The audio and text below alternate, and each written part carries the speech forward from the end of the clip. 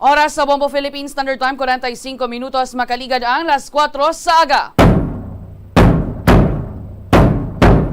Mayong aga kalibutan, mayong aga Western Visayas. Welcome sa Bombo Reports First Edition, diri sa DYFM, Bombo Radyo Iloilo, ang flagship station sa undisputed number 1 radio network in the country. Ang pambansang radyo ng Pilipinas.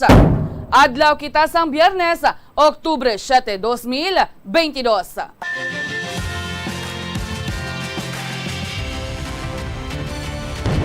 Bombo kahit kanino sa nagbibigay saya. Kahit kaano ang maibigay, ang tulong mo na may tunay. Bombo kahit kanino nangangailangan ng tulong. Pamasko para sa iyo ang aming lingkod. Maligayang Pasko sa lahat, Star FM at Bombo Radyo.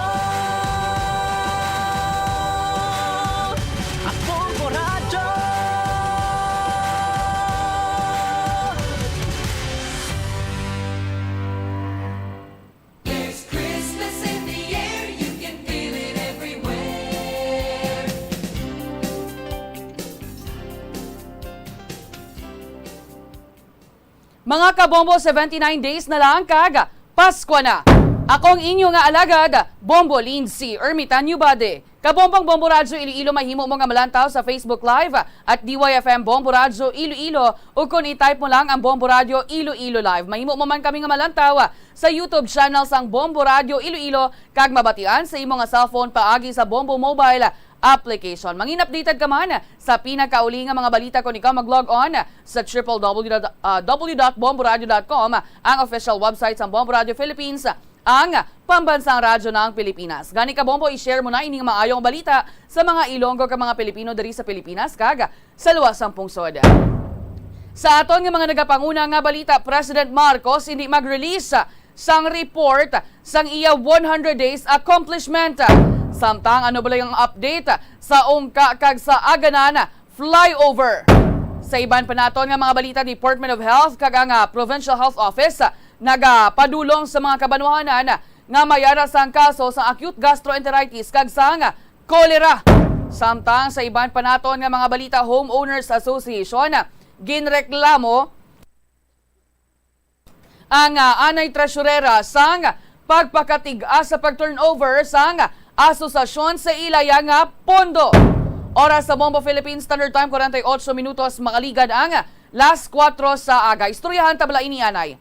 Ang ining natuhoy sa 100 days accomplishment. Bangod nga ti unlike sa mga nakaligad nga mga presidente, si President Ferdinand Bongbong Marcos Jr.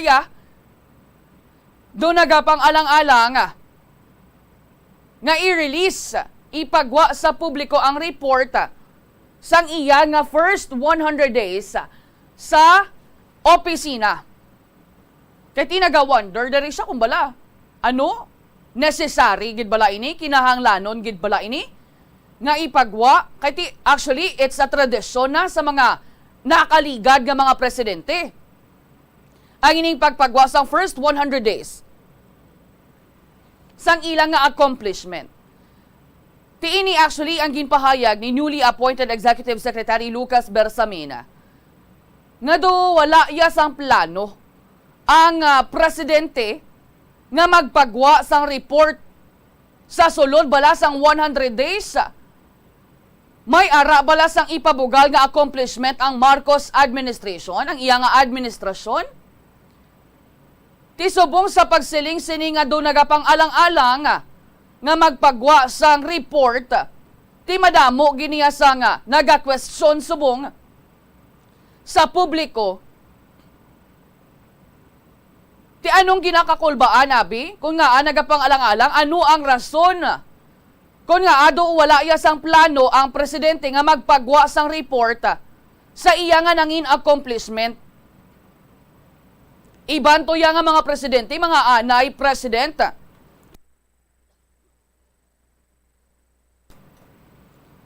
Ang iban to ya grabe nga pagpabugala sa mga accomplishments. Excited pa inaiban last time sa mga nagliligad nga mga presidente. Excited pa ina nga magpagwa sang report. Bangod nga ti darima, ma-left pagid ang ilaya nga kaugalingon. Nga ti masiling sila ay may hinimuan ako ya, may accomplishment ako. Rason nga ti kinahanglan ini mabalaan sang publiko. O galing kay ti subong nga adlaw, actually October 7. Amo na ning ika-isa kagatos nga adlaw sang aton nga presidente. Nga pagpungko niya as President of the Philippines. Tilang tawon ta ina karon kun ano balay nga mangina. Desisyon sang Malacanang, desisyon sang presidente. Kun bala ipagwa niya ang report natuhoy sa iya una nga isa kagatos nga adlaw as president.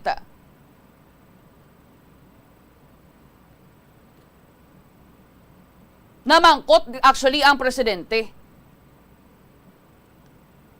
Namangkot ang presidente suno kay Executive Secretary Lucas Bersamin. And I quote, haba sa presidente, are we bound to give a report on the 100 days? Have we not done enough? Tilang tawon tani karon.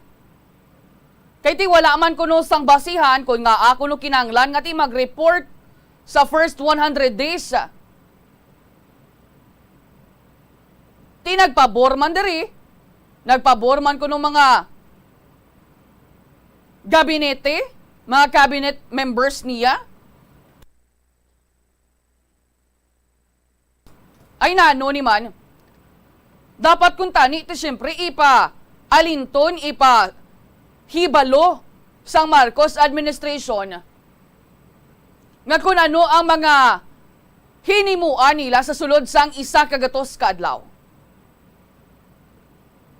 Ugaling kay ti hambal dari ni Executive Secretary Lucas Bersamin, si President Marcos kuno yabi di sahi isang tawo nga ti himuon nga big deal ang mga hinimuan niya. Ugaling kay ti kung lang tawon taya mga sadtuanay nga mga presidente ti si President Marcos lang ya ang mautod sa tradisyon. Siya lang ya ang pinasahi nga tanan-tanan nga mga nangin presidente release ya sa ilatag sa mga report.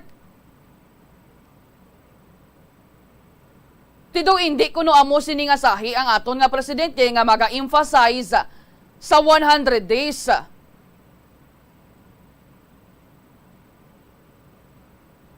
Before man abi before nag-resign actually si Anay Press Secretary Trixie Cruz Angeles. Nagkapahayag na niyang opisina niya nga ti naga-prepare naman kuno ang administrasyon sa report sa ang accomplishment sa 100 days in office sang aton nga presidente. Ugaling kiti amo naman ni subong ang statement sang Malacanang nga tinaw pang-alang-alang nga wala plano ang presidente nga mag-release sang iya nga report. Ti madamo gani na siling ti wala guro sa i-release kay ti wala man sang accomplishment mo. Diba siya muna, ti kuntani hindi kuntani pag tanom sa paminsaron. Sang Marcos administration, ang amo sini nga mindset nga mas maayo gid nga ti may baluan sang publiko Tion mo na ni nga ipabalo sa publiko. Nga kung ano ang mga hinimuan kag himuon pagid sang Marcos administration. Especially subong nga ti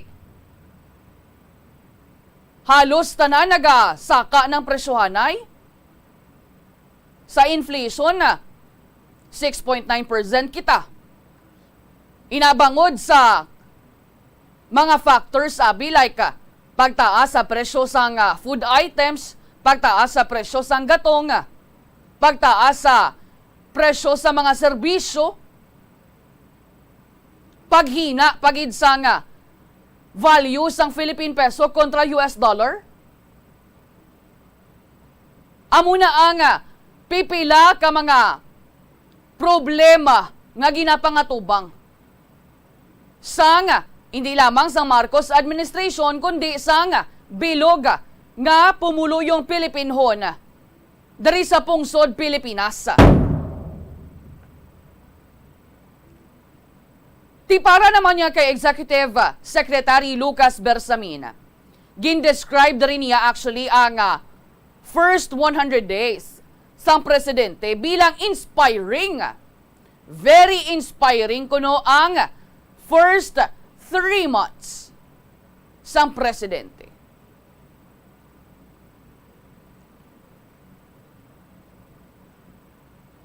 Nagaka-divert lang kuno sang gamay.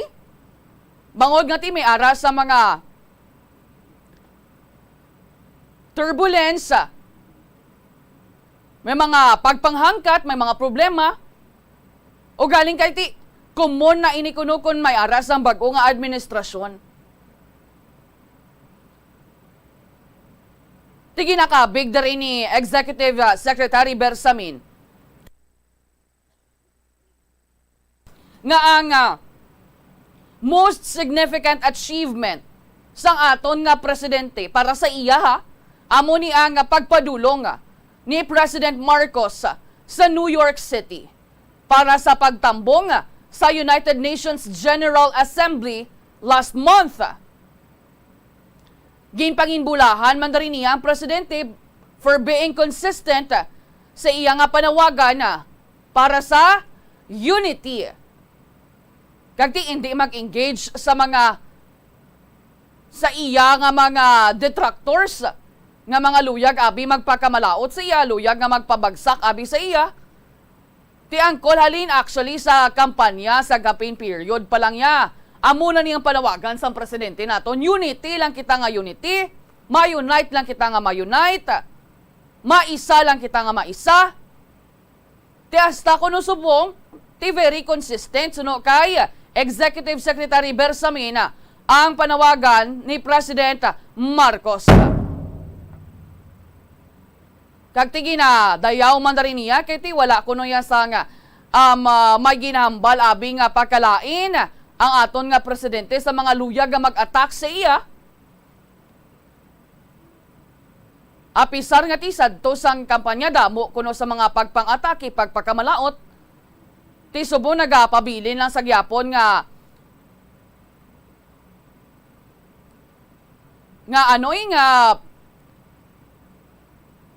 amo sa gyapon ng presidente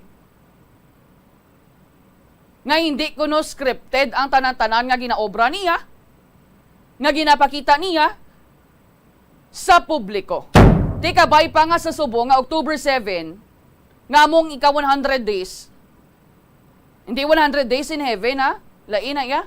Ang 100 days na pagpungko niya as president. Una ni nga 100 days actually may mga may mga programs man ang Marcos administration nga ginpatuman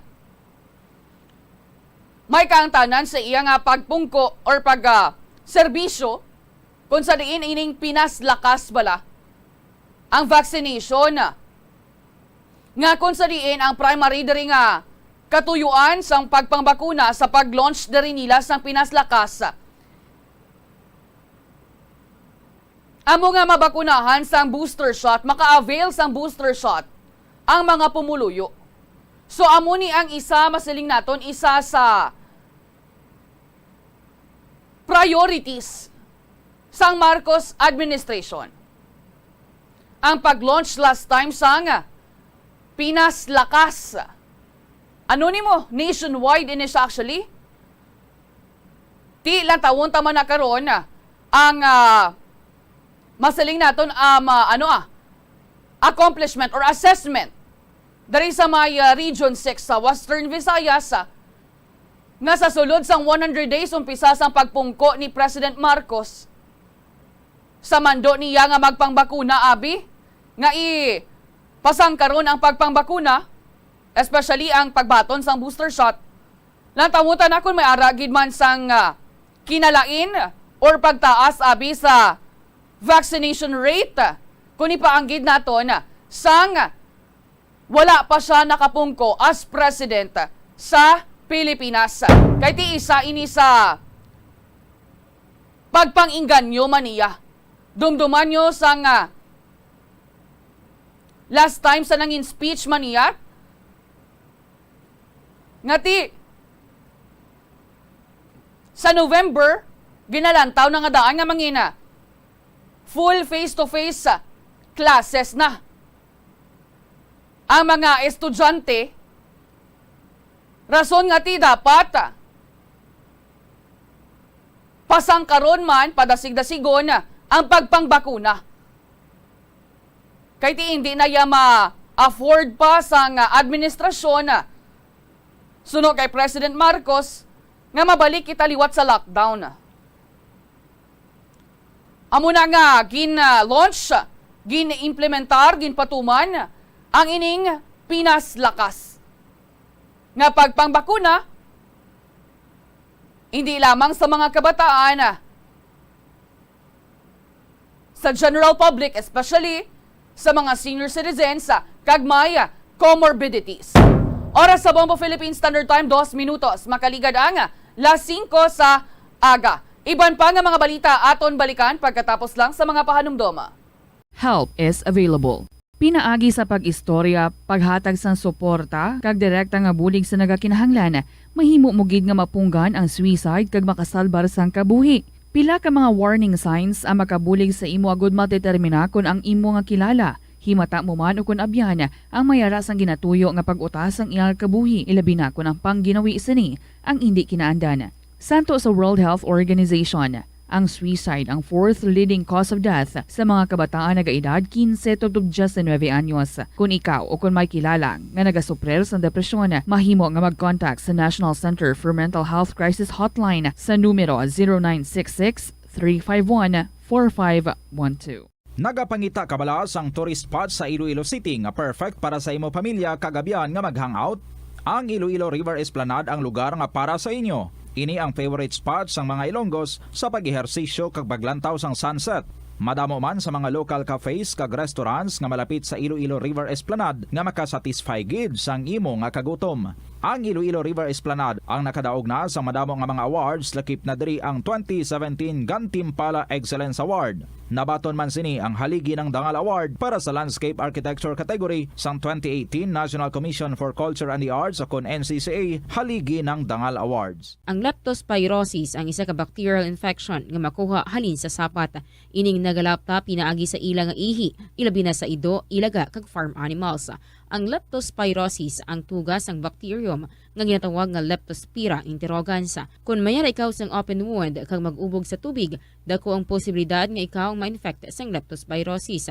Kung ikaw mang ginahilanata, nagasakit ang ulo, nagayelo ang supat tig mata, hindi na magduha-duha kag magpakonsulta bangod pila lang ini sa mga sintomas sang nasambit nga balatian. Apang mahimo man nga mabulong ang leptospirosis gamit ang antibiotics. Apang kung malala ang infection, mas maayo nga magpadulong sa ospital. Sa pagbugtaw mo sa aga, cold baladayon nga tubig ang imo ginainom? Ay, dali lang, wait a minute. Para sa ininit. Suno kay Dr. Deborah Weatherspoon, isa ka advanced practice nurse, mas maayo nga mag-inom sang alabaab nga tubig sa aga. Paathag ni Weatherspoon, iniya nagabulig sa lawas nga magpagwa sang toxins kag naga-improve sang imo blood circulation. Sa mga babayi, ang pag-inom sang alabaab nga tubig ay nagabulig man kung ikaw nagasuprer sang period cramps. Ang kainit sang tubig ang nagapanalupsop sa painful abdominal muscle spasms. Ang pag-inom sang alabaab nga tubig naga-increase ang imong body temperature kag sang imong metabolic rate. Ini nga increase sa metabolic rate ang nagabulig sa pagtunaw sang calories nga effective gid para sa mga nagapaniwang o kon nagabuhin sang bugata. Kalabanan sa aton ang wala na ginahatagan sang importansya ang paghusay sang buhok, ilabi na kun sako kita sa sulod sang isa ka adlaw. Apang suno sa pagtuon, ang simple nga paghusay sang buhok ang may pila ka maayo nga benepisyo sa lawas. Sunod kay Arthi Ragurama, founder sang Dega Organics nga nagaproduce ng handmade bath kag body products sa New Delhi, India. Ang mga tawo nga may dry hair, ang masami hindi mahilig nga maghusay sang buhok bangod sa kahangawa sang hair fall. Apang ang masami nga paghusay sang buhok ang makabulig sa blood circulation sa aton nga scalp. Naga-nourish man ini sang hair roots. 5 minutos makaligad ang las 5 saga. Shakironta sa hindi lamang madugay ang linya ni Bombo Peter John PJB Bayaska. Hibaloon ta latest situation sa syudad sang Iloilo kag sa mga natipon man nga mga balita direkta ya sa patrola. Pero istoryahan tablaanay ang ining wala pa gani na tapos ang or wala pa gani na sabat ang ining mga palamangkutanon sa bahin sa Ungka flyover. May ara na naman sang nakit-an nga problema sa Aganan flyover dra sa may bahin bala sang barangay Maliaw sa may banwa sang Pavia. Actually nakabaton sa mga queries halin sa mga residente si Sangguniang Bayan member Jose Maria Trip Mañez, si Konsehal Pitri Mañez, regarding sa sining pag-incline sang isa sa mga sections sang Aganan flyover. Actually, sunod dari kay Sangguniang Bayan member Pitri Mañez nga tinaka-discuss naman siya sa sining problema kaupod ang Department of Public Works and Highways Region 6 during sang September 28 nga hearing abi nila sa sa Transportation Committee dito ya sa Banwa sa Pavia. Tisa sini naman nga 560 million pesos nga Aganan flyover. Ang komitiba ni Sangguniang Bayan Pitri Mañez ginpahayag sa Department of Public Works and Highways. Ginambalan sila sa Department of Public Works and Highways. Nga i-update sila as soon as possible. May kaangtanan sa sining sitwasyon sang Aganan flyover. Kaya tigin-describe dari sang konsehal ang tilting portion ni bala nga ti wala sa gyapo na tapos-tapos sa flyover. Ti kun maghalin ikaw sa barangay Maliaw, padulong abi sa syudad sang Iloilo, amo ni siya ang third section sa Too. Tinamay nakitaan dariya ang konsehal nga may ara sang gamay kuno nga misaligned nga pag-tilt. Ara bala sa aton nga Facebook Live ginapakita nato na kung baga balati, tinadhana kuno pero hindi pinagtagpo. Way ng tapik, abi mo ti, delikado niya katama sa mga riding public. Namian kay mo sagi labay-labay, dabas ikon mahulog na bala kaga. Matupa ba o palayo lang kag matupa sa mga commuters naton? Tiway ginaginapulo paminsar sa Department of Public Works and Highways kag sang kontraktor dera. Nga dako nga bukol gini sa ulo kung matabo nga timag makulaps ina kag may maigo dira. Ano ni nga utok ni sang kontraktor kag sang Department of Public Works and Highways man? Shakiron taanay ang linya ni Bombo Peter John PJB Bayaska. Bombo pay come in please. Bombo Lensin, no? So ginapadulungan naton follow up ang iningangot sa reklamo diri sang Italian Village community dira particular sa area sang Barangay Takas distrito sang Harapon. Nga konsidente ang daw isa ka association sa mga homeowners naton ang ining reklamo angot diri sa ining ilang anay treasurer diri sang homeowners nga konsidente nagapatigayon iya sang election sang pinakulihin ni kay bala mo ang sitwasyon abay sa pagpadulong nato dito nga patigayon iya sang meeting nila sang tanan nga membro sa ila sining association sa homeowners.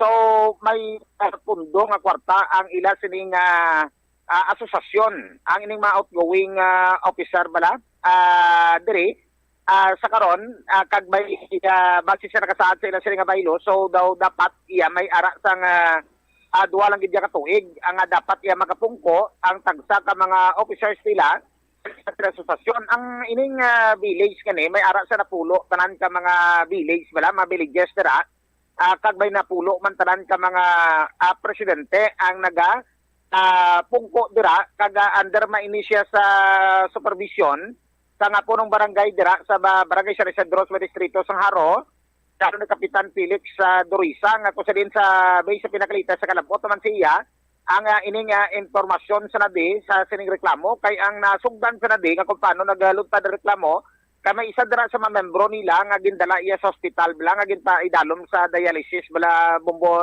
NC kag hindi iya ma-release iya sa hospital kay bagod bay mga tapinding pa nga dapat nga mabayaran. Di ang natabo kay may pundo ang asosasyon, so ginayo nila bi sa treasurer nga kung pwede ti makahulam ang pundo nila para nga makagwa to bala ang isa dira ka mga pumuluyo ka membro nila sa asosasyon pero way makahatag iya sang nagakigo sila nga gina-facilitate na lang sang pila dira ka pamilya nga mag-inamutay alam nga matigayon iya nga makagwa iya sa may dialysis center ang ining isa sa mga membro nila sa nga ila sila nga asosasyon. So daw dira nag-ugat sila ang reklamo kag sa ginayon sa ginpatigayon nga pagpatawag iya sa meeting dira sang ilang na-elect na presidente nga si Albert Suquiña. So dira sa information naton nga nakatigayon man nga gin-turnover ang ining kwarta nga mas or minus dira kung dira lang sa mga 23,000 pesos o mas sobra lang ang gina-turnover iya nga pundo nga kwarta nga nabilin sa anay asosasyon nga ginauyatan diri sa anay Manila nga presidente dira sa kaunti ko magpalapit ang presidente nga previous nga outgoing president sa nadiri amo ni si Henry Igasan ano tubod bilang treasurer amo ni si Josephine Yulacic ang bago subong na-elect nga amo ni siya nag-facilitate iya sa kuntani nga i-turnover sa bago na-elect nga treasurer ng pundo nila amo ni si Albert Suquiña dira sa Italian Village Community dira sa barangay San Isidro sa may distrito sa Haro. So ipadulungan nato na kay sa pag-check naton diri nagpaiway na maghatag sa statement ang ning elected bago nga presidente nila kag dogin palapot ang concern sa nade sa ila sa sinipunong barangay nga si Kapitan Felix Dorisa sa kadayon pala no sa pagplastar si Kap Felix Dorisa diri Bombolansi sang aton diri nga mapakigangutan live diri sa area sa barangay San Isidro sa distrito sa Haro. Hindi na ko siguro somewhere this year sa doto mo nga tuig lang. Anong ginalinan si Kap na may emerensyahan nga daw may isa ka membro nga daw i-dialysis nga daw nagbulang tani ang bago nila ka presidente para mo matag ang president nga si Josephine Yulacic. Actually ang dialysis magwa naman lang na tiga kinanglan sa amo ng amount. Tiga ni kagwa siya kung wala siya amo ng amount ng 3,000. Ti siling ko kay isa ila kung informan ko malalang sa nga ako ya accountability ko na ya kung di na mabalik ang trismel kaya ako man nagpanugyan mo kag duha kami sa presidente nga bago subong na promisa man kami nga ihatag lang kay emergency gani siguro suno sa ila ara sa bylaws nila nga anytime pwede nila magamit na pero bayran nila. So, na-call mo ng atensyon ni Josephine Kat the time after sa election kay Josephine, why naman sa same position ka? Wala. Kapag eleksyon na sila, manamo kada village, mag-eleksyon na sila, may laman sila ng actually, na sila mo, register na sa SEC mo. May laman na yung mga bylaws, nga hindi ko man ma-memorize. Depende na kung isa sa presidente. Kung paano magpamalakat ang presidente, amo man ang kamayo man ang ilang grupo sa kabilugan nga village dodusin ko nung ka village sa Nadikap may tagsa ka may kanya-kanyang presidente. Ang Italian na kung isipon niya taas nila posisyon no kay presidente sila ya ako kapitan lang ko ya. Karon kay may meeting na daw ang balang daw binabasol sa bagong elect na presidente sa mga membro nila nga silipin nga paano kwarta dito nila sa previous treasurer. So, i-call mo lang ang pensionary ka. Okay, kay actually sa imo kanito kay kabalo nga mo gali nga wala ko ideya kay pagabot yun sila nawag ila presidente nga kinanglan presensya ko dito kay nagtawag sang presensya ninyo. Sin ko ano kay kadako ang ano nga issue nga gingambala niya pa to ang mga pero at tisari na kamo makatagman siguro ligwa kag ano na ano bala nakatagma sang solusyon nga dapat ang kwarta iyan sang kung ano ang ilang bylaws amo lang ni follow nila kag siguro sa part niya sang old nga treasurer kay tungod wala sang formal nga turnover sang kung ano nga magabagay amo na siguro nga nabudlayan ang treasurer nga old maka-asi-asi. Pero tinagpanugyan man ako nga saling ko sa Trismel na pwede ko na pakitaan tanay ako rin kaso por kaso kung mayara naman lang na ihatag lanay for the meantime kay badly needed. Mato ka i-dialysis to, kaya to? Ang dialysis to magwa naman lang to saya kay amo na gani kay amo na lang kulang ang 3,000 kaga nagpromisa man to ang bata sang ginadialysis nga balikan niya man. Pero ti amo na gani kay Ara pa subong to ito ka na-release ang pag-dialysis. I don't know kagwa na guro kay may kabati ko kapon ng istorya nga may upod may nga do may nagtapalanay for the meantime nga ibalik nila kung makuha na ang kwarta ni kay sa treasurera. So mutong kabahin diri sa patag man ni Kapitan Felix Turisa dira kay nakalabot sa iyang atensyon ining reklamo kay amo nang ginabantayan man dira sa mga taga-homeowners dira kung anong pinaka-latest nga update dira. Basta sa pundo kaniya Bombolense iya sa may kwarta nga involved gani. Tapos kay bangod nga sang previous to nga pandemic tigin plaster man diri ni Mr. Ako ni Ma'am Josephine Yulatic nga sila nga way gininteresan kwarta bala mo basta kun ara ka dira sa village na sa kadamo sang tawo ang lapos-lapos sa istorya bla nga may mga istorya nga hindi pag-release ang kwarta kay naubos kay bango ganing kapital sa negosyo damo lang ang mga rasones amo na kung tanong nga hindi dali ma-turnover sa bago na elect nga presidente nila sang Italian Village Community dira sa may area sa nga barangay San Isidro sa distrito sang Haro. Pero sang latest to nga pag-meeting iya nga gin-check na tonto. So nagapormal man dito nagapagigangot man kag padulong dito ining si Ma'am Josephine Yulatic kag intact nga gagaara tanan ang dokumento nga may proper turnover nga ginhimo siya sang aktual gid nga pagbisita na tunto sa gipalapot sang tagsa ka homeowners dira ining reklamo angot diri sa anay nila treasurer dira sa sanang lugar nga ginatubod daton diri Bombolense. So bot silingon based sa pinaka-latest iya so nasolbar na kadatagan pero gusto lang sang tanan dira nga ipalabot bala nga amo na may negosasyon nga nagluntad sa bago ngayon na elect nga presidente nga si Alberto Piña kag diri kag formal ni sila gaman mga maplastaranay dira mismo sa tubang sang barangay kay balamos sang kapitan niya adok nakahatag react si Kapitan Felix kay kunuti nagalapos pang ang mga sugilanon bra nga mo na dapat nga batagan nga kunuti si Kapitan may labot kung anong sarang mag-inabo dira sa nga ila sini nga barangay. Pero sa subong kag hapon based sa pinakalites to sa hapon so na tigayon iya nga daw maatagana kag naplasta nila dira kag nagsitulay na ang ining Italian Village nga homeowners dira mismo sa may barangay San Isidro sa may distrito sang Haro, Bombolense.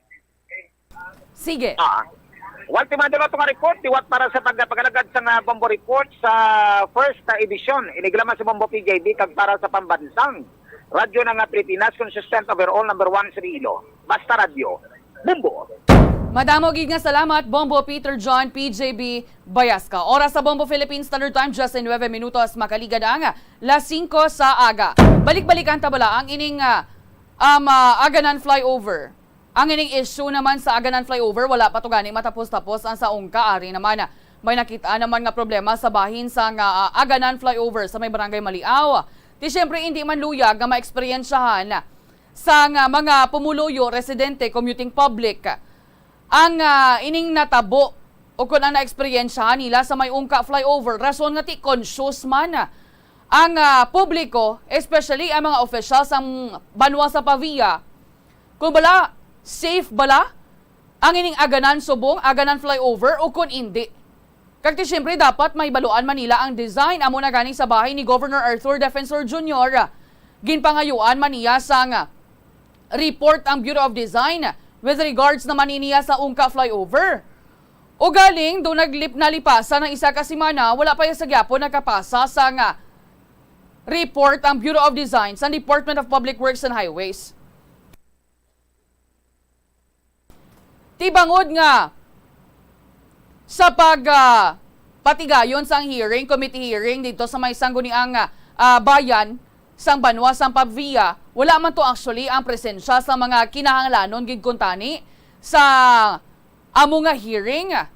Wala man tong regional director sang Department of Public Works and Highways, rason representative lang yan nila. Amo na nga ti ang ano na lang, ikwaon na lang ning oportunidad ni Sangguniang Bayan Petri Mañez. Ang ining hearing patigayunon sang Iloilo City Council subong or inquiry sa Iloilo City Council subong ina nga adlaw. Ginpatawag ang mga tawo, mga makabig naton important nga mga officials sa Department of Public Works and Highways. Di pa man kuton diri siyempre sa Sangguniang Bayan member ang amo nga ahensya sa current state sang flyover. Kung wala nag-aalala nga ibala ning design nila kag ang iba nga mga specifications, agod gati mahatagan sang kasiguraduhan ang mga tawo nga nagalabay dira, mga motorista nga nagalabay dira, ang general public abi.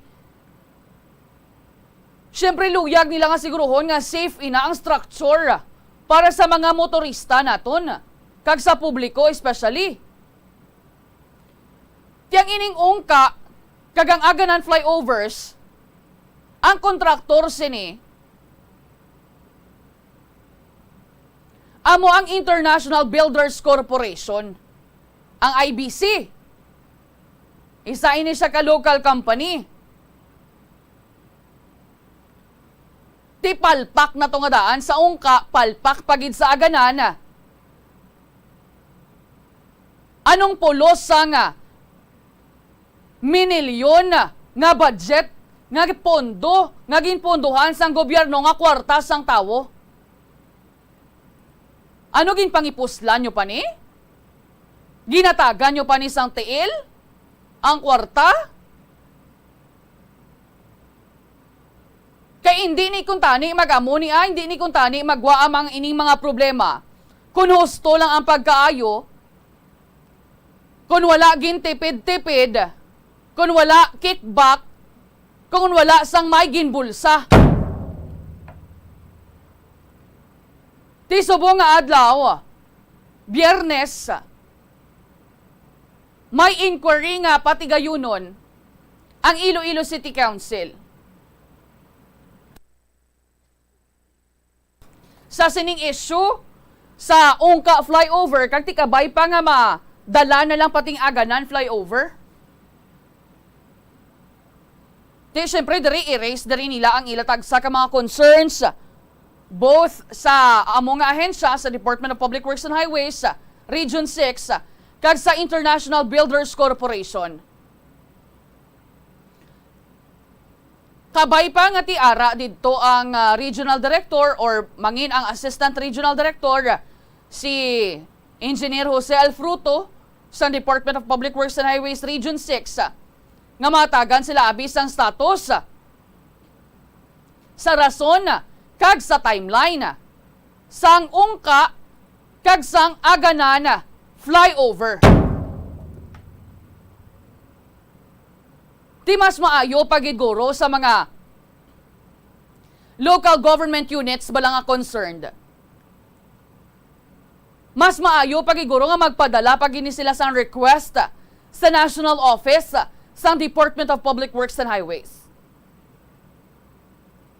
Para sa isa ka team or a group of independent structural investigators nga ginalakipan syempre sa mga eksperto nagikan sa gwa sang Western Visayas nga makakandak sila sa investigation with regard sa Ongka flyover kag sang Aganan flyover. Agod nga ti ma-assure tama ng impartiality. Dapat nga mangin transparent kita diri kay mangin bukas kita sa publiko. Kay kung sila man lang yung saligan naton, ang mga personal officials sa Department of Public Works and Highways, Western Visayas, duway gid sa tupa, duway gid saligan ang mga pumuluyo sa ila. Sobra-sobra na ni para sa mga taxpayers ang ginaobra tanawabla bag-o lang bukas ang Ongka flyover palpak na. Sa ginakayo nga Aganan flyover may kapalpakan pagid nga nakitaan. Tiyawa na ni panabo, nyawa na ni ka kung ano naman yung rason sa mga tao nga involved diri.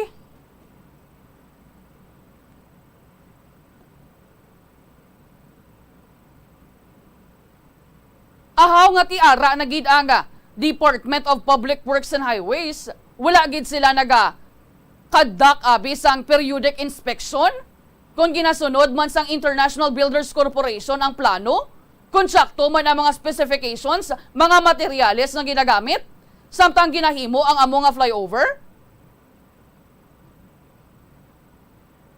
O galing kay tibasi may mga pahamham nga kwartablaw. Amo nang lain da basta kwarta ganing involve. Duway nakabalong tao sang husto kag sang indi. Tilang tawan nyo karon ng epekto sini sa mga pumuluyo, sa mga motorista, sa general public. Tisin o bala di ang responsable? Ang International Builders Corporation o kun ang Department of Public Works and Highways? O kun duhagid sila? Ano dako na kickback nyo? Ang hassle bala, ang kabudlay, ang kaakig, ang pagpangantos, hindi na iya mabayran. Amo nang gaka-eksperyensyahan sang mga tawo subong nga nagalabay dira especially sa Ongka flyover kag sa Aganan flyover. Bisan ano pa ka mga explanation ang ginasiling, ginahatag sa Department of Public Works and Highways. Law sa gyapon ang pag-ubra. Ti ang Department of Public Works and Highways lang ini masabat. Paano abiya ang kontraktor? Ang kontraktor hindi man ni apa kabalo man ni magambal.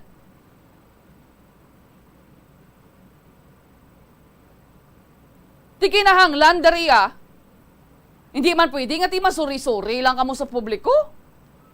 Kay ti kwarta na iya sa nga tao ang gingamit dira.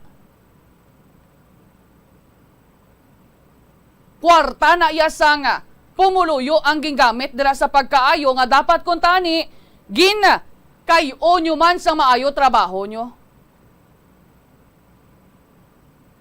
Ka-incompetenta. Hindi lang niya actually, amo ni ang ang problema sa pagkaayo sa mga projects nga ginapatuman sa Department of Public Works and Highways, kadamo pagid. Ti amo na siyang resulta ho kung corrupt gani ang mga tao nga involved sa pagkaayo, ti palpak gid ang gwa sina.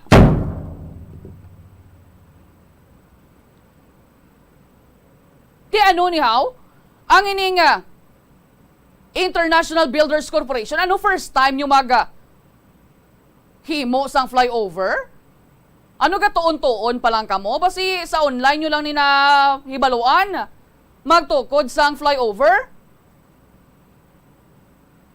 Nga dapat kung tani mangina matauhay ning dalagan sang trapiko dira ahay. Sa subong ya maulugwanta kagid gamay mo. Hindi lang gamay palawigon mo gid pasensya mo. Tiyamakon mo na kay board member Matt Palabrica halin sa Bingawan. Sa tuanay 1 hour and a half lang ang biyahe. Maglabay dira siya sa may Ongka flyover padulong diri sa syudad sang Iloilo. Pero subong ya, kay ti ginakaayo, 3 ka oras nga biyahihay, ti amakon mo na. Dako-dako gid ang makaon niya sa oras nimo.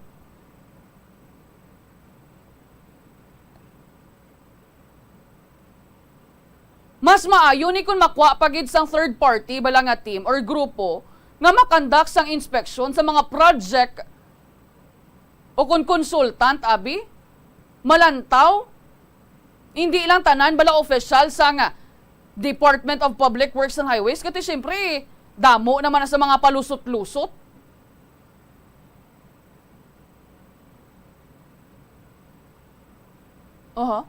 Sige. Oras sa Bombo Philippines Standard Time 31 minutos makaligad ang 5 sa aga. Check ron tanay ang linya sa aton nga mga sister stations ang Bombo Radio Bacolod, Rojas kag Kalibo. Una kita, welcome and good morning Bacolod. Welcome kag maayong aga gid sa imo Bombo Lindsay, Bombo Radio Western Visayas. Sa mga balita namon direya sa may syudad sa Bacolod kay sa bugos nga probinsya sa Negros Occidental, ti masubo-subo gid ni kay hindi ni si karon magnubo sa 300 ka mga individual o 80 ka pamilya ang yara sa Regional Evacuation Center sa Barangay 3 Himamaylan City matapos ang engkwentro sa tunga sang 94th Infantry Battalion sang Philippine Army kag mga katapos ang New People's Army sa Sitio Sigang, Barangay Carabalan, Himamaylan City kahapon. Kay una na gindala sa Barangay Hall sang Barangay Carabalan ng mga evacuees nagikan sa Sitio Sigang matapos nga nagluntad ng engkwentro sa kag-agod nga ma-clear tong area. So ang hambal gani sa amon diri Bombo Radio, Bombo Lindsay, Bombo Radio Western Visayas ni punong barangay Mildred titular sa interview naton te 80 ka pamilya kag te amo gini mga 330 ka individuals gindala na sa evacuation center. Magluwas diri mayara pa sang 296 man ka individual nga yara sa evacuation center sa Sitio Tonggo sa may barangay Kabadjangan tapos may ara pa gidto 32 ka pamilya kag mga more or less mga 136 ka mga individual ang yara sa Carabalan Gym. Halos tanan gid actually nag-evacuate. Ang masubo lang may nabilin dito sa area mga 20 ka individual nga yara sa Sitio Midel Daycare Center. Wala sila nakagwa kay ginakulbaan sila Bombo Lindsay, Bombo Radio Western Visayas sa sini iya nga engkwentro. Di makaluluoy nga danang sitwasyon sa mga residente kay far-flung na gid nga mga sityos, barangay barangay Carabalan, mga sityos tuman kalagyo, no? Actually, before ni Bala natabo, na-feature man ni namon gani diri sa Good Morning Philippines ang sitwasyon sa mga kabataan, especially sa World Teachers Day sa October 5 kay haluson ni sila Bombo Lindsay maka-eskwela kay kalayo sang eskwelahan kapigado sang sitwasyon tapos ginpuhag pa ni sila subong sang sang ining pulos ning insurhensya ning engkwentro nga initi subong ang anxiety nila anang nila lang kakulba nila puwerte kay nga may mga yara pa nga pamilya nga may mga nagkalabilin tuslaya nga mga miyembro man sang ilas nga pamilya kay napuhag sila mo na 5 sang aga kahapon nagsugod na ang linok panay. Ang isa pa gid Bombo Lindsay kay kahapon ang information sa area may ara gambal 18 patay. Tapos may ara nga nagwa nga may duha ka patay nga sa side blast sang NPA ginambal NPA mga minors. Pero sa hambal diri sang 94th Infantry Battalion sang Philippine Army diri sa amon sa Negros ti wala man patay. So amo pa nang hindi mahibaluan subong. Pero sa pihak nga bahin tungod sini ang LGU ang Himamaylan City ang alkalde si Mayor Raymond Tongson nagdeklarar na sang suspension sang klase sang tanan nga mga eskwelahan sa Barangay Carabalan kag Barangay Kabadjangan. So subong Biyernes nga adlaw October 7 until further notice kay amo na ning natabo why naman to may nabilin to sa area. And at the same time ang alkalde man si Mayor Alejandro Merasol sang Barangay Binalbagan bangod sa encounter man ang Barangay Biao kag payaw sa Binalbagan ginsuspend man nga ang klase kay kaiping lang ni sang Barangay Carabalan. nga lapitanay lang nisla although lain-lain sila iya nga banwa. Ti amo ning epekto sining bombolinsi sining inaway ho sining encounter nga ini kadamo sa mga residente ang nagkala displace. Ti balik diri sa amon sa may syudad sa Bacolod ano na subong day 7 na sa Mascara Festival, ti ongoing man ang pagsinadya, may mga padako-dako maskara gin partisipahan sa mga pulo ka mga kabarangayan. And then may araman sang tournament dribla ang billiard tournament yari gani diri ang world champion nga si Efren Bata Reyes kag si Francisco Django Bustamante, pero wise lak daog bombolinsi kay ang ang partisipante nga si Jundel Mazon halin sa Cavite amo ning nagdaog ya sa billiards tournament. Sinto 28 ni ka mga players agin participate sang mga players nationwide sang billiard. Amo ni so far mga balita namon diri sa may syudad sa Bacolod kay sa bugos nga probinsya sang Negros Occidental. Balik sa imo Bombolinsi. Madamo gid nga salamat Bomboan, Bombo Radio Bacolod. Sa ilo kita sa Bombo Radio Rojas. Welcome and good morning, Rojas. Sige, mayang aga, Bombo Radio Western Visayas sa Mundari mga balita, syudad sa Rojas, kagbugos nga probinsya sa Capiz. Sa Mundari nga dengue cases, may ara na kami diri sang 4 ka mga napatay na sumugod sang Enero 1, Oktubre 1 sa sini nga tuig. Sunday sa pinakaulihi nga provincial dengue case bulletin. Kung sa diin gani, sa interview man diri sa Bombo Radio kay Dr. Ramon Alex Nolasco, ang pinuno sa Capiz sa Provincial Health Office, ang kalabanan diri sa mga pasyente ang nagapang idaron sang napulo tubdob 19 anyos. Ang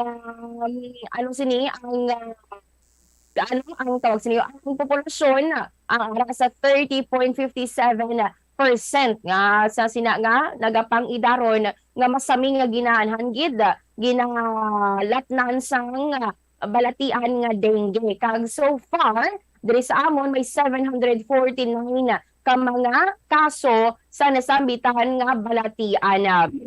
Kag may ara man sang clustering diri sa amon sa probinsya sang Capiz pagabot sa dengue kay man siyam ka mga lugar diri ang na-record nga may clustering sa Banwasang Dao, ang barangay sang Matagnop kag Manhoy, sa Sigma naman ang barangay Manggoso, sa Mambusaw ang poblasyon proper, sa Maayon poblasyon Ilaya, sa Pontevedra barangay Takas, kag diri sa syudad sa Rojas 3 ka mga barangay ang Dumulog, Mungkong kag Tiza. So mo na ang mga lugar nga may clustering sang kaso sang dengue. Kag sa gihapon pahanumdom sang amon diri nga Capiz PHO sa mga pumuluyo nga i-practice gid dapat ang ining 4S, no? O kung sa diin gani pangita mo dira ang posible pangitlugan sang sang lamok nga may dala nga dengue. Syempre nagahimo ka man sang self protection kung malain ni pamatsyag mo dyan, kasang early consultation, kag syempre ang fogging kung may ara sang clustering sang blatian nga dengue sa among nga lugar. Sa dugay namon diri nga balita, subong gid lamang o kung kagabi may ara sang aksidente sa motor siklo sa Dalanon, kung sa diin gani diri patay gid ang driver sang motorsiklo naging kilala kay Pocholo Antonio, 24 anyos, residente sa Santo Rosario, Banwasang Dumalaga.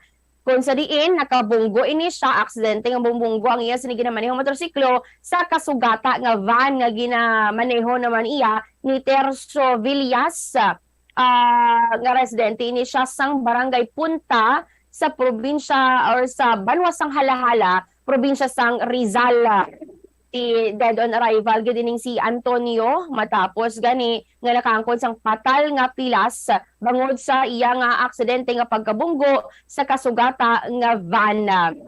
Kinapahaya nga nagikan ni siya sa Banwasang Sigma kamagapaulit na konta ni mga alas 8 pasado kagabi sa ilang barangay sa Santo Rosario, Banwasang Dumalag o galing kay bangod sa maligna ang karsadahon diri sa may bahin dito sa may bahin sa barangay Nasunugan sa Banwasang Dao, nadulangan niya siya sang kontrol kag bumunggo gani sa kasugata nga van.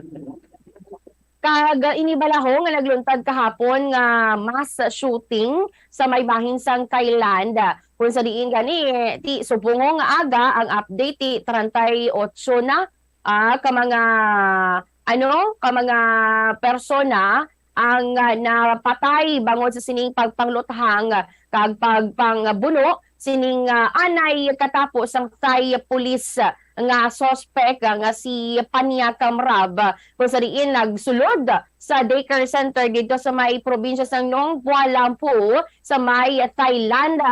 At sunod ani diri sa Bombo International Correspondent namon sa kay Miss Cleo Rose Hondonero nga ti kun nga man amo gini kadamo nga mga bata kay nahibaluan nga katulog gali ining mga bata nga ini kay man dito sa Thailand.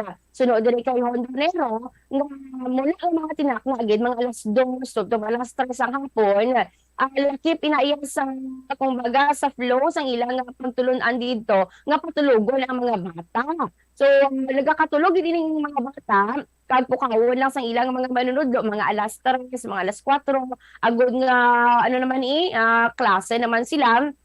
Kag amo na gani mga alas 2 pasado nagsulod ining suspect bit-bit ang mga high powered nga mga armas luthang kag may mga kutsilyo pa kag way tumalagin pang luthang iparakan luthang ang among pulot nga ginkamatay sang mga kabataan nga 24 na kabilog nga ginalakipan sang napulo ka tuig tubtob duha ka tuig tubtob 4 ka tuig ang pangidaron kaga mo gani nga sanding man sa report way naman dire sang pasabton kay mismo ang suspect pag uli niya sila nga balay ginpatay niya man iya nga mag-iloy kag ang iya nga kaugalingon.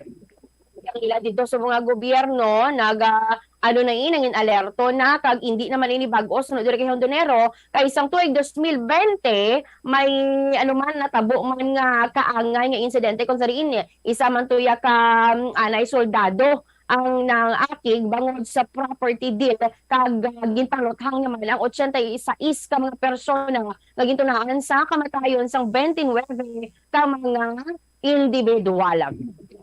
At yung sa balita din sa among syudad kalbugas ng probinsya sang Capiz, balik sa imo Bombo Lindsay. Madamo gid nga salamat Bomborita, Bombo Radio Rojas, sa ilo kita sa Bombo Radio Kalibo. Welcome and good morning Kalibo.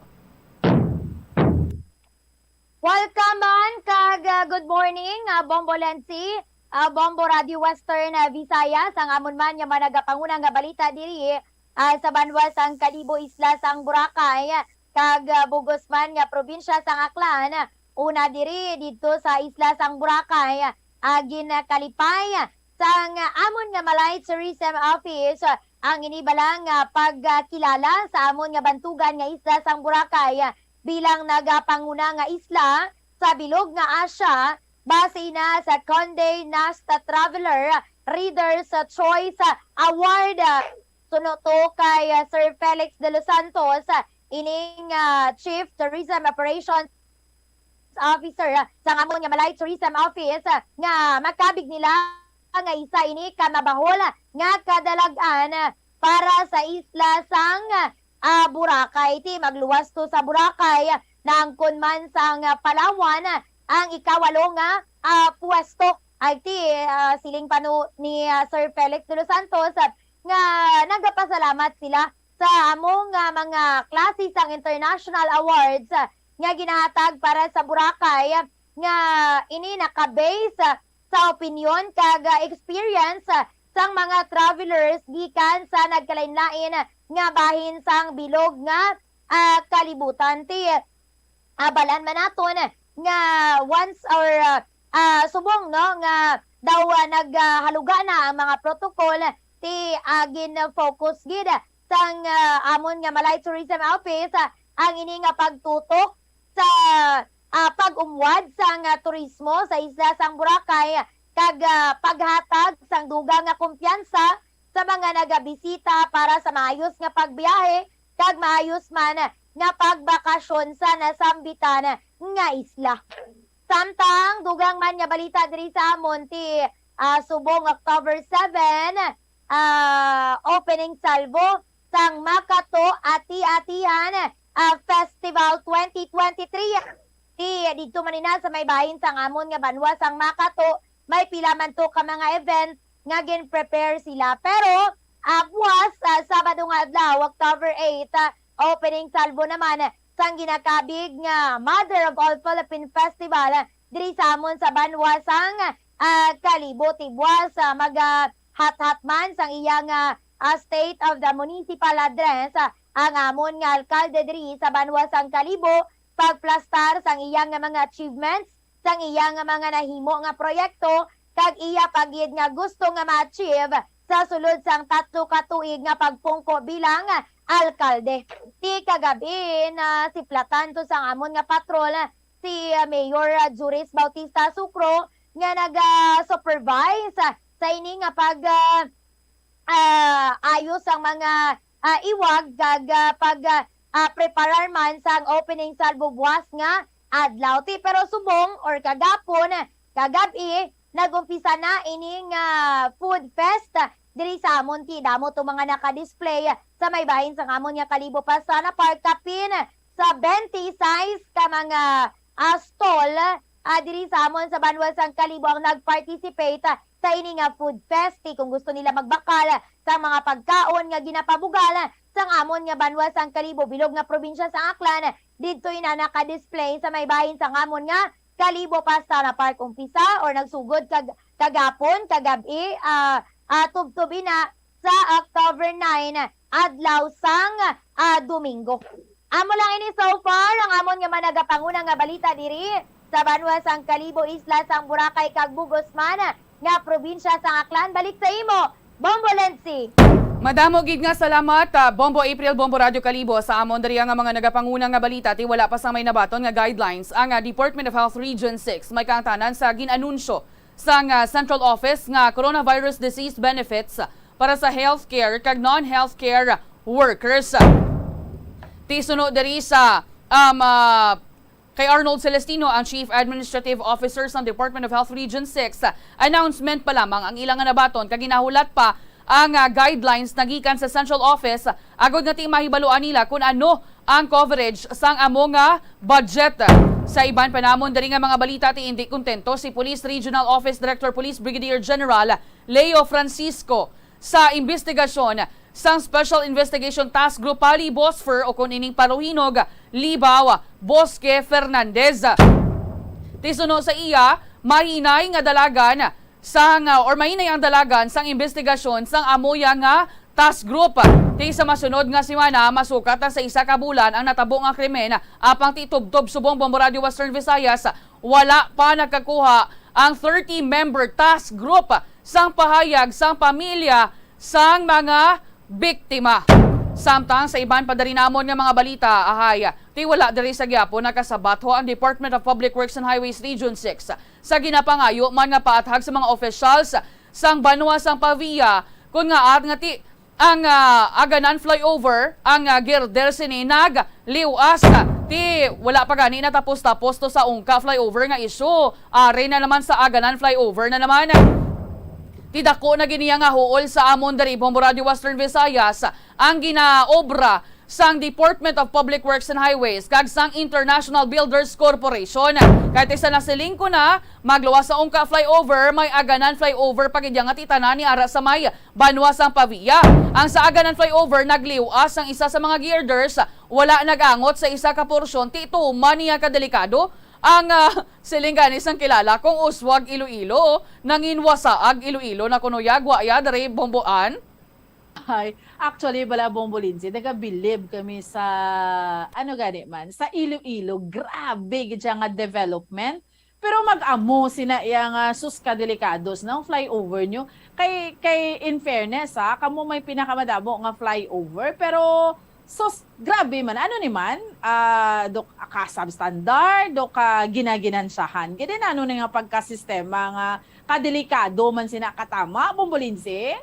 Tigiban ang ila di theme song abi Bomboan, Silent Night, ang especially International Builders Corporation kay ti wala kay gasabat pero lang tawon taginabi kung sa diini kapasidad nila kay ginpatawag ni sila mo sang Iloilo City Council subong nga adlaw balantayan ni kun makadto ni ang officials sang Department of Public Works and Highways kag sang International Builders Corporation kay tiba sa ibla i-ghost na Manila ang mga opisyal diri sang syudad sang Iloilo kaangay sa ginimo nila dito sa mga opisyal sang Pavia ngati wala gid ginkantuan ni Assistant Regional Director Engineer Jose Alfruto ti makatilingalahan balabong Radio Western Visayas ano wa ay gina monitor sang Department of Public Works and Highways sa mga infrastructure projects nga ginahinom nga mapatuman abi dari kay do mga tampuhaw anang in resulta balabo wala gid sang pulos boborita.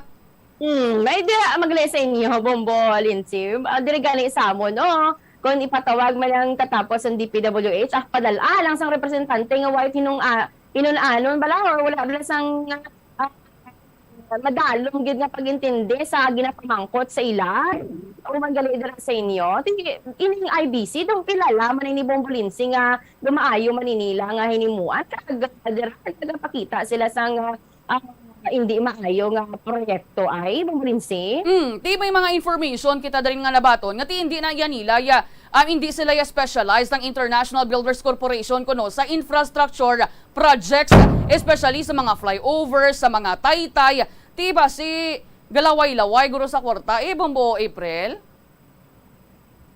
Bombolensi ba si tuod kwarta lang gid yang ginalagas nga kuha ina nga project iti tuman man kapalpak, nakita man namon ang inyo nga mga ginpost nga video kag picture sang ini nga nasambitan nga proyekto kay ti daw kalayo-layo man to ang diferensya Bombolensi daw hindi man iniluwas para sa mga pumuluyo dira knowing nga ang syudad sang Iloilo damo man dira nagakanto even kami dira diri no sa probinsya sang Aklan even ang mga taga-iban man nya kaingod naton nga probinsya nagakanto man dira titani ginkay uman sang maayos ini Bombolensi. Amo gid ti kinahanglan niya sang publiko subong sang paathaga nagikan sa International Builders Corporation kag mangin sa Department of Public Works and Highways.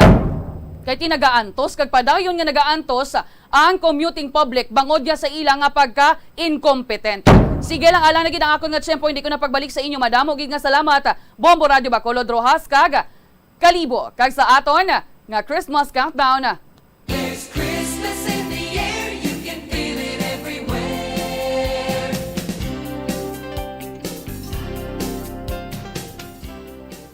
Mga kabombo, 79 days na lang kag Pasko na. Ako si Bombo Lindsay Ermitanyo Bade para sa Pambansang Radyo ng Pilipinas, consistent overall number 1 sa Iloilo. Basta Radyo, Bombo!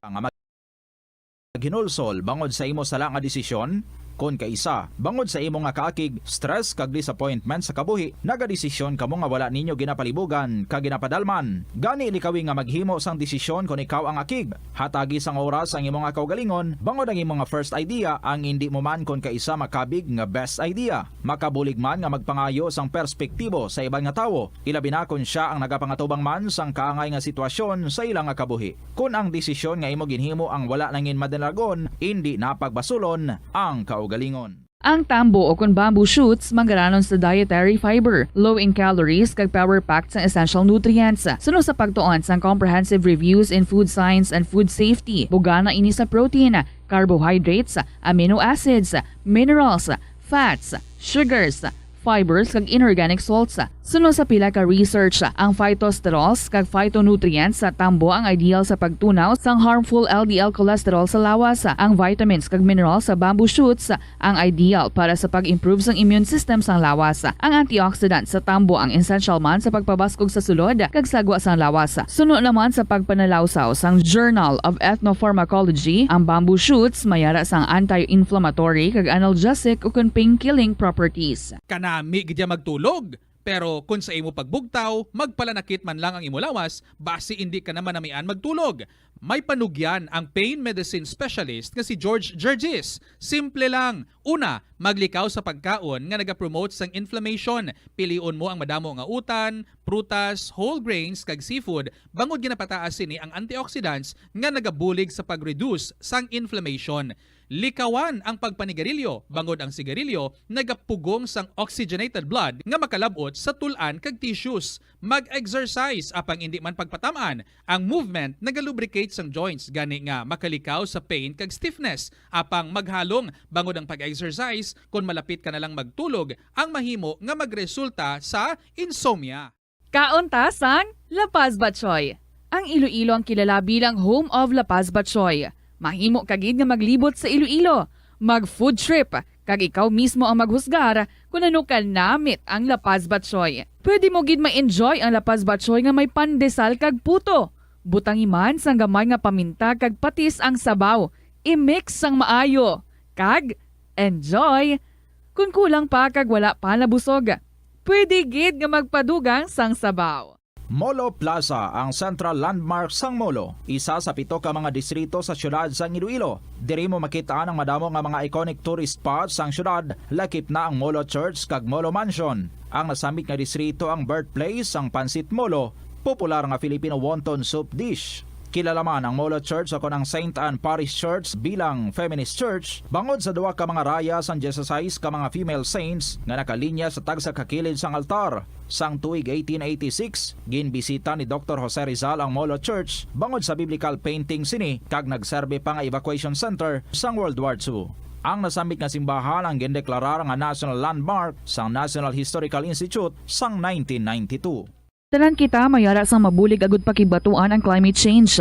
Ang nagapanguna nga kabangdanan sang climate change among paglaptas ang ginatawag nga greenhouse gases sa kahawaan nga ginalakipan sang carbon dioxide, methane, nitrous oxide kag ozone. Ang mga gases nga ini naghalin sa paggamit sa mahigko nga sahi sang enerhiya kag gasolina. Madamo ka sang pwede mahimo agud nga makabulig nga mauntat na ang global warming. Una, hindi magamit sang plastic bags. Magamit sang bag nga pwede magamit sang liwat-liwat agud mabuhinan ang plastic bag nga ginahaboy bangod ini nagatugas sang greenhouse gases.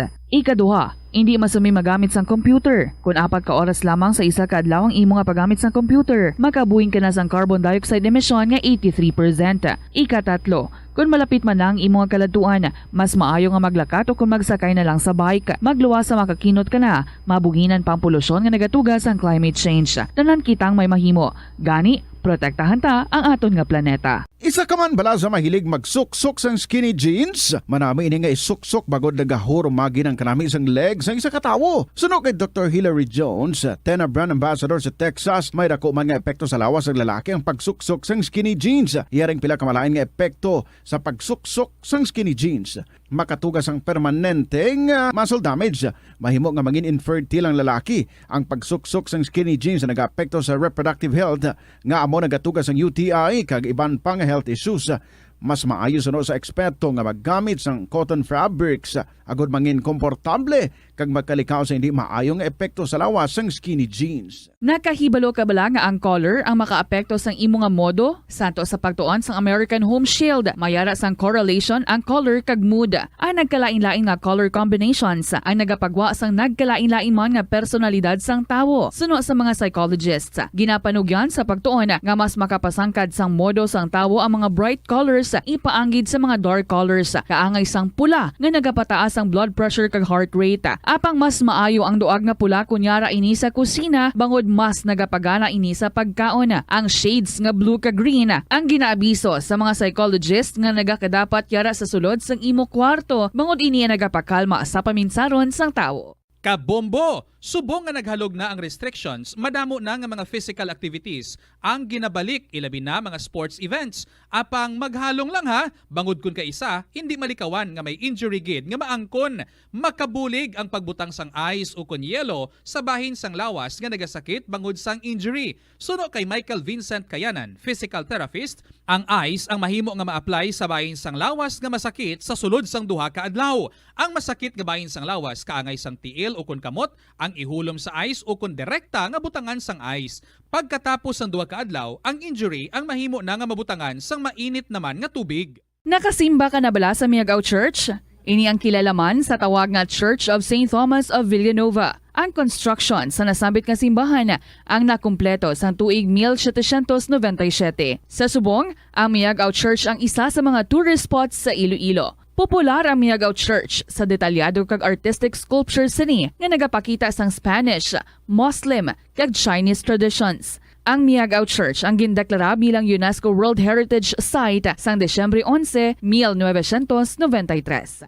Masami ba lang ang nagabiring ang imutiil? Kung magpungko ka gani sang madugay, daw hindi ka na makatindog bangod nagabiring ini o kung naga-cramps. Suno kay Dr. John Hubert Pua, isa ka orthopedic surgeon, masami nga mabatyagan ang cramps sa idalom nga parte sang lawas. Apang mas delikado kung masami mo ini mabatyagan sa ibabaw nga parte sang imulawas, kaangay sang kamot, bangod posible ini nga palatandaan. Philippine Standard Time, in punto las 6 na saga. Kag-welcome sa Bombo News and Views Morning Edition sa karon nga adlaw sang Biyernes, petsa 7 sa bulan sang Oktubre tuig 2022. Sa ato nga Christmas countdown.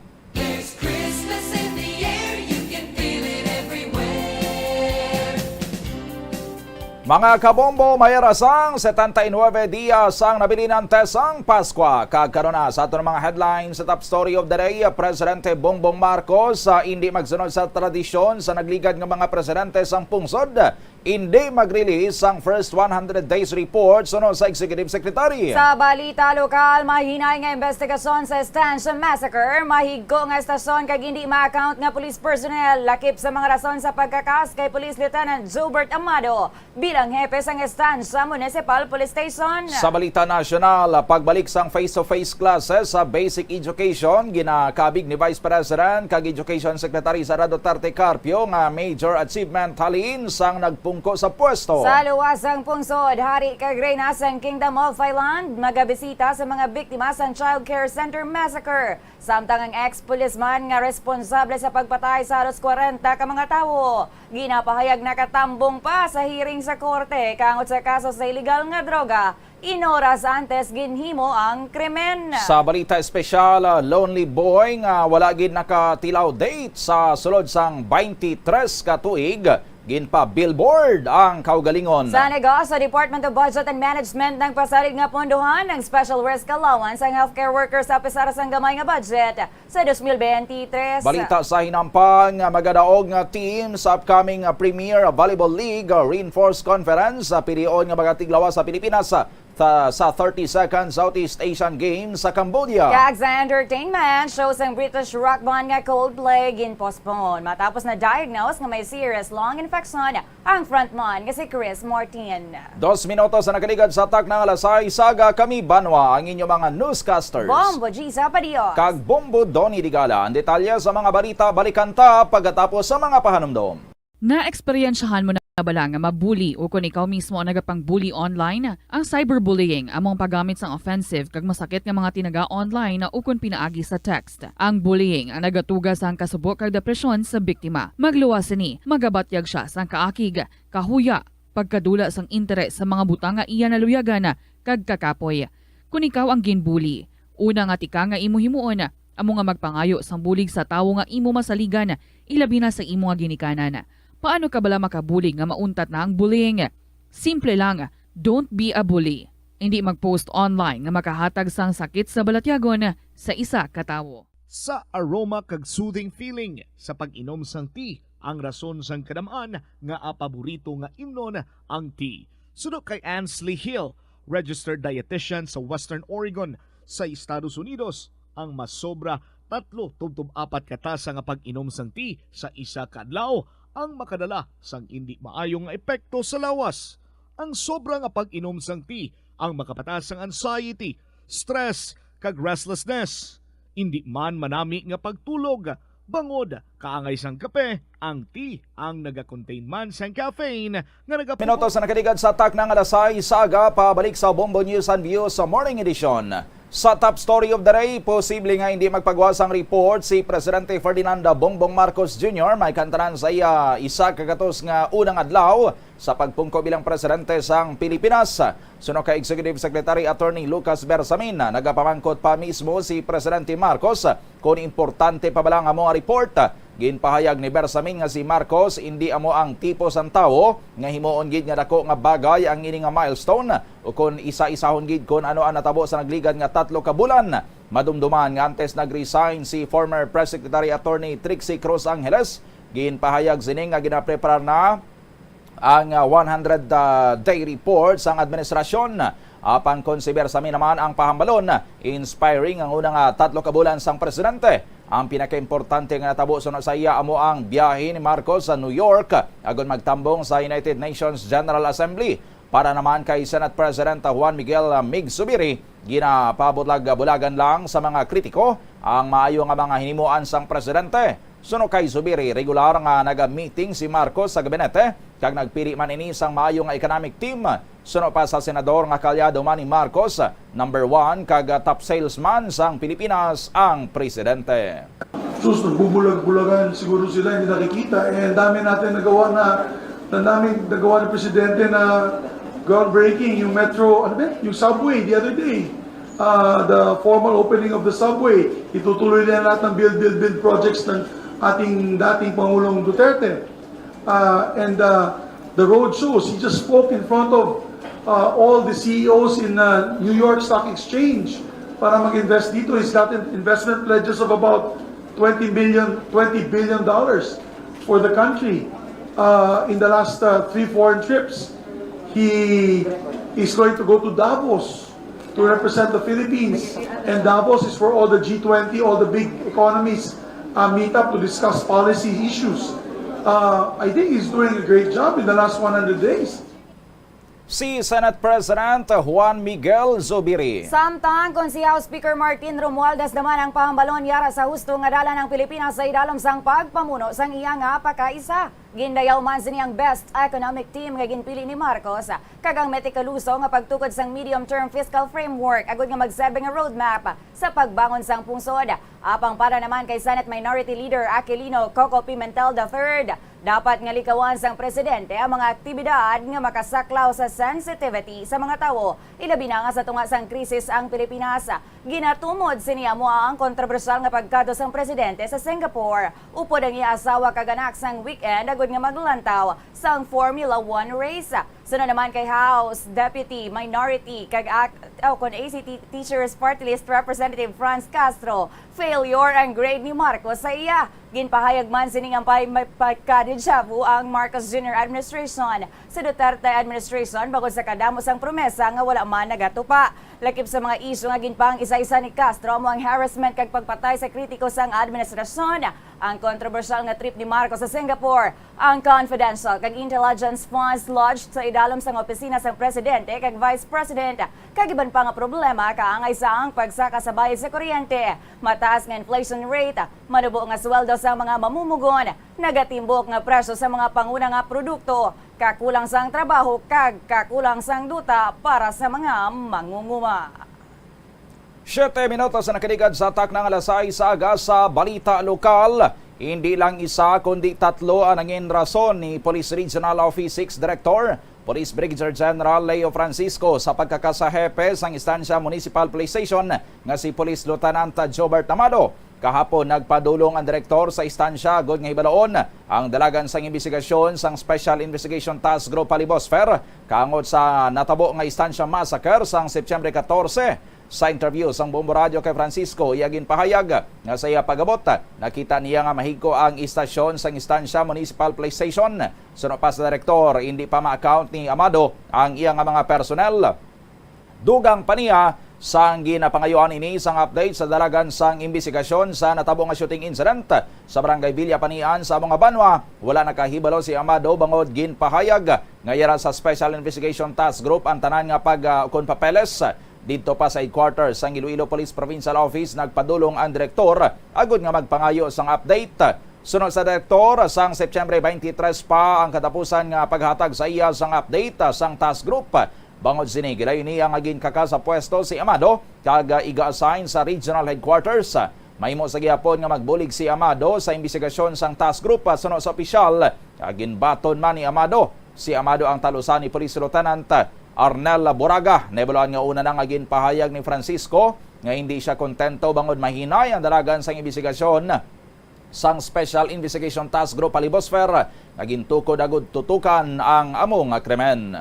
Ang reason ng COP doon ay ang kopya ng mga updates ay nasa SITG na nasa provincial level na. Narinig ko, siguro kaya dahilan ng napakadumi ng kanyang police station, hindi niya ma-account yung tao niya, and pinakamaingano doon ay yung distansya killing, hanggang ngayon ay hindi ako satisfied sa mga progress at sa mga effort nila. So kailangan kong palitan siya para itong mga sinasabi ko sa kanila na ito, hindi lang dito sa instansya killing, pati yung aming administrative at saka operational requirements ay magawa nila. Sinabi ko sa kanya na andito ka rin naman sa regional headquarters at kung kinakailangan yung iyong mga nalalaman, kung kinakailangan yung iyong mga recommendation, kasi very important siya, kung willing or pwede siyang tulungan ng SITG, and he told me he is willing 100%.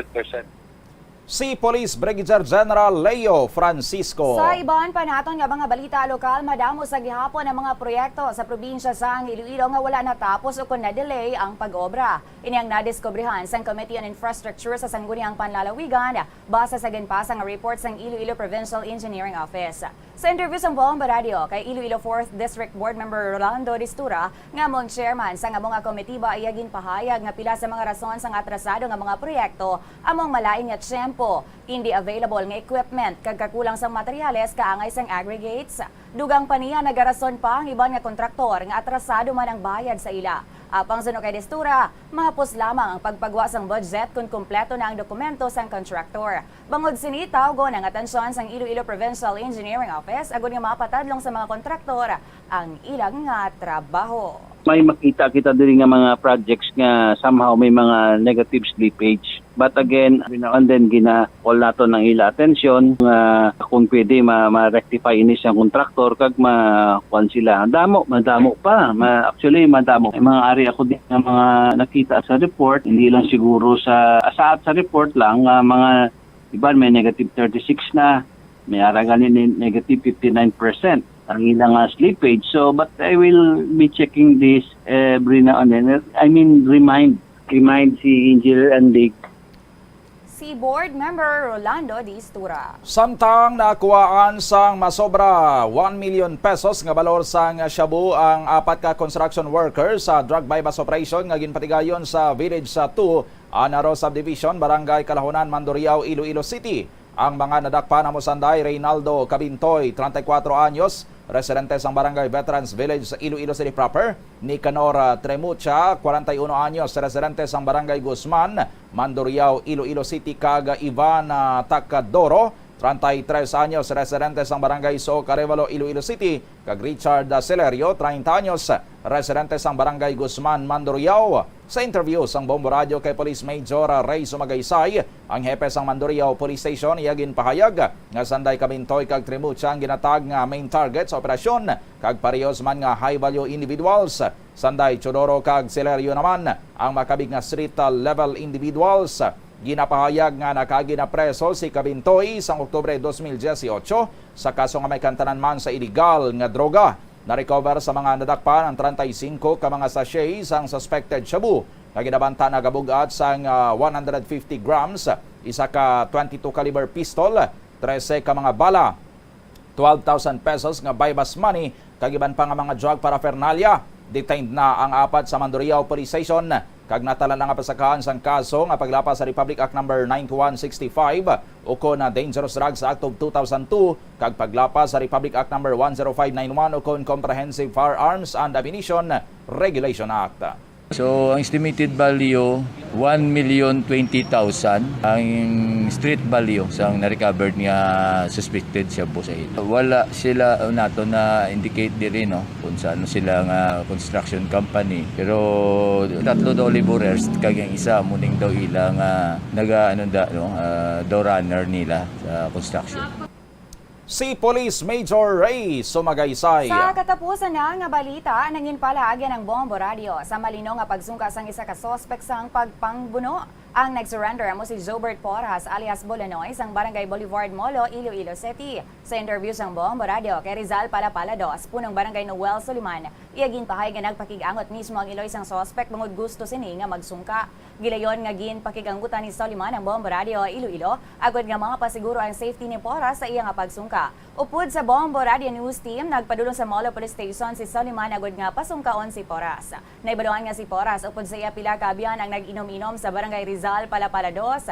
Kaginbanggaan ang 3 ka mga security guard nga nagasakay sa motor. Ginpang buno nila ini gamit ang botelya sang ilimnon kag gilayon nga nagpalagyo. Wala sang ibang rason ang mga suspect sa pagpangbuno kundi bangod tripping lang.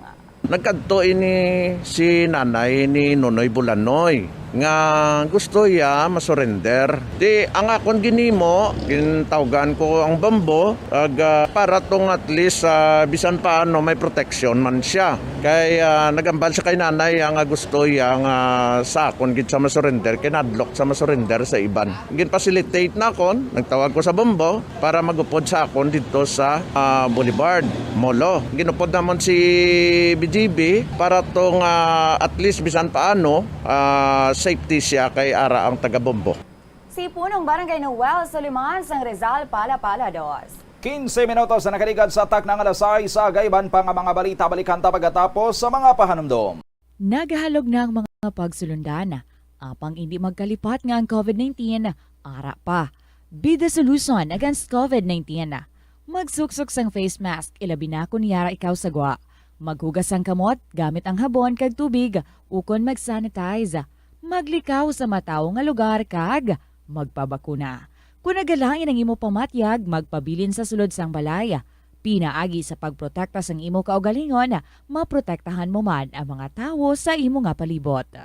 Pirmi kabala nagapanguyab, ang pagpanguyab ang hindi man dapat kahangawan suno sa mga eksperto bangod isa ini ka natural nga proseso bilang response sa kakapoy, katuyo, boredom, kag kun kaisa mahimo nga na-trigger ka lang kung may makita ka man nga nagapanguyab sa imo tupad.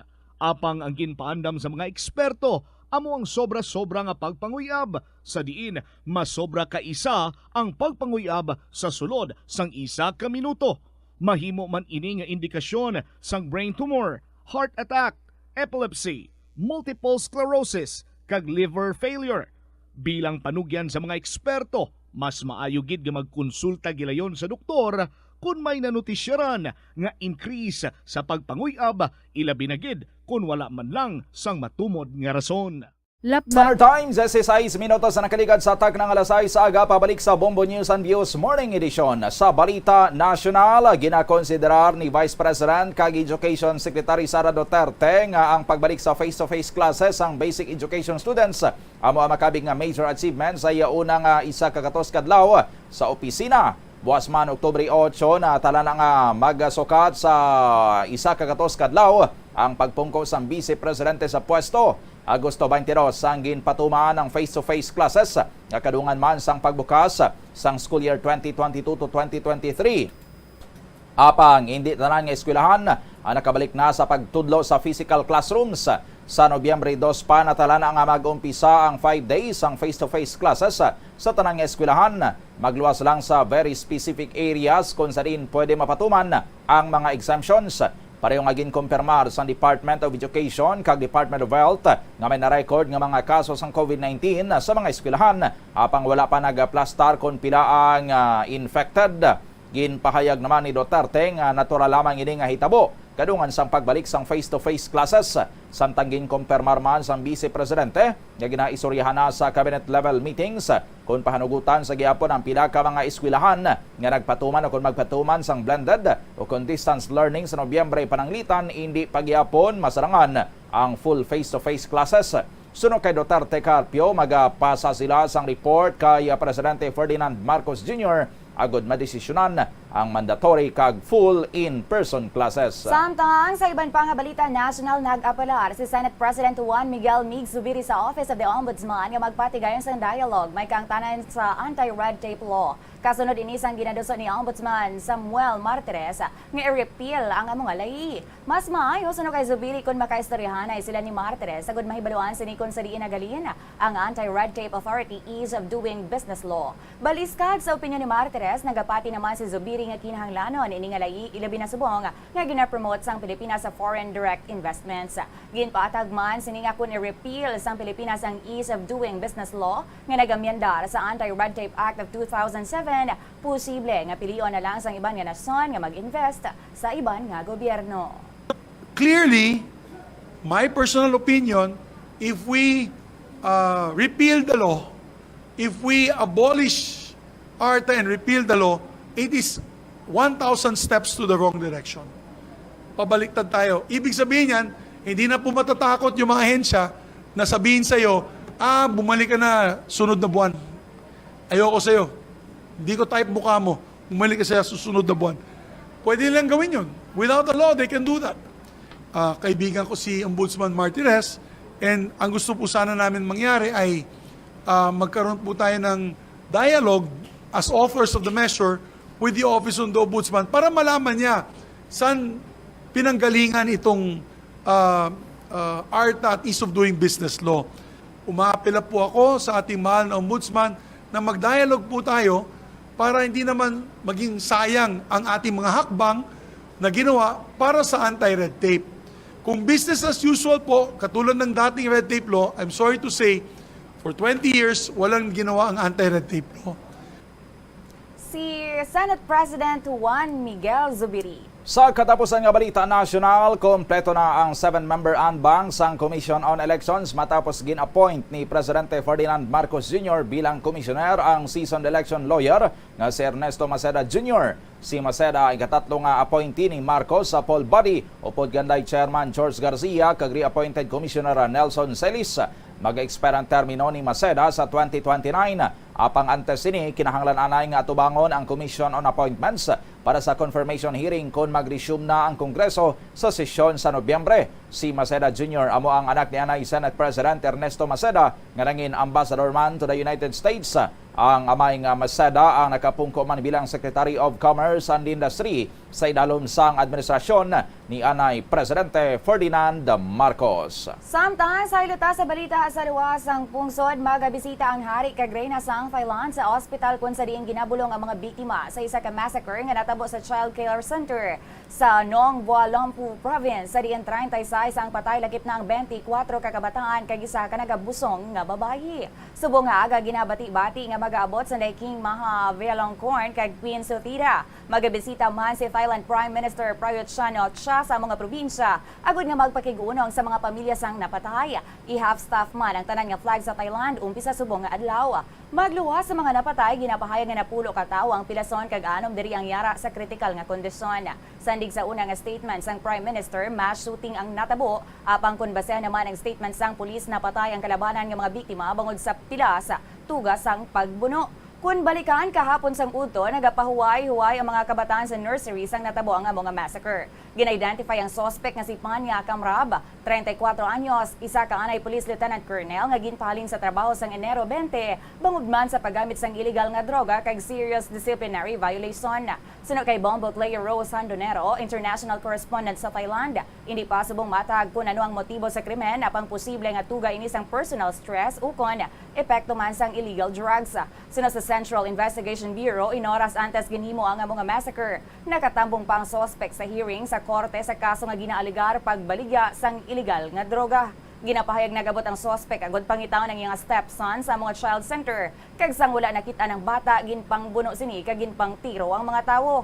Sa report, ginapahayag nga dala sang suspect ang isa ka shotgun, isa ka pistol kag may kutsilyo. Sandig sa panaysayon sang pila ka eyewitnesses, ginpangtiro pa sang lalaki ang pila sa mga tawo nga iya nakitaan sa dalan. Sang naghalin na siya sa mga lugar. Nagpauli ang suspect agod nga patyon ang iyang asawa kag stepson. Antes sinigin patay man ang iyang nga kaugalingon. Para sa ihibalo sang aton sini nga mga kauturan, no, diri sa may Kingdom of Thailand ang setting sa aton sini nga mga establishmento, mostly sa mga establishmento diri sa may Kingdom of Thailand ang wala sang gwardya. Ining daycare center ang wala sang gwardya, so madasig niya nga na-penetrate ang area kag tuman base sa impormasyon naton nga nakuha sa pakihinon-anon man naton sa aton sini nga mga kaupdanan nga mga Thai o kun mga katutubo nga tuman gid lamang kadasig sang natabo nga insidente pagsulod sang suspect iya nga ginpangluthang ang iya sini nga mga makita nga mga kabataan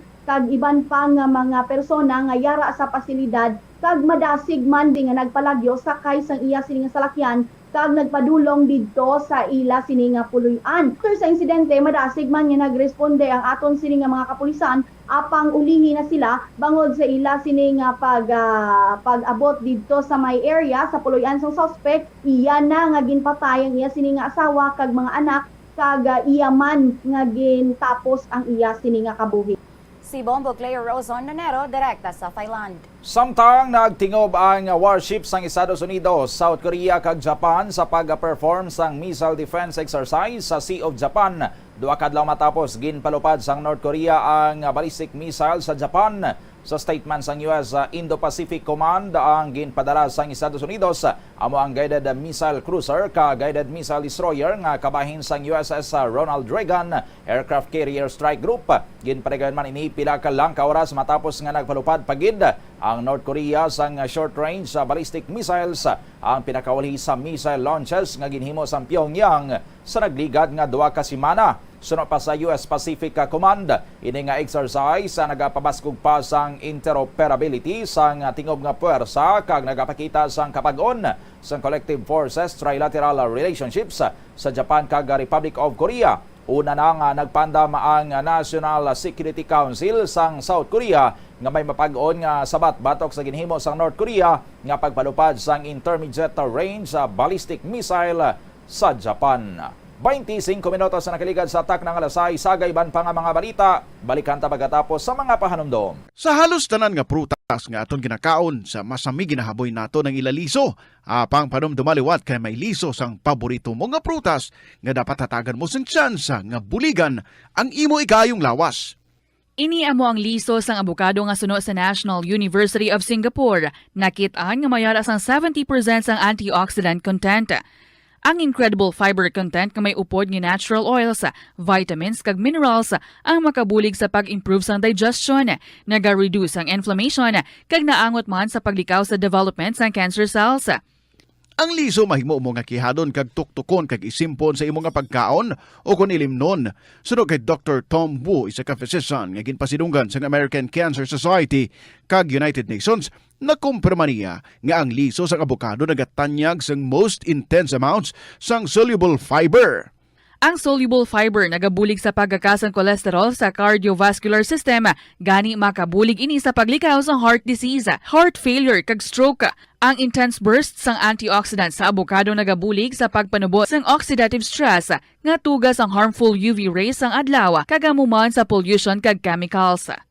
Makabulig ini sa pag-reduce ang visible signs ng aging kag naga-rejuvenate ang tone kag condition sang skin tissue gani masyang. 10 minutos na nakaligad sa atak ng alasay, saga pa balik sa Bombo News and Views sa morning edition. Sa balita espesyal, tub-tub diin ang masarangan mo himuon para sa gusto mong date dito sa Leeds sa West York, England.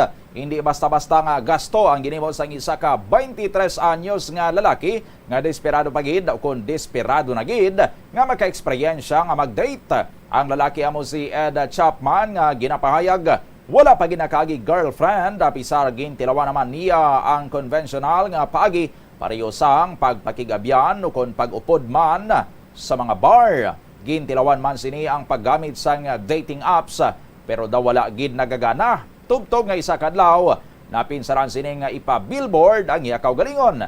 Ginarkilahan ni Ed ang dako nga advertising banner sa highway sa Leeds sa paglaom nga may babayi man nga maka-notice sa iya.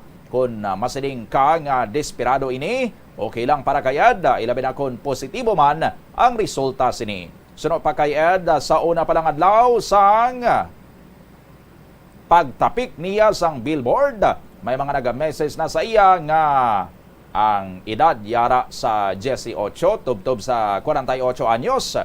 Sa subong sunod sa natungdan, pamatsyag niya ka-exciting gid sang iya kabuhi kag nalipay siya bangod bisan magasto at least positibo man ang resulta. Oras sa Bombo, Philippine Standard Time 28 minutos makaligad sa alas 6 sa aga karon silent ta sa balita ta sa negosyo ang Department of Budget and Management nagpasalig nga pondohan ang special risk allowance sa healthcare workers apesar sa gamay nga budget sa 2023. Ang report kaupod kay Bombo Ria Momblan.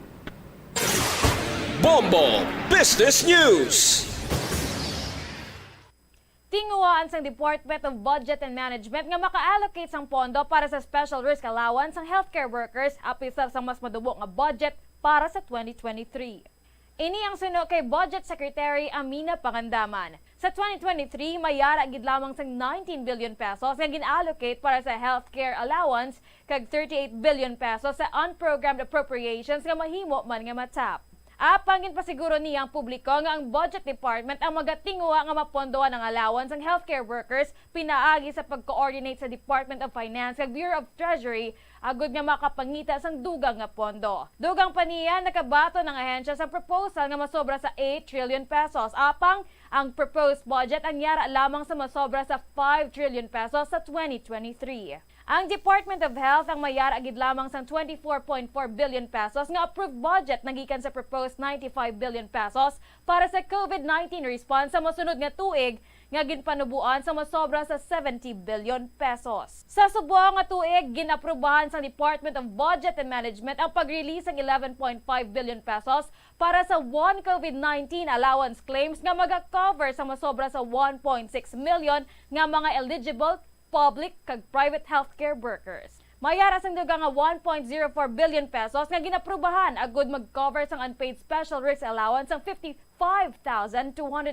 healthcare workers. Apang ginabanta nga 64 billion pesos ang kinahanglan agud nga magbayad sang allowance sang healthcare workers. Apang ang ahensya ang wala pa nakabaton sa request nagikan sa Department of Health.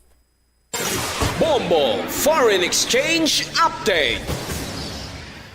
Sa reference rate, 58 pesos and 65 centavos ang baylo sang isa ka US dollar.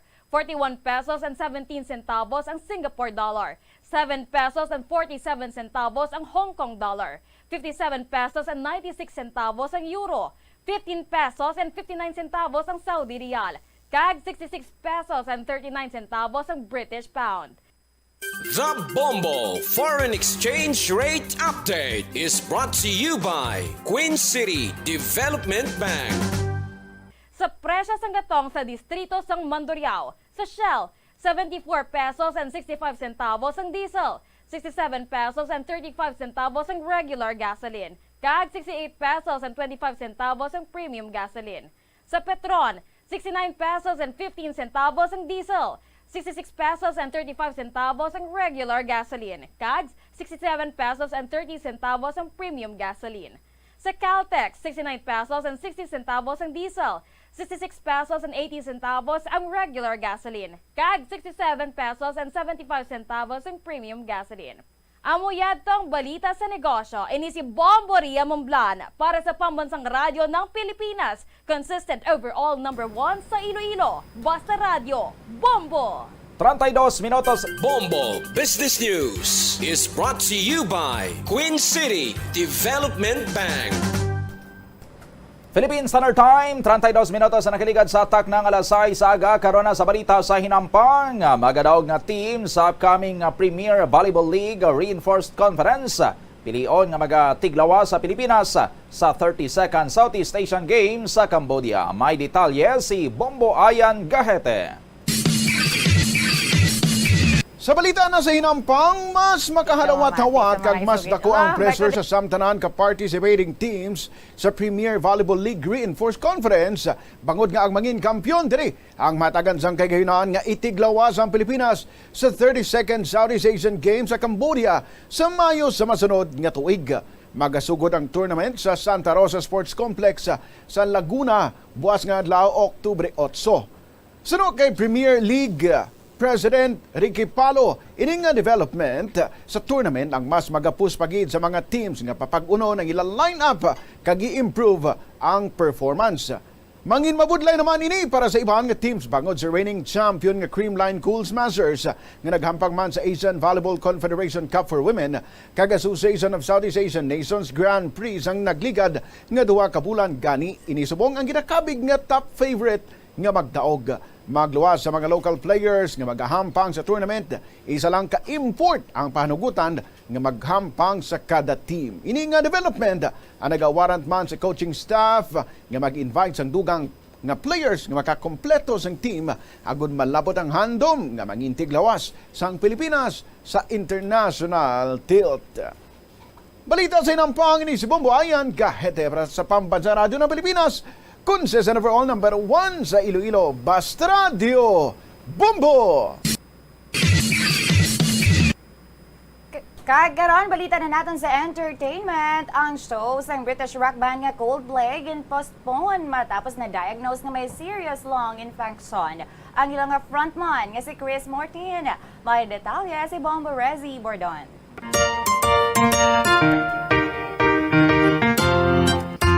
Napilitan ang British rock band nga Coldplay nga i-postpone ang pila sa ila nagahilapit nga shows agod hatagan sang prioridad ang frontman nga si Chris Martin nga na-diagnose nga may serious lung infection. Napaidalom subong si Chris sa strict doctor's orders agod nga makapahuway-huway sa masunod nga 3 ka semana. Ang 3 ka semana nga ini amuman kuntani ang 8 ka concerts ang banda sa Rio de Janeiro kag Sao Paulo. Nagpangayo naman sang pasaylang banda sa ida fans kag nagpasalamat para sa paghangop subong nga tuman ang pagpanghangkat sa grupo bungod sa ikayong lawas ni Chris. Ang Coldplay sa ka-British rock band nga ginabugos ng Chris Martin, Johnny Buckland, Guy Berryman, Will Champion kag Phil Harvey. Kilala sila sa classic hits nga The Scientist, Yellow kag Viva La Vida.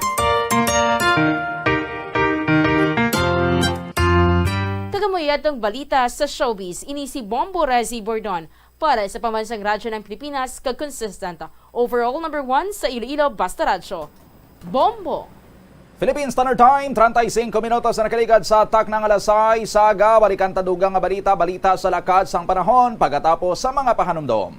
Atensyon sa mga mahilig magamit sang aircon. Bangod sa mainit nga tiyempo, madamo ang mga tao nga nag-enjoy sa paggamit sang aircon, agud nga mabuhinan ang init nga ilang nga nabatyagan. Apang nagpaandam ang medical expert batok sa mga balatian nga mahimo makuha gikan sa sobra-sobra nga paggamit sini. Sino ka Dr. Maria Encarnita Limpin, isa ka experienced healthcare specialist, mas maayo nga tsakyaron nga malimpyo ang hangin nga nagikan sa aircon, bangod kun mahigko, mahimo ini nga magtugas ng impeksyon kay mga balatian kaangay sang pulmonya. Gani hagan-hagan na lang ina bangod bisan makabulig ini sa imo sa maginot nga tiyempo, may risgo man ini sa imo nga ikaayong lawas. Ang cabbage o kon repolyo masaming nga panakot sa aton mga linuto. Dapat lang ara ini bangod sa sustansya nga dala sini sa ikaayong lawas.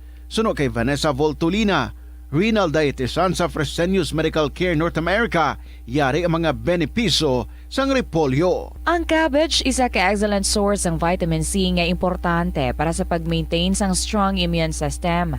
Ang sulfur-containing compound nga sulforaphane ang nagahatag sang pait nga sabor sa repolyo, amo man ang nagahatag diri sang cancer-fighting power. Ang sulforaphane nagapugong sang progression sang cancer cells. Ang glutamine, isa ka amino acid sa cabbage, isa ka makusog nga anti-inflammatory agent nga nagabulig sa pagbuhin sang joint pain, arthritis kag allergies. Ang cabbage naga-contain sang vitamin K kag antioxidant nga anthocyanin nga naga-boost sang mental function kag concentration. Ang hampang at chess tuman ka popular sa bilog nga kalibutan kag masaming nga naangot sa strategy kag kaalam. Kung ikaw isa ka chess lover, yaring pila ka brain benefit sa paghampang sini kag kung wala ka nagahampang sini, umpisahin na. Suno sa pagtuon ng paghampang sang chess makabulig likaw sa Alzheimer's disease. Bangod ang utok nagatrabaho kaangay sang muscle, nagakinahanglan ini sang exercise agud mangin healthy kag malikawan ang injury. Sa study nga gin-feature sa The New England Journal of Medicine, nakit-an nga ang mga tawo nga nagaedad 65 anyos nga nag-engage sa brain stretching activities kaangay sang chess ang may mas manubo nga tsansa nga mag-develop sang dementia. Paathag ni Dr. Robert Friedland, isa sa authors sang pagtuon, ang unused brain tissue ang nagaresulta sa pagkadula sang brain power. Magluwas diri ang paghampang sang chess ang nagapa-improve man sang concentration, memory, creativity, kag problem-solving skills kag napamatud-an man nga nagapaalam. Madamo sa ato ang hindi katulog kung wala sang electric fan.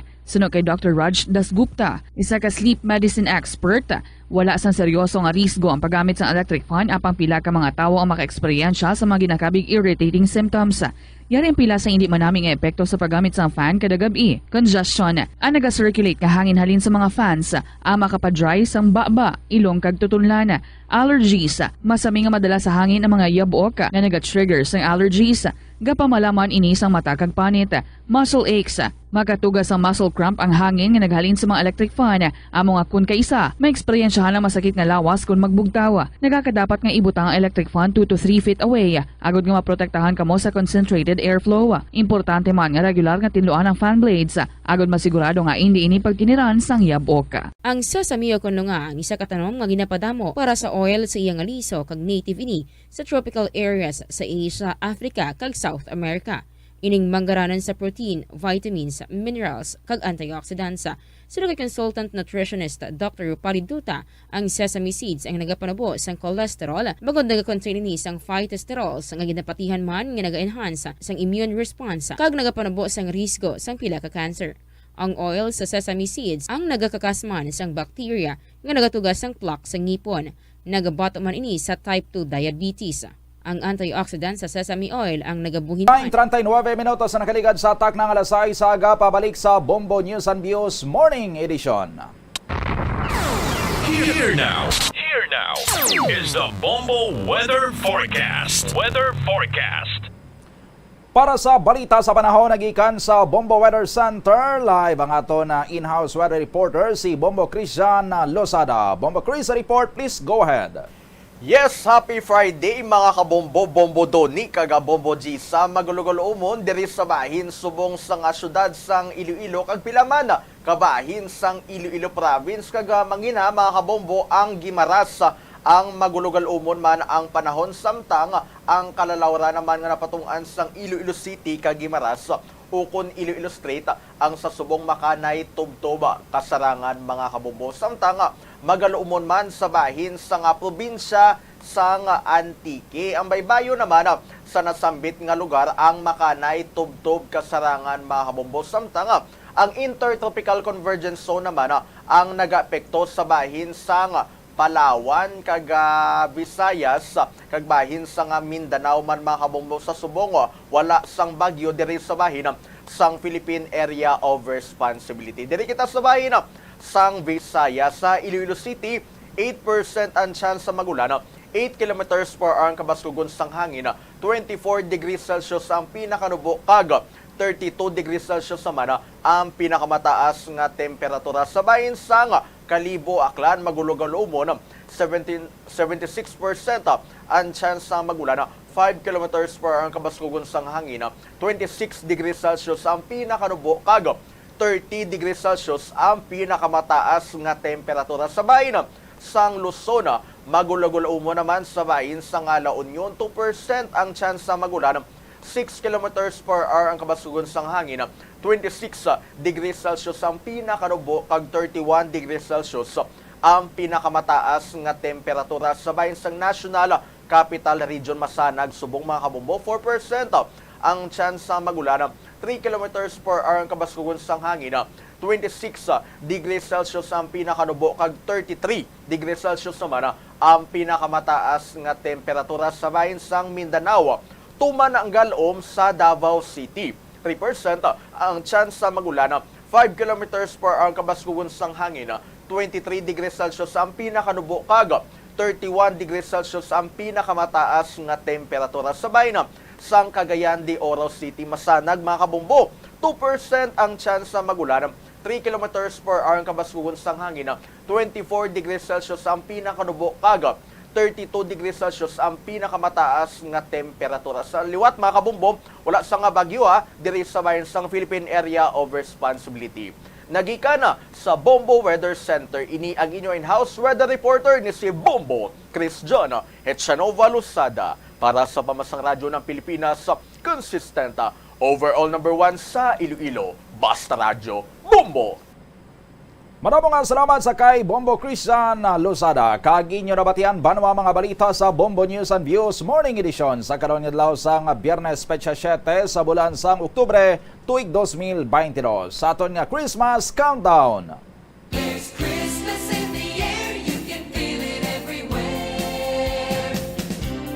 Mayarasang 79 dias ang nabilin antes ang Paskwa. Balikan ta mga headlines sa top story of the day. Presidente Bongbong Marcos sa hindi magsunod sa tradisyon sa nagligad ng mga presidente sang pungsod. Hindi mag-release ang first 100 days report suno sa Executive Secretary. Sa balita lokal, mahinay nga investigasyon sa Estancia Massacre. Mahigo nga police station kag hindi ma-account nga mga personnel. Lakip sa mga rason sa pagkakas kay Police Lieutenant Zobert Amado bilang hepe sang Estancia Municipal Police Station. Sa balita national, pagbalik sang face-to-face classes sa basic education, ginakabig ni Vice President kag Education Secretary Sara Duterte Carpio nga major achievement halin sang nagpungko sa pwesto. Sa luwasang pungsod, ang hari kag reyna sa Kingdom of Thailand magabisita sa mga biktima sa Child Care Center Massacre. Samtang ang ex-police nga responsable sa pagpatay sa halos 40 ka mga tawo ginapahayag nakatambong pa sa hearing sa korte. Kaangot sa kaso sa illegal nga droga, inoras antes ginhimo ang amo nga krimen. Sa balita espesyal, lonely boy nga wala gin nakatilaw date sa sulod sang 23 ka tuig ginpa billboard ang kaugalingon. Sa negosyo, Department of Budget and Management nagpasalig nga pondohan ang special risk allowance ng healthcare workers apesar sa gamay nga budget sa 2023. Balita sa hinampang, magadaog nga team sa upcoming Premier Volleyball League Reinforced Conference pilion nga magatiglawa sa Pilipinas sa 32nd Southeast Asian Games sa Cambodia. Kag sa showbiz, show sang British rock band nga Coldplay gin-postpone matapos nga na-diagnose nga may serious lung infection ang frontman nga si Chris Martin. Ang aton nga Bombo News Analysis, may tigulo ang kabuhi naton na malahalon. Kami banwa ang inyo nangin newscasters. Bombo G. Sapadio. Kag Bombo Donny Digala para sa Pambansang Radyo ng Pilipinas, consistent overall number 1 sa Iloilo, Basta Radio, Bombo! Ang balaan nga kasulatan nagpanugyan nga Dios lamang ang may kinamatarong nga ang kabuhi naton bawion. Iya kita gintuga sa bulig sang aton ginikanan bilang mga instrumento agod kita sining kalibutan matawo. Matuod ini abyan kay siya sa aton nagtuga, siya lamang sa aton kabuhi pwede magbawi. Pero anong nagakatabo karon sa sining kalibutan? Dito sa Thailand, masobra sa 30 katawo ang ginpangtiro. Ginsulod sang gindismiss nga pulis ang daycare center. Kagtanan nga sugata sa dalan, iya ginpanglutang. Nalakip sa casualty ang duha kaapat ka tuig nga mga estudyante. Nga abala, amo ining nagakatabo sa aton. Ano ang kabangdanan sinitanan? Ginapatay ang tawo pareho sa pagpatay sa mga inuptanan. Kung may arang okasyon sa lugar naton, kung tani hindi na ini masundan. Ang kabuhi naton malahalon, aton ini halungan kag indi paghalitan. Ini nga panguna-una kag pananawan ang ginpadala ni Wilson Oriemo Ligada, retired college professor sang Udyungan, Badyangan, Iloilo. Sa patatas, mas sami ginahaboy na lang nato ng panit. Apang hambal sa isa ka health expert, dali lang kay ang panit maayo man. Suno kay Dr. Cynthia Sass, isa ka nutritionist, ang panit sang patatas na makabulig sa increased potassium intake. Ang potassium amo ang nagabulig para matigayon ang chemical reactions lakip na ang reactions nga ginagamit sa metabolism kag nagabulig sa cells nga mag-generate sang mga puslanon nga enerhiya gikan sa pagkaon nga imo ginakaon. Ang potato skins naga-provide man sang source sang iron nga isa ka essential mineral nga ang primary function nagalakip sang pagsuporta sang red blood cell function. Ini nga cells naga-contain sang dako nga amount sang hemoglobin, ang protein nga naga-bind sa oxygen halin sa ginahaklo ang hangin kag ginadala ang oxygen sa bilog nga lawas. Ang pagkaon sang potato skins naga-benefit man sa health paagi sa pag-provide sang source sang niacin ug ang vitamin B3 nga nagabulig sa cell communication kag new cell development agud nga ang cells maka-recover gikan sa physiological stress. Masami man bala nga nagasakit ang imo tiil matapos ang isa ka adlaw nga yara ka sa trabaho? Matapos ang inoras nga pagsuksok sang sapatos ug sandala, hindi malikawan nga ginapangita gid sang isa ka tawo ang foot massage. Magluwas nga manami ini sa pamatyagan. Mayara man ini sa maayo nga benepisyo sa lawas. Sunod kay Dr. Tyler Wheeler, primary care sports medicine physician, ang malipot nga foot massage ang makapahagan-hagan sang stress. Ini naga-activate man sang aton nga nervous system sa diin nagapatas ini sang feel-good brain chemicals kaangay sang endorphins. Makapaboost man ini sang blood circulation nga naga-maintain sang healthy muscles kag tissues nga nagabulig agud nga malikawan ang diabetes. Ang moderate pressure massage ang safe para sa mga kalabanan nga tawo ilabi na ang may mga kondisyon kaangay sang arthritis kag long-term pain. Mahimo man nga mag-seek sang professional massage therapist para sa imo nga relaxing foot massage. Ang kasubo kag depresyon ang hindi pareho nga balatyagon. Ang depresyon ang hindi gulpiyada lang nga nagakatabo sa isa ka tawo. Masami man nga ginakabig sa mga tawo nga depressed ini bangod sa kasubo nga nagakabatyagan. Ang kasubo temporaryo lang nga nagakabatyagan sang tawo kag masami nagadugay sang pilalang kaadlaw. Samtang makabig naman nga naga-experience ikaw sang depresyon kung masobre na sa 3 ka bulan nga nagabatyag ikaw sang kasubo. Importante nga mahibaluan ang mga naga-trigger sa nga mga balatyagon agud nga mahibaluan kung paano ini nga bulngon. Mas maayo man nga magpangayo sang bulig sa mga profesional. Sa tunga sang padayon nga pandemya, masami nga nagakabalakang kadamaan kung paano mapabili na mataas nga immunity agud maangkon ang masanyo nga ikaayong lawas. Apang wala sang dapat kahangawan sa mga eksperto bangod nagabulig sa paglikaw sa nanuhay tuay nga balatian ang simple nga pagkaon sang citrus fruits kaangay sang pomelo nga puno sang powerful immune boosting antioxidant. Ang pomelo ang puno man sang lycopene, isa ka anti-inflammatory, anti-aging antioxidant nga nagapanami isang supat. Ang duga naman sang panit kag dahon sang pomelo ang natukiban nga makapatay sang cancer cells kag nagapalikaw sa paglapta sini sandig sa test tube studies. Hindi lamang sa genes o kuntugas ang katigulangon ang rason sang hair loss o kung pagkaunot sang buhok. Natukiban sang health expert sa South Korea nga ang hair loss ang tuga sang environmental factors. Suno kay Yuk Chul Kwon sang Future Science Research Center sa Republic of Korea kag lead author sang pagtuon ang hair loss ang mahimo nga tuga sang air pollution. Sa nasabit nga pagtuon ang particulate matter o kunang particle pollution ang makatuga sang health risk kag nagapanubo sang protein level nga importante sa hair growth. Sa bugos nga kalibutan, nagalabot sa 4.2 million ang nagakapatay bangod sa outdoor air pollution suno sa World Health Organization. Mas sobra 90% sang populasyon sa kalibutan ang nagaistar sa populated areas sa diin ang heart attacks, aggravated asthma, irregular heartbeat kag poorer lung function ang pila lamang sa epekto sang air pollution. Pila ng imo edad? May savings ka na bala? Ang iban sa aton nagakabudlayan magkinot o kung mag-save sang kwarta. Apang paano bala iniumpisahan? I-separate ang wants kag needs. Pamangkuton ang kaugalingon kung bala kinahanglanon gid ang imo nga baklon. Kung ginakulang ka na sang kwarta, hindi ini dapat pagastuhon sa butang nga hindi man lang importante. Kung hindi ka gid makakinot, mas maayo nga buhinan mong imo expenses. Hibalua mga non-essentials nga mga butang, kaangay sang entertainment kag pagkaon sa gwa o kon sa restaurants. Isa man sa pinakamaayo nga himuon agud nga makakinot ikaw sang kwarta amo nga mag-set sang goal. Umpisahi ang pagpanumdum kun para sa diin o kun para sa ano ikaw nagakinot. Kadungan sang pagtigulang, nagataas man ang risgo sang vitamin deficiencies nga nagatugas sang physical kag emotional changes. Halimbawa diri amo ang pagbatsyag sang fatigue, pagpinuot sang paginhawa, pigado nga eyesight, malapsi nga panit, hinali nga pagbago sang modo, pagpalanakit sang lawas, kag iban pa nga balatian. Bangod sini, natukiban sa mga eksperto nga ang vitamin B deficiency mayara sa negatibo nga epekto sa ikaayong lawas. Santo sa isa ka scientific study, ang B vitamins ang importante agod nga mag-function ang body cells nga nagabulig sa metabolism, paghimo sang bago nga blood cells, kag nagabulig sa pag-maintain sang healthy skin cells, brain cells, kag body tissues. Ang vitamin B complex ang ginabugusan sang 8 ka types sang B vitamins nga ginalakipan sang thiamine, riboflavin, niacin, pantothenic acid, vitamin B6, biotin, folate kag vitamin B12. Kung manubo ang level sang B vitamins, makabatsyag sang numbness o kung tingling sensations, kag para sa iban nga senior citizens, nabudlayan sila nga mag-digest sang ila ginakaon. Magluwa sa supplements, lakip sa mga pagkaon nga bastante sa vitamins sa moang karne, whole grains, prutas, gatas, cheese kag mga ulutanon. Nagakaon ka man bala sang tofu, malasay ini pero matamis ang dala nga benepisyo sini sa lawas. Sino kay Kerry Torrens, isa ka qualified nutritionist, ang tofu ang makabato sa obesity kag makabulig sa weight loss. Ang tofu ang mahira sang tuman ka marubo nga level sang cholesterol kag fat, gani maayo ini para sa epektibo nga weight loss. Ang tofu ang nakabulig man ikaw sa hair loss.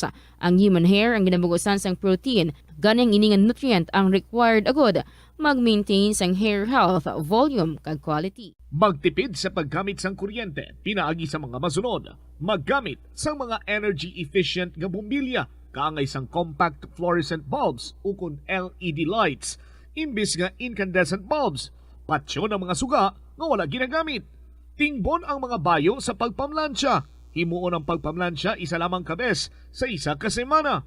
Buksan ang inyo bintana, agud makasulod ang preska nga hangin kag silak sang adlaw sa sulod sang balay, agud malimitahan ang paggamit sang electric fan kag suga. Pilion nga maggamit sang electric fan sa baylo nga aircon. Dapat organisado ang sulod sang ref, kag buksan lamang ini kung kinahanglan. Limpyuhan sang masami ang mga appliances, agud mapreserba ang kapasidad sini. Husloon sa saksakan ang mga appliances nga wala ginagamit amuman ang mga gadgets pagkatapos nga mag-charge kag full battery na. Siling nila ang pagpanigarilyo nagapaitom sang bibig. Pero hambal mo naman, wala man ako nagapanigarilyo pero nga ay itom gihapon ang lips ko haw. Yari ang sabat sa eksperto. Suno kay Dr. Jean Marquez, isa ka dermatologist, ang dark lips mahimo nga tugas ang maisog nga habon nga ginagamit sa guya.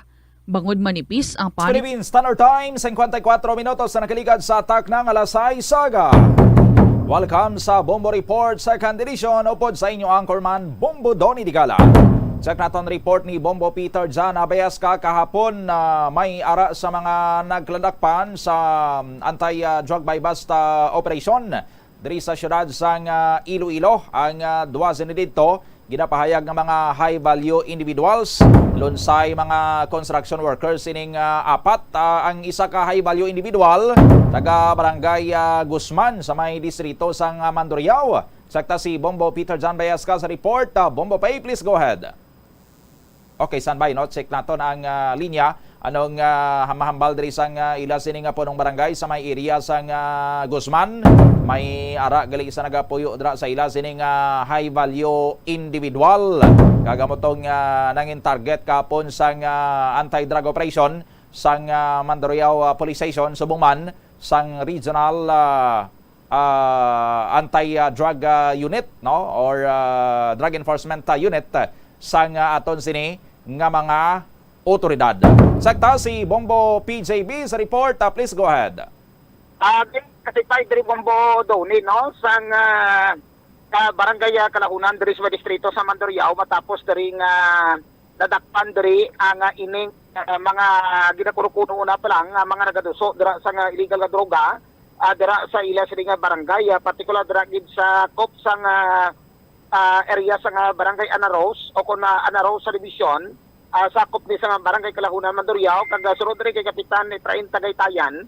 So madugay na ning na baton yang information nga may nagatudlo, nga may nagaduso iya sa nga droga, dira man sa nang sa division.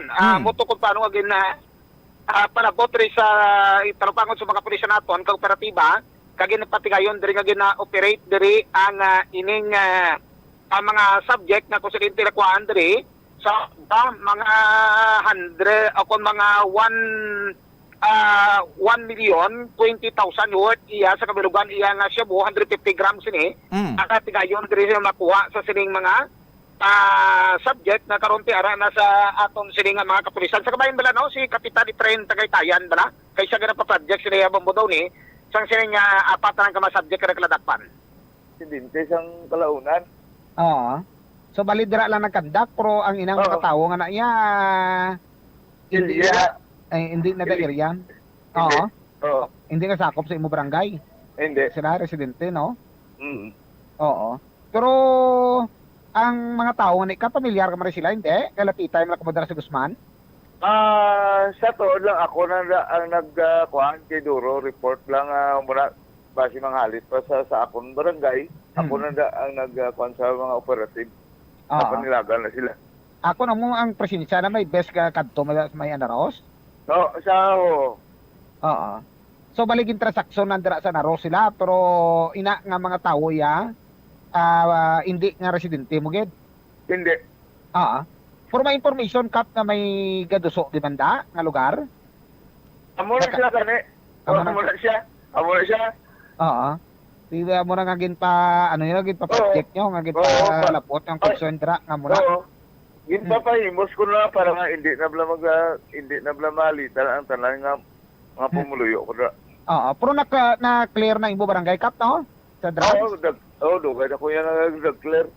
Tisa sa nula sila nagliwat dito nagbalik ta? Siya nangligat wala nga tuig. Siya nagapungko ko na si Manogali na to si President Duterte. Nagmuno na ako na sa mga operative nga lingko pa nilagi nyo kado hindi namin ang ilang ginahimo diri sa akong barangay. Amo na Okay, Bombo Pay. Ang gawa diri si Richard Filerio, taga Guzman ko at magagawa reaction diri si Kapitan Rosely Paredes papati pala karon mo daw ni. Oo. Duwang taga apat sa tanan diri sa karon. Sige, daw nakulbaan man ta sa hambal ni Kap nga ginpahimos niya. Ginpadakop niya lang gali. Ginadakop niya lang. Diba sala lang to si Kap, mayroon ka ginhimos, gindakop lang. Sige. Kasi lang sa Bombo PJB, kag para sa pambansang radyo ng Pilipinas, consistent overall number 1 sa Ilo. Basta radyo, Bombo. Maraming salamat sa kay Bombo Peter Jan Bayaska. 59 minutos na nakaligad sa tag ng alas 6. Dugang sinakaroon kag iban pa nga mga balita. Bantayan sa Bombo Hanay Big Time. Ini si Bombo Donny Digala para sa pambansang radyo ng Pilipinas, consistent overall number 1 sa Iloilo. Basta Radio, Bombo. Sa bilog nga kalibutan ang may aras ng kahigayunan nga mag-upod sa selebrasyon sang Ati-Atihan Festival sa Kalibo, Aklan. Ini nga selebrasyon ang ginahalad man kay Senyor Santo Niño kaangay sang ang Bombo Network News Morning Edition. Ngayon ay araw ng Biyernes, Oktubre 7, taong 2022. Sa ating Christmas countdown, 79 days to go bago ang Pasko. Sa ulo ng ating mga balita, ang Administrasyong Marcos nakakuha ng mataas na approval rating ayon yan sa isang survey. Ang liderato naman ng Senado kontento sa unang 100 araw ni Pangulong Bongbong Marcos. Mga Pinoy sa Thailand na natiling ligtas at walang nadamay sa insidente ng pamamaril sa isang daycare center po sa naturang bansa ayon yan sa Philippine Embassy. Mas marami ng mga mangingisdang Pinoy naman ang nakakapangisda na sa may Baho di Masinloc sa kabilayan ng patuloy na presensya ng Chinese vessels ayon sa Philippine Coast Guard. Ito namang pagtaas ng sahod sa Hong Kong malaking bagay sa mga domestic helpers ayon po yan sa Department of Migrant Workers. Ang Kamara naman posible nang maitransmit sa Senado ang 2023 General Appropriations Bill sa loob ng isang linggo. Sa mga balita po sa probinsya, daan-daang mga residente lumikas dahil po sa encounter ng militar at New People's Army sa Himamaylan City sa Negros Occidental. 300 pamilya naman lumikas dahil sa naging apektado ng kaguluhan sa gitna ng dalawang Moro fronts sa Midsayap. Doon po yan naman sa North Cotabato at isang sibilyan ang kumpirmadong sugatan. At sa international news naman, maraming bansa ang nagulat sa nangyaring mass shooting doon sa Thailand. At sa atin pong sports balita, itong Pinoy Chess Grandmaster Eugene Torre itinanghal bilang World Chess Hall of Fame. At live nationwide via satellite mula sa Bombo News Center Makati, kami ang inyong mga tagapaghatid balita. Ako si Bombo Everly Rico. At ako naman si Bombo Gerald B. Ulep. At ngayon sa detalye ng ating mga balita. Nakatanggap ng mataas na approval ratings ang administrasyon po ni Pangulong Ferdinand Bongbong Marcos Jr. Ayon sa Pulse Asia Survey na mayroong 11 sa 13 national issues na nakakaapekto sa Filipino ang nakakuha ng magandang approval. Subalit nagkaroon ng mababang approval ratings ito sa pagkontrol dito pa rin sa inflation at ang pagbabawas ng kahirapan dito sa bansa. Ilan sa mga may mataas na nakuha ay itong pagresponde sa mga natatamaan ng kalamidad na mayroong 78% rating, hanggang ang pagkontrol sa pagkalat ng COVID-19 naman ay mayroong 78%, na kakuha naman ng 69% ang promosyon ng kapayapaan sa bansa at ang pagprotekta sa kapakanan ng mga overseas Filipino workers na mayroong 68%. Isinagawa ang face-to-face survey mula Setyembre 17 hanggang 21 sa mayroong 1,200 Filipinos na may edad 18 pataas. Samantala naman, iniulat ng Philippine Embassy sa Thailand na walang mga Pinoy ang nadamay sa insidente ng pamamaril sa isang daycare center sa Thailand. Ayon kay Ambassador Millicent Cruz Paredes, tinawagan na nila ang Royal Thai Police para mangalap ng impormasyon kung may mga nadamay na Pinoy, at sa kabutihang palad naman ay sa kasalukuyan walang nasugatan matapos ang deadly attack. Sa kabila nito, patuloy naman na nakamonitor at nag-aantay pa ng impormasyon ng sa magiging developments sa naturang insidente. Nagpaabot na rin ng pakikiramay ang embahada sa naging pamilya naman ng mga biktima. Umapila naman ang opisyal sa mga Pilipino na nasa Thailand na may impormasyon sa kanilang kapwa mga Pinoy sa Nong Bua Lampu Province na pinagganapan ng krimen na makipag-ugnayan lamang at tumawag sa hotline ng embahada. Handa naman ang naturang embahada na magpaabot ng tulong sa sinumang mga Pilipino at kanilang pamilya na maapektuhan dahil sa nasabing insidente. Una nga rito, isang dating police officer ang namaril sa isang nursery na kinilalang si Panya Kamrab na 34 anyos na na-dismiss noong pang nakalipas na taon dahil yan sa paggamit ng methamphetamine pills kung saan nasa 30 katao, karamihan ay mga bata ang nasawi. Ang naturang sospek ay armado ng shotgun, isang pistol at kutsilyo na tumakas pa lula ng isang pickup truck matapos isagawang krimen. Pinatay din ng sospek ang kanyang sariling pamilya, saka naman ito nagbaril sa sarili. Bombo International News.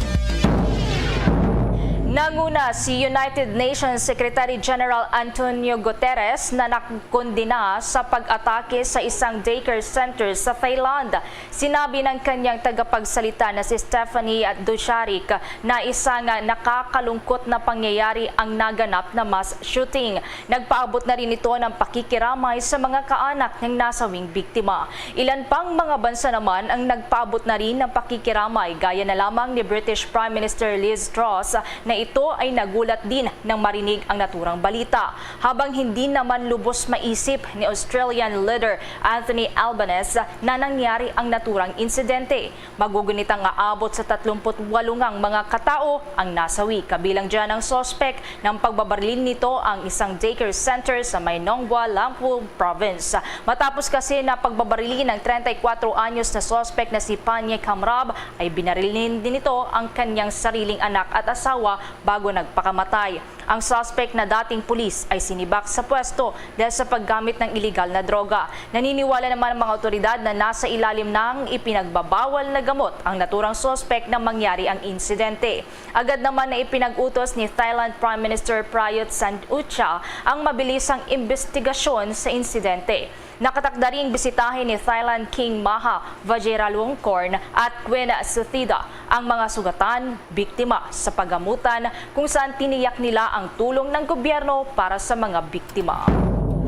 Kaugnay niyan sa mga sandaling ito, makakasama po natin si John Mark Saportisa, itong Pinoy po sa Bangkok, Thailand, para pa rin alamin yung latest dyan. Magandang umaga po, Ginoong John Mark Saportisa. Live na po tayo sa Bombo Radio Philippines, nationwide, worldwide. Magandang umaga po sa lahat ang nanonood po sa Bombo Radio Philippines. Good morning po sa inyo. Maki-update po kami dito sa nangyaring pag-atake ng isang dating pulis nga sa northeastern Thailand, particular dito sa daycare center sa Nong Bua Lampu Province, Sir John. Ito is based lang po sa mga nakalap natin na information po regarding po sa pangyayaring kanina po. Sa ngayon po is nakikipag-coordinate na po yung embahada ng Pilipinas po doon kung tinitingnan nila kung meron pong mga Pilipino din po na nadamay dun sa pangyayari sa ngayon. Kasi isa pong napakasakit na trahedya po nangyari kasi nga maliban po dun sa dami po ng namatay, karamihan po sa namatay po dun is mga bata po talaga. Kasi pag sinabing anuban, ibig po sabihin nun is mga kindergarten po. So, at meron pa pong namatay na buntis. Maliban dun sa pinatay rin niya po yung anak niya saka yung wife po niya. Sa kinaroroonan nyo ngayon dyan po sa Bangkok, ilang kilometro yan doon sa pinangyarihan ng krimen at mga ilang oras yung biyahe? Approximately kasi dito kasi from here in Bangkok, about 536 kilometers. So medyo malayo siya kasi malapit kasi sa Oduntani. Yung Oduntani is province na talaga siya. So maybe probably about 4 to 5 or 6 hours yung distansya niya. Kasi province na talaga yan. Dito sa mga grupo nyo, itong mga Filipino communities dyan, may mga balita ba kung may mga workers ngayon na apektado dahil po dito sa nangyaring insidente? Actually, sir, ayun po yung tinatry pong wino-workout ng embahada po natin kung meron pong sinadamay. Kasi unang-una po kasi, sir, hindi lang po kasi sa loob ng school na meron pong nadamay at binaril. Kahit yung mga bystander po sa labas po is nadamay din po. So yun yung tinitingnan na ng embahada natin kung meron pong nadamay. Kasi probably pag school kasi, sir, kadalasan dito sa Thailand meron talagang Filipino. Usually, especially pag may mga anuban or kindergarten po. So, ang nangyayari ngayon, tinitrace po natin, nakikipag-coordinate po yung embahada natin sa Royal Thai Police po para malaman po kung ano talaga yung eksakto, kung sino po talagang eksaktong mga tao na nadamay sa alunos-lunos na pangyayari po.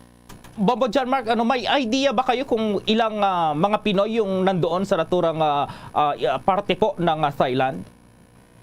Sir, hindi ko masyadong maano kung in terms sa Pilipino, pero kung ang maano ko lang is yung kung ilan yung tao na nadamay sa pangyayari na yun. Pero hindi ko talaga mapunto kung meron bang Pilipino kasi hindi, hanggang ngayon po at nagtatanong pa din po ako kasi may mga kakilala din po ako sa part na yun. Nagtatanong pa po ako kung may nadamay po na Pilipino po. Bombo John Mark, ilang taon na pala kayong nagtatrabaho dyan sa Bangkok sa Thailand? Sa 10 taon na po, sir. So, sa loob ng 10 taon na yan, may mga naganap na bang talagang ganyang kalala na mga krimen kung ikukumpara nga dito sa latest lamang ng insidente ng shooting na yan, Bombo John Mark?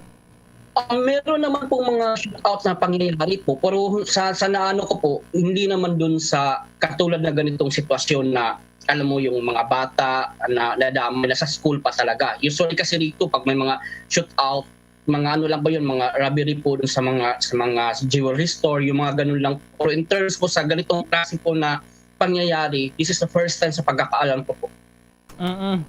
Ano po yung pangangailangan ngayon ng mga biktima dyan dahil marami yung namatay at meron din ba kasalukuyang mga nasa ospital pa at yung mga sugatan na Bombo John Mark?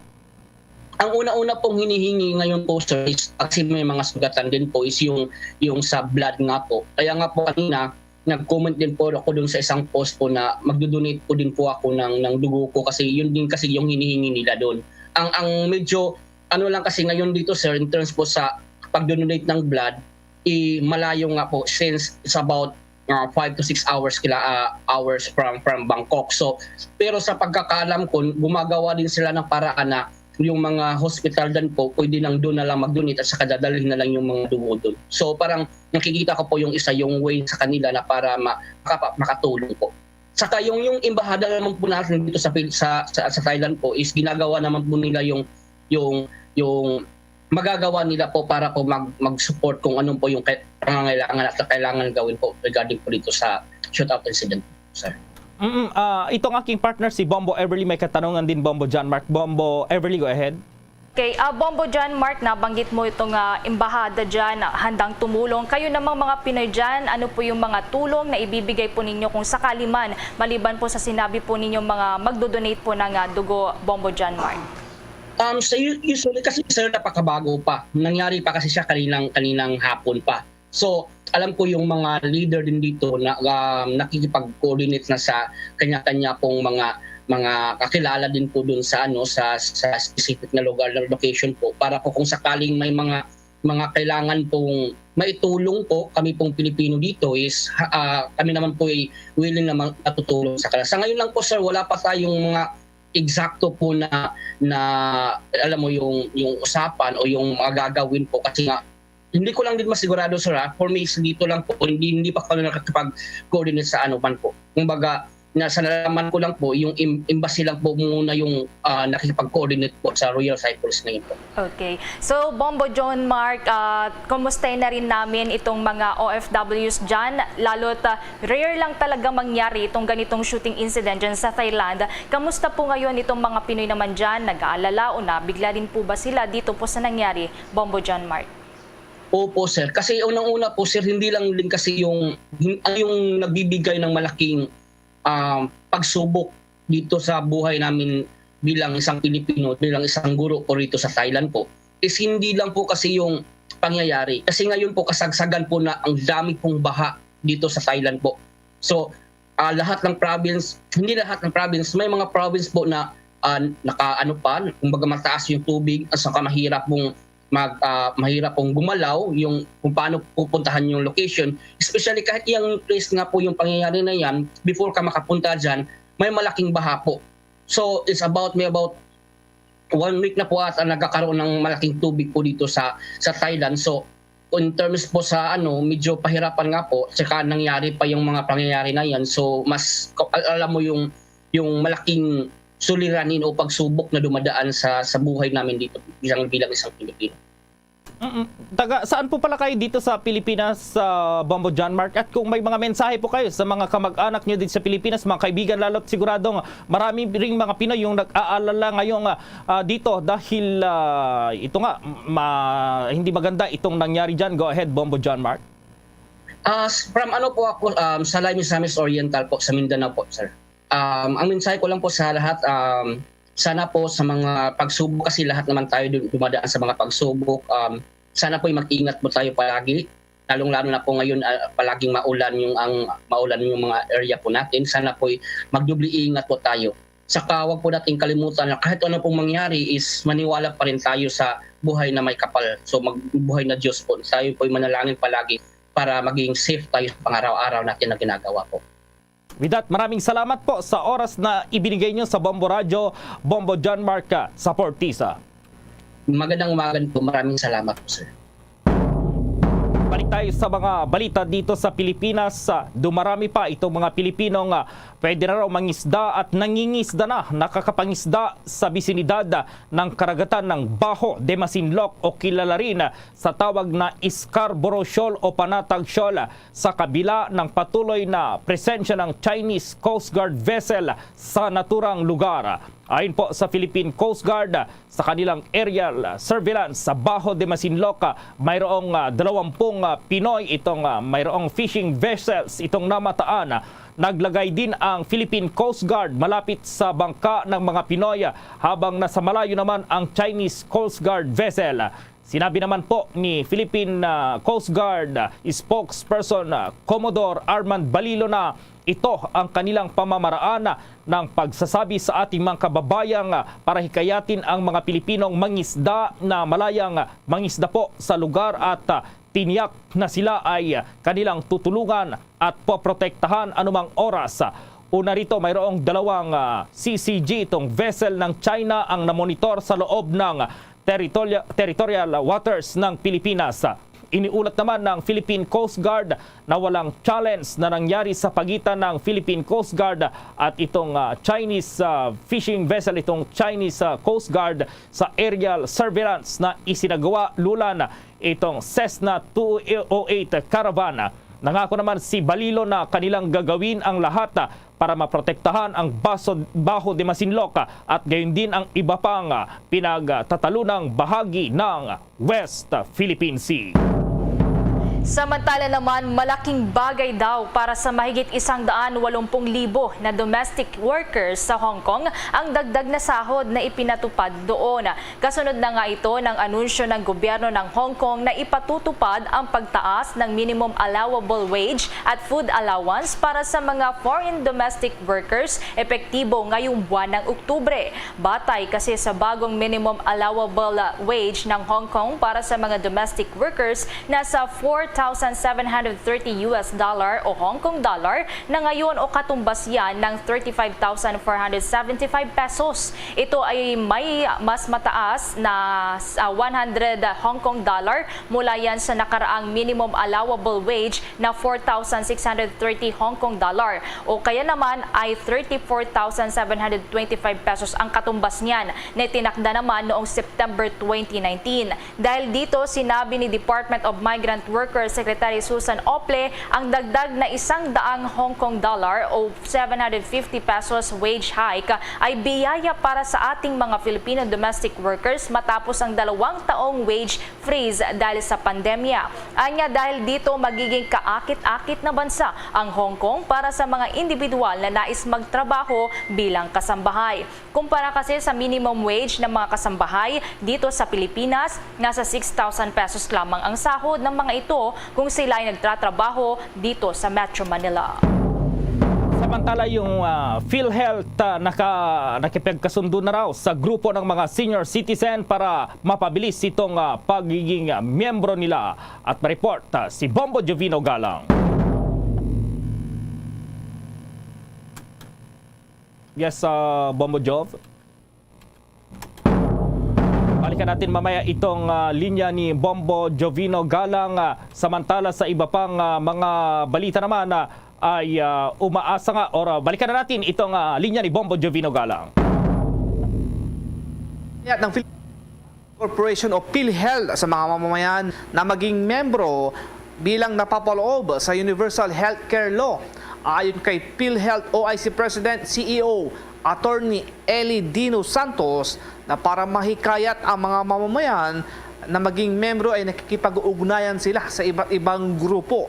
Sa pagdiriwang ng Elderly Filipino Week ay nagkaroon sila ng pakikipagkasundo sa National Commission of Senior Citizens para mapabilis na maging membro ng PhilHealth ang mga senior citizens. Our senior citizens will be able to maintain their health and prevent sickness through early detection. We are excited, for we will have a partner that will assist us in enrolling our senior citizens, for the Consulta package. Today, through the signing of this Memorandum of Agreement, PhilHealth and the NCSC shall collaborate to facilitate, process, and share information and statistical data regarding the membership and health status of senior citizens in the country. Indeed, periodic data sharing with NCSC shall help PhilHealth validate our very list of living senior citizens to deter potential fraud against the National Health Insurance Fund by protecting the integrity of our database and preventing availment of benefits by unscrupulous individuals. Sa panig naman ni National Commissions of Senior Citizens Chairperson Franklin Quijano, na ang nasabing programa ay isang maganda para sa mga senior citizens dahil may mga libreng konsultasyon at iba pang gamutan na magpapabuti sa kalusugan ng mga may edad na. I realize that the Filipinos, for them to be productive, they must be healthy. And for us to be healthy, we must be methodical in our pursuit to a healthy Filipino life. The first pillar for health is really PhilHealth. If the seniors are not aware of their health profile, of their health condition, they wouldn't be able to address their physical and medical requirement. And that is why, to me, Consulta, the project and the program of PhilHealth, becomes an indispensable requirement for us in among the seniors. When all the senior citizens, and the target is next year, when all the senior citizens would have an annual, regular, medical, dental, optical, and oral examination, we feel that we shall have already accomplished the first requirement of a healthy living of the seniors. Nag-uulat para sa Pambansang Radyo ng Pilipinas, Bombo Juvino Galang, Basta Radyo, Bombo! Umaasa ang Department of Tourism naman at tataas ang bilang ng mga turistang bibisita sa bansa sa mga susunod na huling buwan ng taon. Ayon kay Tourism Secretary Cristina Frasco, mula noong Pebrero hanggang ngayong Oktubre, mahigit 1.6 milyon itong turista ang nakabisita sa Pilipinas. Mula nang buksan nga ang ating mga pinto sa international tourist noong buwan ng Pebrero, malaki ang itinaas nito mula 168,879 international tourists noong 2021. At ito nga, sinabi ni Frasco, itong Department of Tourism, na hanggang Disyembre ngayong taon ay inaasahan nilang aabot pa raw sa 1.7 milyon itong mga turista sa nakabuang bibisita daw sa Pilipinas. Kabilang sa mga bansang pinakamaraming turista na bumisita na po sa Pilipinas ay ang mga bisita po, mga turista mula sa Estados Unidos, sa Korea, Australia, Canada, maging sa United Kingdom. Ang positibong balitang ito ay nagdulot rin ng pagtaas ng bilang ng employment sa sektor ng turismo sa buong Pilipinas. Sa ngayon, pasabot doon na po naman sa Senado yung panukalang 3.8 or 3.5 billion pesos na 2023 proposed budget ng Department of Tourism. Dahil naman umano sa mas maiksi pang oras na gugugulin ng mga commuters sa pagsakay ng mga ito sa busway, ay nais ng ilang mga business at advocacy groups na gawing pribado na ang EDSA busway system. Ito ay para mapaganda pa ang commuters experience. Sa joint statement nga, sinabi ng grupo na malakas ang kanilang panawagan sa pamahalaan na suportahan ang privatization ng EDSA busway system. Sa pamamagitan daw kasi ng public-private partnership process at sa ilalim ng concession terms na beneficial sa lahat ng mga concern, ay maisa sa katuparan ang naturang panukala. Ipinunto rin ng grupo na base sa data mula sa Department of Transportation, ang EDSA busway system ay nakakapagdala ng average na 325,000 na mga pasahero araw-araw noong Agosto ng kasalukuyang taon.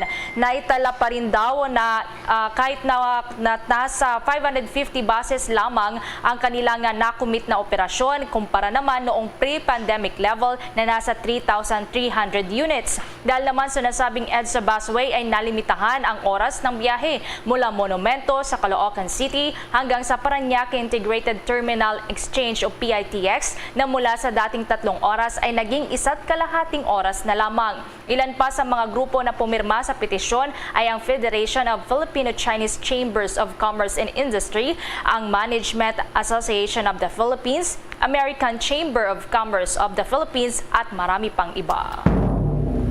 Samantala, pumalo na raw sa mahigit 42,000 itong bilang ng nabigyan ng Department of Labor and Employment sa Central Luzon o sa Dole Region 3 para sa mga manggagawang naapektuhan ng bagyong Karding.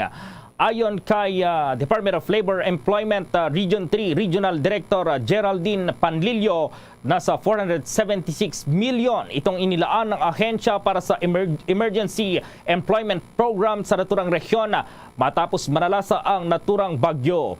Ilan naman daw sa mga manggagawa ang naka-employ para sa minimum na 10 araw para mag-assist sa cleaning, declogging ng mga canal, debris segregation, itong materials recovery at iba pang mga aktibidad na kinakailangan sa rehabilitasyon ng kanilang mga komunidad.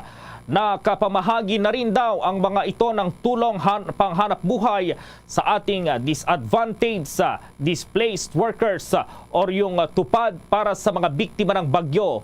Ang tupad ay isang institutionalized program na ipinatutupad lalo na kapag mayroong mga kalamidad gaya ng bagyo at lindol. Ito ay community-based amelioration program na nagbibigay ng emergency employment para sa mga displaced, underemployed at itong seasonal workers para sa minimum period ng 10 araw at maximum naman na 30 araw, depende po sa nature ng trabaho na dapat i-perform. Nagpapatuloy pa rin naman ang pagpapatupad sa iba pang mga proyekto at nasa mahigit 42,000 na nga itong beneficiaries na natulungan. Inaasahan naman daw na magpapatupad pa sila ng program para sa Central Luzon at makikinabang dito itong mga benepisaryo. Ang mga ibibigay namang sahod ay base dito nga sa wage, minimum wage sa rehiyon. Maliban sa tupad program, sinabi ni Panlilio na nakikipag-ugnayan na rin sila sa Technical Education and Skills Development Authority o TESDA para naman dito sa mga workers sa rehiyon para ma-upgrade po yung kanilang skills ng mga manggagawa. Sa iba pang balita, nagpaliwanag ngayon ang Social Security System o SSS sa kanilang condonation program sa loan penalty ng kanilang mga miyembro. Ayon sa SSS, ito ay para raw matulungan ang kanilang mga miyembro na masettle na ang kanilang loan balances ng walang penalty. Dahil dito ay muli namang hinimok ni SSS President at Chief Executive Officer Michael Regino na samantalahin ang kanilang programa para muling ma-regain ang kanilang mga miyembro ang kanilang magandang standing doon sa SSS. Sa isang statement, sinabi din ng SSS na ang consolidation of past due short-term member loans with condonation of penalty ay layunin na matulungan ang kanilang mga miyembro sa pagbabayad sa kanilang mga past due loans.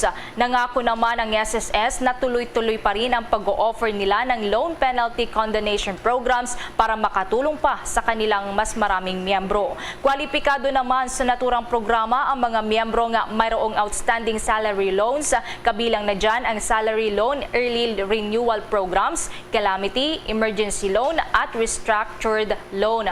Pero kailangan daw ay mayroong active na My.SSS account ang mga interesadong miyembro. Mayroon ding past due short-term member loan sa oras na nag-a-apply ang mga ito. Hindi rin daw dapat na mabigyan ang mga ito ng anumang final benefit gaya na lamang ng permanent total disability o retirement.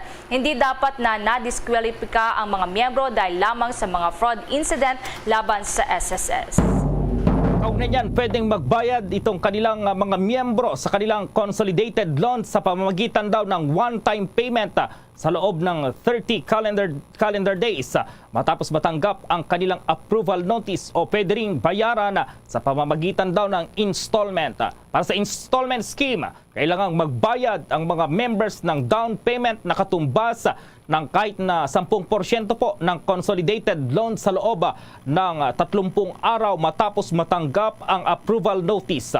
Pwede naman daw bayaran ang natitirang balanse hanggang 60 months. Depende po yan sa amount. Kapag bigo namang makamit ng mga miyembro ang payment terms, ito'y base sa Consolidated Loan Agreement. I-deduct daw ng SSS ang outstanding balance ng consolidated loan mula sa short-term benefits gaya ng sickness, maternity, or partial disability benefit claims at final benefits. Kabilang na po itong permanent total disability, ang death, retirement na otorisado naman ng Social Security Commission. Dagdag pa po ni Regino ang outstanding balance ng consolidated loan ay pwede rin namang ibawas mula sa death benefits ng mga members, itong mga beneficiaries o ibawas sa actual financial benefit claims. Abang nais din daw ng SSS na makakolekta ng past due loans. Sinabi ni Regino na kinikilala nila itong epekto ng pandemic sa livelihood, pangkabuhayan ng kanilang mga miyembro.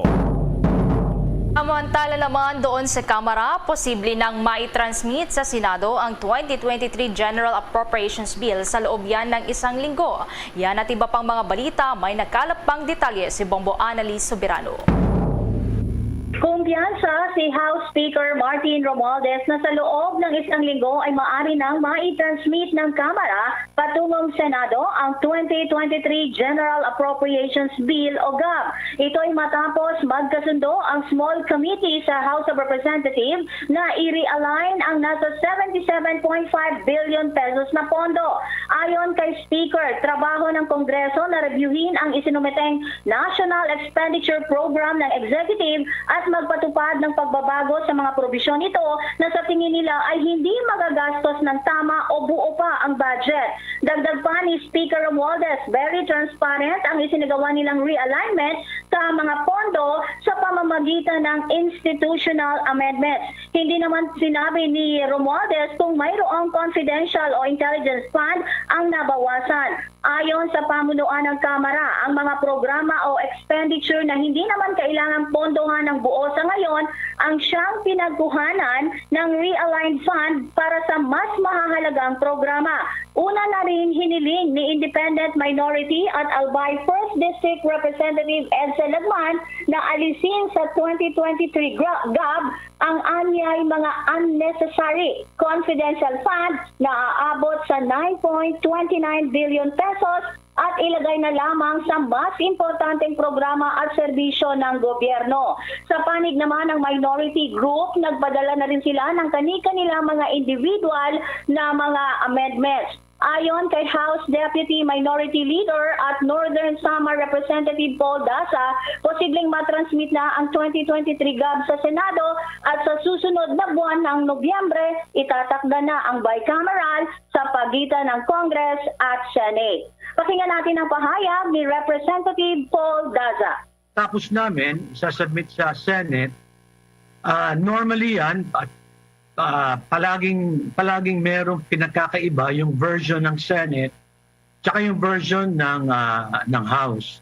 So, mga end of November yan, early December, makakaroon tayo ng tinatawag na Bicameral Conference Committee. Normally yan, mga 10. Yan si Representative Paul Daza. Mula Kamara, Bombo Anali Montaño Soberano nag-uulat para sa Pambansang Radyo ng Pilipinas. Basta Radio, Bombo! Mga kabombo at ka-Star Nation, babalik na sa face-to-face ang selebrasyon ng Dinagyang 2023. Isasagawa mula January 13 at ang highlight ay sa January 22, 2023. Ang Dinagyang 2023 ay hatid ng Iloilo City Government at Iloilo Festivals Foundation Incorporated. Ang live updates at coverages ay maririnig at makikita sa lahat ng himpilan at digital platforms ng Bombo Radio Philippines.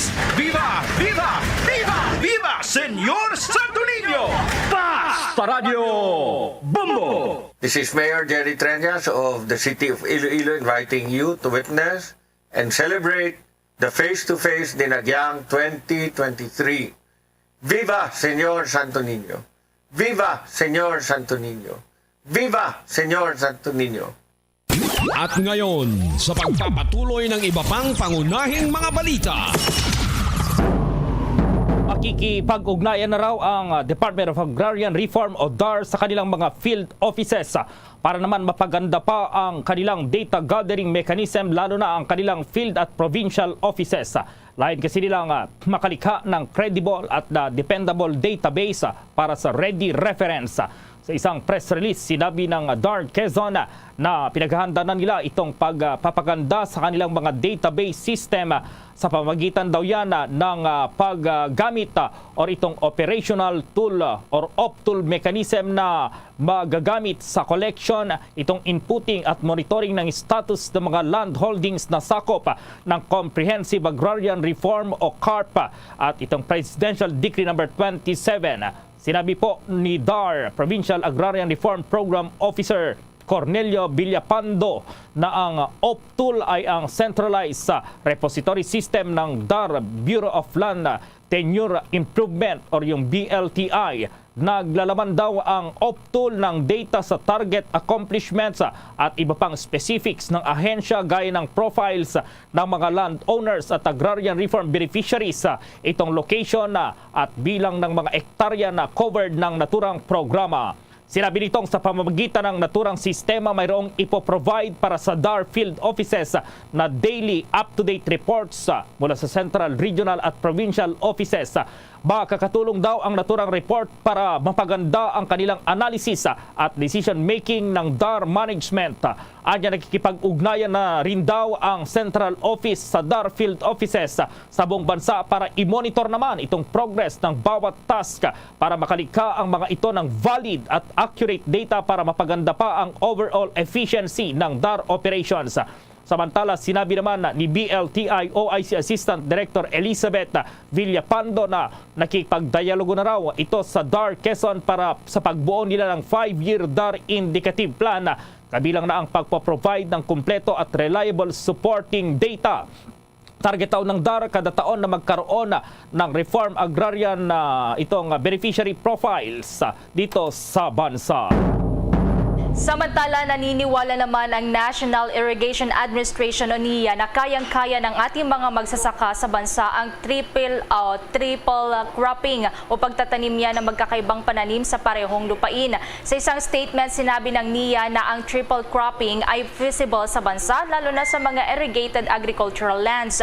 Sa pamamagitan daw nito ay masusustain ang development ng farm management dito sa Pilipinas. Malaki rin umano itong tulong para sa paglaban sa kagutuman, pagpapababa ng overall cost ng inputs at gayon din yung pagkontrol ng mga pesting sumisira sa mga pananim, maging ang weed growth at disease infestation. Ang naturang cropping method ay nakikita rin para makumplement ang government efforts para matulungan ang mga farmlands na sinalanta ng Super Typhoon Karding. Sa pamamagitan nito ay mapropromote din ang bayanihan sa mga NIA officials, local government officials at mga magsasaka sa kanilang operation at maintenance activities ng irrigation system lalo na sa mga canal clearing, dredging at desilting operations. Buo naman ang paniniwala ni NIA Chief Benny Antiporda na posibleng may sakatuparan ang triple cropping kapag mayroong magandang koordinasyon sa pagitan niya ng NIA, mga magsasaka at mga stakeholders. Sinabi rin ng NIA na plano na rin nila ang pag-adapt sa triple cropping doon sa Central Luzon. Ayon pa sa Department of Agriculture Disaster Risk Reduction and Management Office, ang rice production loss ngayong taon ay lumobo pa sa 2.5 billion pesos na nakakapekto yan sa mahigit 100,000 hektarya ng agricultural land. Ang Nueva Ecija naman ang labis na tinamaan ng naturang bagyo na mayroon ng volume loss na rice production at gayon din sinundan niya ng Tarlac, Pampanga, Laguna at Quezon. Sa unang quarter naman ng kasalukuyang taon, nananatili naman ang Central Luzon bilang highest producer ng palay na mayroong 772,855 metric tons ng palay production. Sigurista ang mga nanay kaya for their anak, game sila sa mga tulong sa health plus, proper diet and exercise. Ang Cherry for Tangkad Sagad ay may CGF, taurine and lysine. Ang CGF ay tulong sa height, taurine tulong naman yan sa eyesight at lysine tulong sa katawan. May Cherry for Drops for babies, syrup for kids at PGM for teens. Cherry for Tangkad Sagad, available in leading drugstores nationwide. Mahalagang paalala, ang Cherryfer ay hindi gamot at hindi dapat gamiting panggamot sa anumang uri ng sakit. Sa mga sandaling ito, makakasama na po natin itong samang industriya ng agrikultura chairman na si Ginoong Rosendo So para alamin itong sitwasyon ng mga magsasaka ngayon. Magandang umaga po, Ginoong Rosendo So. Live na po tayo sa Bombo Radio Philippines nationwide, worldwide. Yeah. Bombo Gerald ba? Magandang umaga. At Bombo Everly po. Siguro narinig nyo kanina po yung NIA, yung triple cropping na ito sa inyo po bang palagay posible feasible ba ito dito sa ating bansa? Yeah, pwede yan, no? Dapat kailangan natin na tutukan ang food security natin and yung production. Kung makita natin ang other countries, yung staple food nila ay tumataas, no? Ibig sabihin, ang bigas ng Vietnam, almost $40 per metric tons na ang tinaas ng presyo nila. And ang Thailand din, ganun, no? So, ibig sabihin, kung mag-aangkat, dependent tayo sa pag-angkat ng bigas sa other countries, tataas ang presyo ng ating bigas. So dapat talaga tutukan natin dahil itong local production natin dahil kaya naman natin mag-produce ng mas malaki. Naantala lang dun sa last administration dahil too much of importation, and this time I think ang ating presidente naman very clear ang direction niya na kailangan mag-produce tayo ng mas maraming sarili natin na staple food. Itong triple cropping po, hindi kayo makaka-apekto ito naman sa production ng isang produkto gaya na lamang yung isang hektarya, yung 1/3 niyan is rice, yung iba gulay, saka yung iba naman ay ibang produkto. Hindi kaya po maapektuhan lalo yung production ng isang product ng bansa dahil dito sa panukalang triple cropping na ito? Yeah, mostly ang ginagawa kasi ng ating mga magsasaka dun sa pilapil na tatawag, no, yung nasa tabi ng taniman dun sa main na tinatanim. Doon nila nilalagay yung mga vegetable, pwedeng itanim, no, dun sa upper portion. Kung sapat kasi yung tubig, hindi ka naman pwede maglagay ng corn dun sa area ng tinatamnan ng palay. So talagang nakakonsentrate yan sa palay. Doon sa siding, yun ang tinatamnan ng mga vegetable. So, ito ang aking partner, si Bombo Everly. May katanungan din po. Bombo Everly, go ahead. Yes, Sir Rosendo, ito po nga nagdaan po nga mga araw, talagang nakikita po natin yung mga presyo nagtataasan, maski po yung inflation rate dito sa ating bansa ngayon bumilis.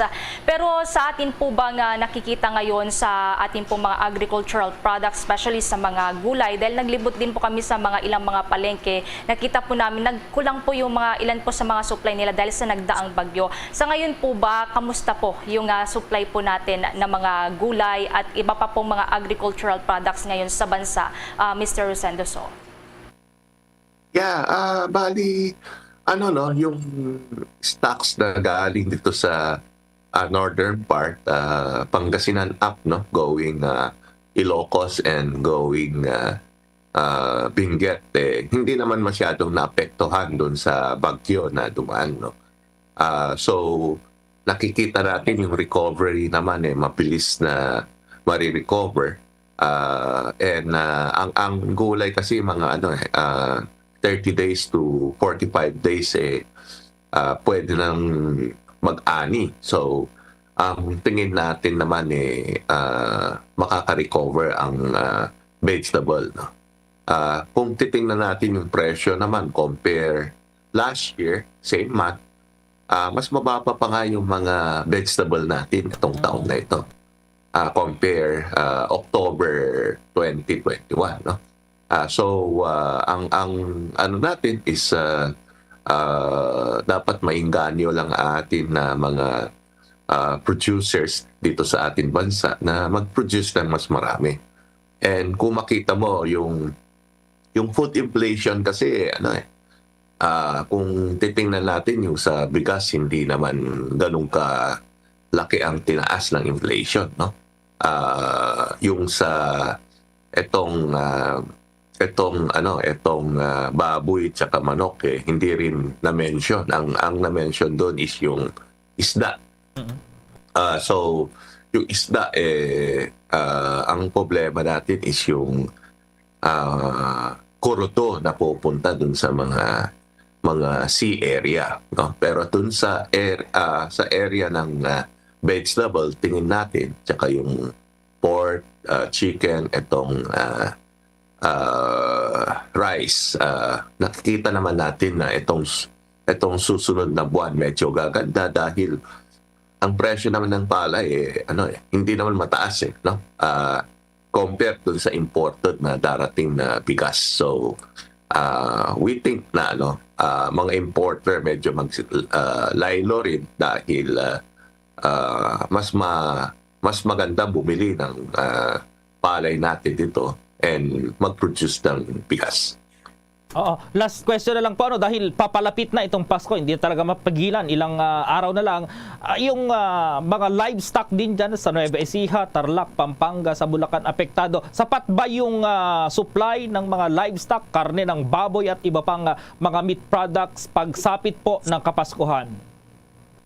Yeah, Bombo Gerald, natingin natin walang problema tayo up to January, no? Yung supply ng atin livestock, poultry, and itong rice. Yung vegetable, kaya natin habulin. So, wala tayong nakikitang problema dito sa pagkain. So, yung dating February, March na nababanggit ng former secretary na may problema tayo sa pagkain. Hindi totoo yun, no? Sinasabi na natin na tuloy-tuloy ang local production natin. Okay, with that, maraming salamat po ulit sa oras na ibinigay sa Bombo Radio Philippines, Sinag Chairman Rosendo So. Maraming salamat. Magandang umaga. Ibang mga balita pa, yung liderato ng Senado, ano kaya itong masasabi nila dito sa unang 100 araw ni Pangulong Ferdinand Bongbong Marcos sa pwesto? Nasa Senado si Bombo Raymond Tinasa. Bombo Gerald, Bombo Ever, ngayon ay araw ng Biyernes, bagamat wala pa rin sesyon ngayong araw, pero magpapatuloy pa rin yung mga ginagawang budget hearings ng iba't ibang mga komite dito sa Senado. Partikular na pagdebatehan, deliberasyon mamaya itong budget ng Department of Interior and Local Government o DILG. Samantala, ito nga, nagbigay din ng pahayag, komento itong liderato ng Senado kaugnay sa naging performance ng Marcos Jr. administration sa unang 100 araw. At sinabi nga ni Senate President Juan Miguel Migs Zubiri na sila ay satisfied o kaya ay kontento doon sa naging trabaho ng Marcos administration sa unang 100 araw. Sinabi niya na ngayon daw ay nagiging number 1, ika nga, top salesman ng ating bansa itong si Pangulong Marcos dahil sa kanyang mga biyahe sa Indonesia, Singapore at sa US kamakailan para ibenta, i-promote yung bansa bilang investment hub. Lalo pat nagkakaroon ngayon ng medyo problema sa China at naghaharap yung mga investors ng maaring malipatan ng paglagakan ng negosyo, kasama rito ang Pilipinas at iba pang mga bansa sa Southeast Asia, kasama yung Thailand. At sabi nila, o sabi ng Senate President na umaasa sila na magpatuloy ito sa kanilang inaasahan na administrasyon ni Pangulong Ferdinand Bongbong Marcos Jr. Pakinggan natin yung bahagi ng pahayag ni Senator Migs Zubiri. And he's the best salesman for the country. Right now, he's our number 1, our top salesman. He went to Singapore and Indonesia as well as the United States, selling our country to foreign direct investors, possible foreign direct investors. That has not been done in how many years? When was the last time there were road shows? I think during the time of President Gloria Macapagal Arroyo, where we rebounded our economy, in fairness to the former president. Well, you may like her or hate her, but during her term, napakaraming investors na pumasok sa economic zones. And PESA was one of the top performing agencies of government at that time. And after that, parang nag-slow down yung road shows ng gobyerno. Ang ginawa, puro house cleaning lang tayo. Wala nang pumasok na iba. Iniwan na tayo ng Vietnam. Lahat pumunta sa Vietnam. So now what the president wants to do is get these investors, because right now there's a tightening of policy in China. Maraming European and American companies na gustong umalis na ng China at lumipat. Ang tinitignan nila ay Thailand, Vietnam, or Pilipinas. So kailangan unahin natin sila. Unahin natin yung dalawang bansa na yan at sabihin natin na we are ready for business. We want your investments. We want your... Yan yung yan yung bahagi ng pahayag ni Senate President Juan Miguel Migs Zubiri kaugnay sa naging performance ni Pangulong Ferdinand Bongbong Marcos Jr. sa unang 100 araw. So mamaya abang natin yung mga pagdinig pa ng mga komite, particular ng Senate Committee on Finance, sa mga budget ng mga iba't ibang ahensya ng pamahalaan. Live mula sa Senado, Bombo Raymond Tinaza nag-uulat para sa Pambansang Radyo ng Pilipinas, Basta Radyo, Bombo! Sa susunod na buwan, ipinanukala nga na itutuloy na itong talagang full implementation ng face-to-face classes. Ano kaya itong mga sasabi naman ng mga magulang kaugnay rito? At ma-report si Bombo JC Galvez. Bombo Gerald at Bombo Ever, pabor ang mga magulang hinggil sa pagpapatupad ng Department of Education sa pangunguna ni Vice President and Education Secretary Sara Duterte na ang kanilang mga anak ay bumalik na sa school upang mag-aral. Sa panayam ng Bombo Radio, sang-ayon si Antoinette na bumalik na mga bata sa school para raw mas matutukan ito ng mga guro. Pakinggan natin ang bahagi ng pahayag ni Antoinette. Pabor po ako na magkaroon ng face-to-face, full face-to-face na yung mga estudyante kasi mas natututukan sila ng mga teacher nila at marami pa silang natutunan. Pati ang social ang pag-ano nila, pakikisalamuha sa mga kapwa nila bata kaysa yung dati nasa online lang po sila, hindi sila masyado nakaka-interact sa mga kaklase nila. Yun po. Bombo Geralda, sa payag naman ni Nanay Pasing, sa bahay daw kasi marami silang ginagawa kaya hindi nila matutukan ang kanilang mga anak sa pag-aaral. Kaya mas mainam na lang daw ay Bombo Gerald na bumalik na lamang sa school. Pakinggan natin ang pahayag ni Nanay Pasing. Kasi mas maganda yung face-to-face para yung mga bata nakakaano sila ng pag-aaral kaysa sa bahay naman. Maraming ginagawa ang magulang, minsan hindi sila natututukan, di ba? Sa loob ng school, minsan maano ng teacher kung ano yung dapat gawin nila sa school. Ganun lang po. Yan ang bahagi ng pahayag ni Nanay Pasing kung saan ay pabor siya na bumalik na ang kanilang mga anak upang mas matutukan ng mga guro kaysa sa bahay daw kasi marami silang ginagawa silang mga nanay. Una rito, Bombo Gerald, inanunsyo ng Kagawaran ng Edukasyon na ang lahat ng estudyante sa elementarya maging sa sekundarya, mapapubliko o pribadong paaralan na nasa ilalim ng ahensya ay kinakailangan nang bumalik sa full face-to-face classes sa ika-2 ng Nobyembre ngayong taon. Inanunsyo ni Vice President and Education Secretary Sara Duterte na itong 5-day in-person classes ay kabilang sa Department of Education o DepEd Order 34 Series of 2022 na naglalaman ng calendar of activities for school year 2022 to 2023. Bombo Gerald. Okay, Bombo JC. Live mula rito sa Palanan Elementary School, ako si Bombo JC Galvez, nag-uulat para sa Pambansang Radyo ng Pilipinas. Basta Radyo, Bombo! Samantala, daan-daang mga residente naman lumikas dahil sa encounter ng militar at NPA doon po sa Negros Occidental. Mareport ang Bombo Radio Bacolod. Wala pang body count na na-recover ang 94th Infantry Battalion ng Philippine Army sa encounter site sa Sitio Sigang, Barangay Carabalan, Himamaylan City matapos ang nangyaring enkwentro kahapon alas 6 ng umaga at sinundan ng isa pang bakbakan alas 3 ng hapon.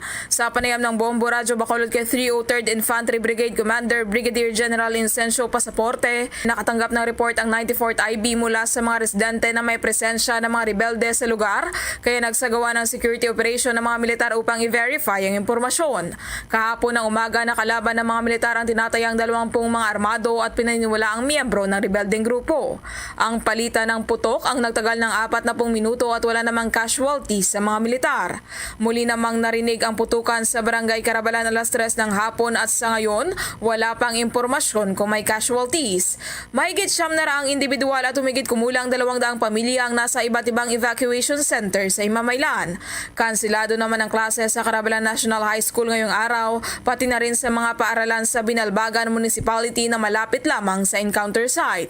Ayon kay Pasaporte, kapag na-clear na ang area ngayong araw, pwede nang makabalik ang mga evacuees sa kanilang mga tahanan.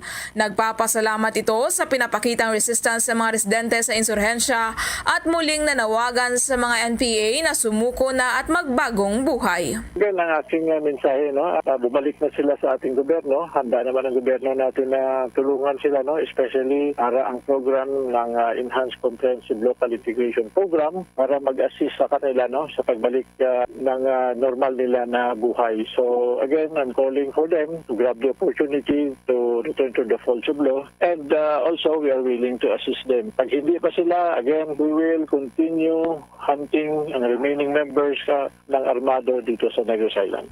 Para sa Bombo Network News, ito si Bombo Jairi de los Reyes para sa Pamasang Radyo ng Pilipinas, consistent overall number 1 sa Bacolod. Basta Radyo, Bombo! Bombo International News. Itinuturing pa rin ng International Atomic Energy Agency na ang Zaporizhzhia Nuclear Power Plant ay bahagi pa rin ng Ukraine. Ito ay kahit na ang lugar ay sinakop na ng Russia at itinuring ni President Vladimir Putin na bahagi na ng kanilang bansa ang planta. Sinabi pa ni International Agency Atomic Rafael Grossi na nakasaad sa international law na nananatili ang pasilidad sa Ukraine. Nananawagan ito sa Russia na dapat tigilan ang pananakop nito sa Ukraine. Nakatakda na ring magtungo si Grossi sa Russia para formal na kausapin ang si Russian President Vladimir Putin. Bombo Sports News. Formal na pong hinirang bilang World Chess Hall of Fame itong unang Grandmaster ng Asia at ito'y si Eugene Torre. Dahil ito ay si Torre ang naging unang lalaki sa Asia na tinanghal bilang World Chess Hall of Fame.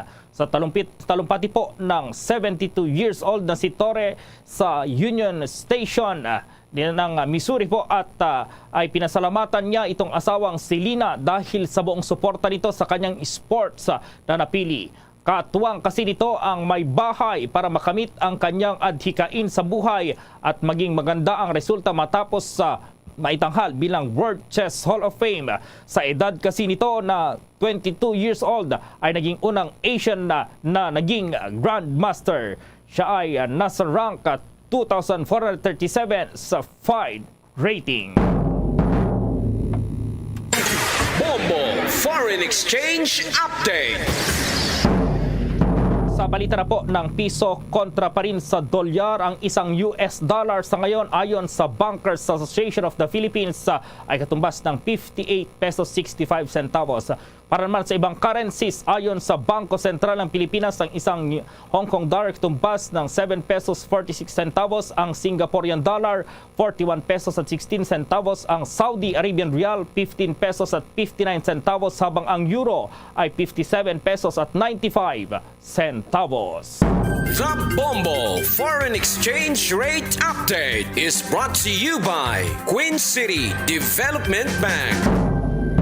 Samantala, dahil sa kinarap ng buong mundo ang COVID-19 pandemic, samahan niyo po kami sa isang panalangin. Narito ang Orasio Imperata.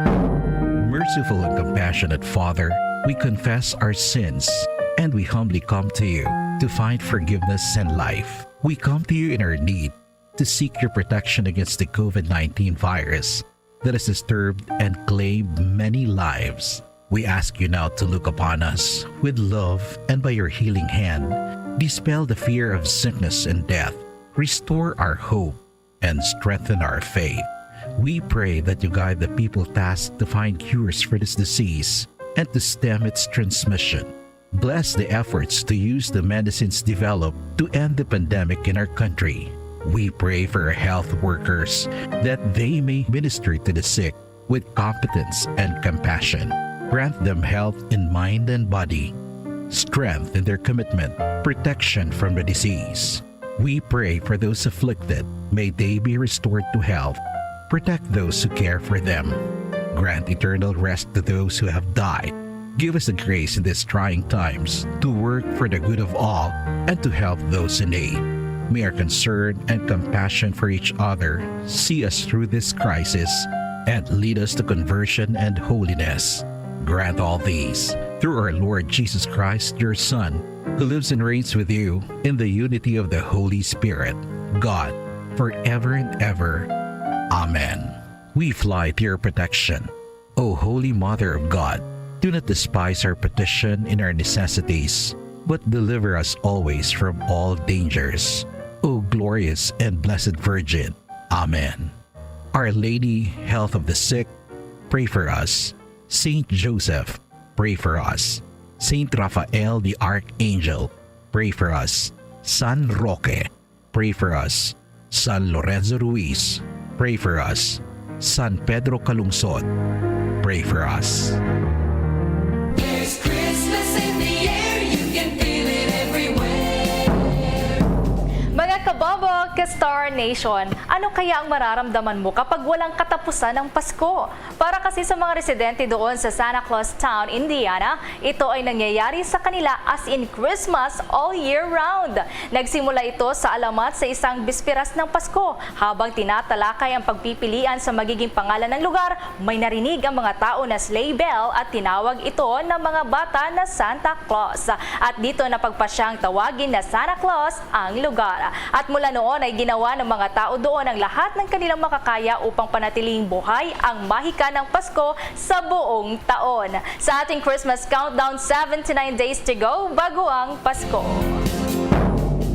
Luzon, Visayas at Mindanao maging sa buong mundo, yan ang kabuuan ng Bombo Network News Morning Edition. At live nationwide via satellite mula sa Bombo News Center Makati, kami ang inyong mga kasamang naghatid ng mga balita. Ako si Bombo Everly Rico. At ako naman si Bombo Gerald B. Ulet para sa Pambansang Radyo ng Pilipinas, Basta Radio Bombo. 2 minutos na nakaligad sa taknang alas 8 Saga.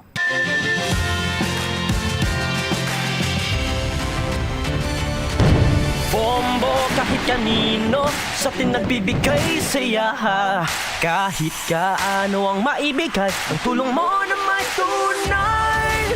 Bombo kahit kanino nangangailangan ng tulong. Pamasko para sa iyo ang aming lingkod. Maligayang Pasko sa lahat, Star FM at Bombo Radio.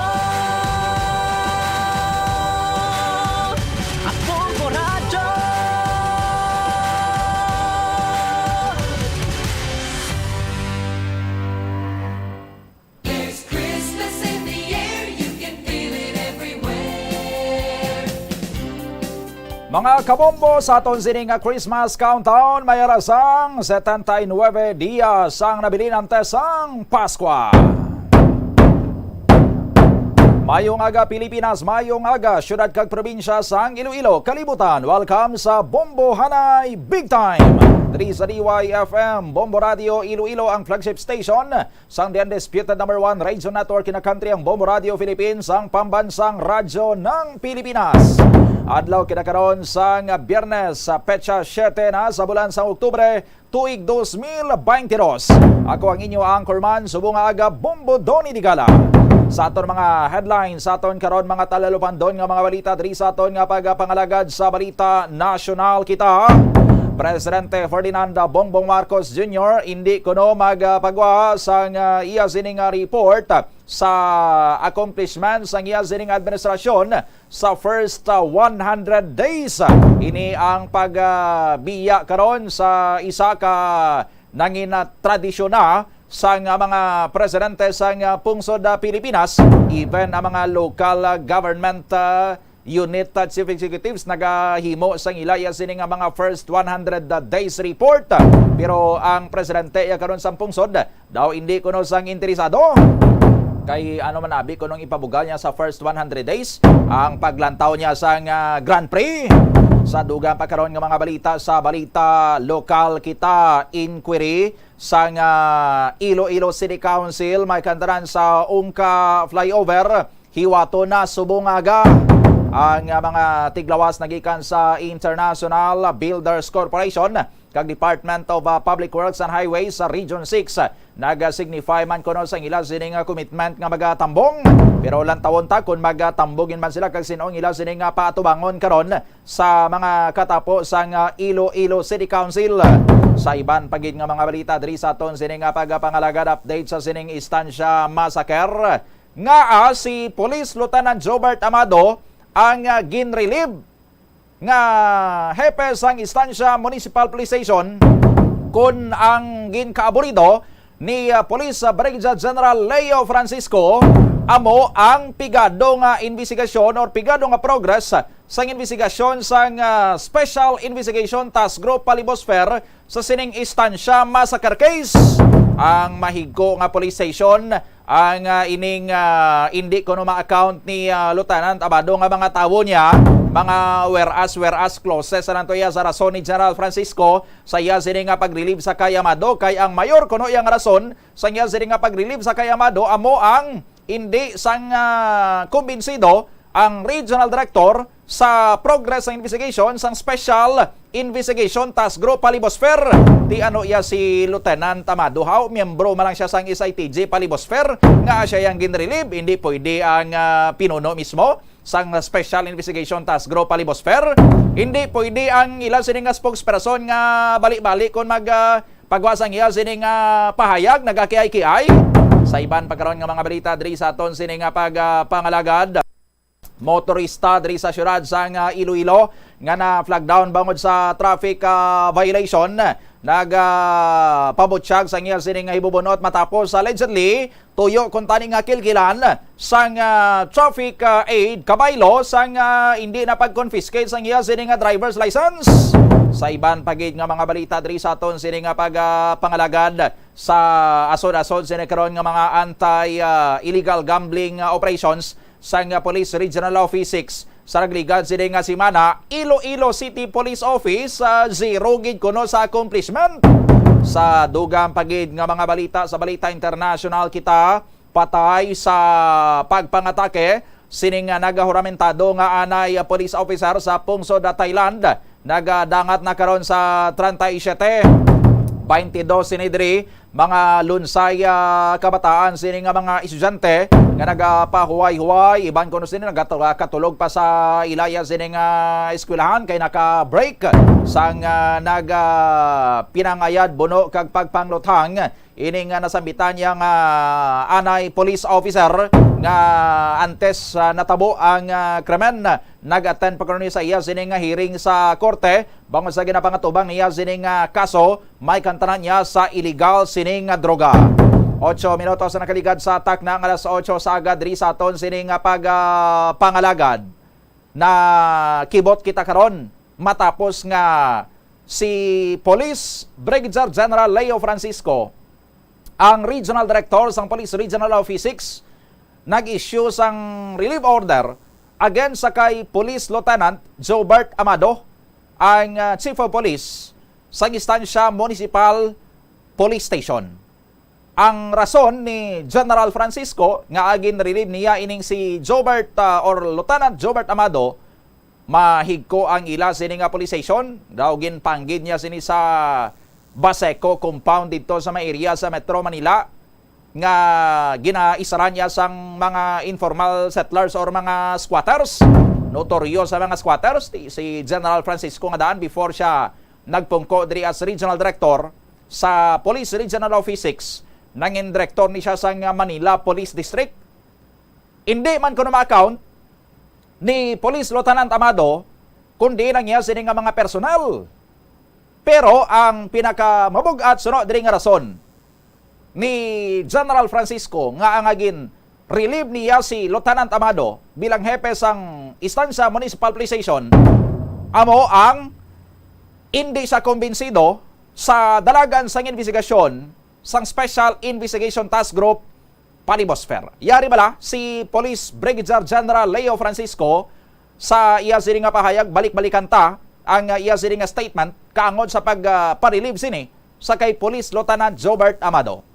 Sa pagpunta ko sa estansya, hindi ako nabigyan ng update kaya bumalik kaagad ako para ma-meet ko yung SITG dahil ang reason ng COP doon ay ang kopya ng mga updates ay nasa SITG na nasa provincial level na. So, narinig ko, siguro kaya dahilan ng napakadumi ng kanyang police station. Hindi niya ma-account yung tao niya. And pinakamaing doon ay yung Estancia killing, hanggang ngayon ay hindi ako satisfied sa mga progress at sa mga effort nila. So kailangan kong palitan siya para itong mga sinasabi ko sa kanila na ito, hindi lang dito sa instansya killing, pati yung aming administrative at saka operational requirements ay magawa nila.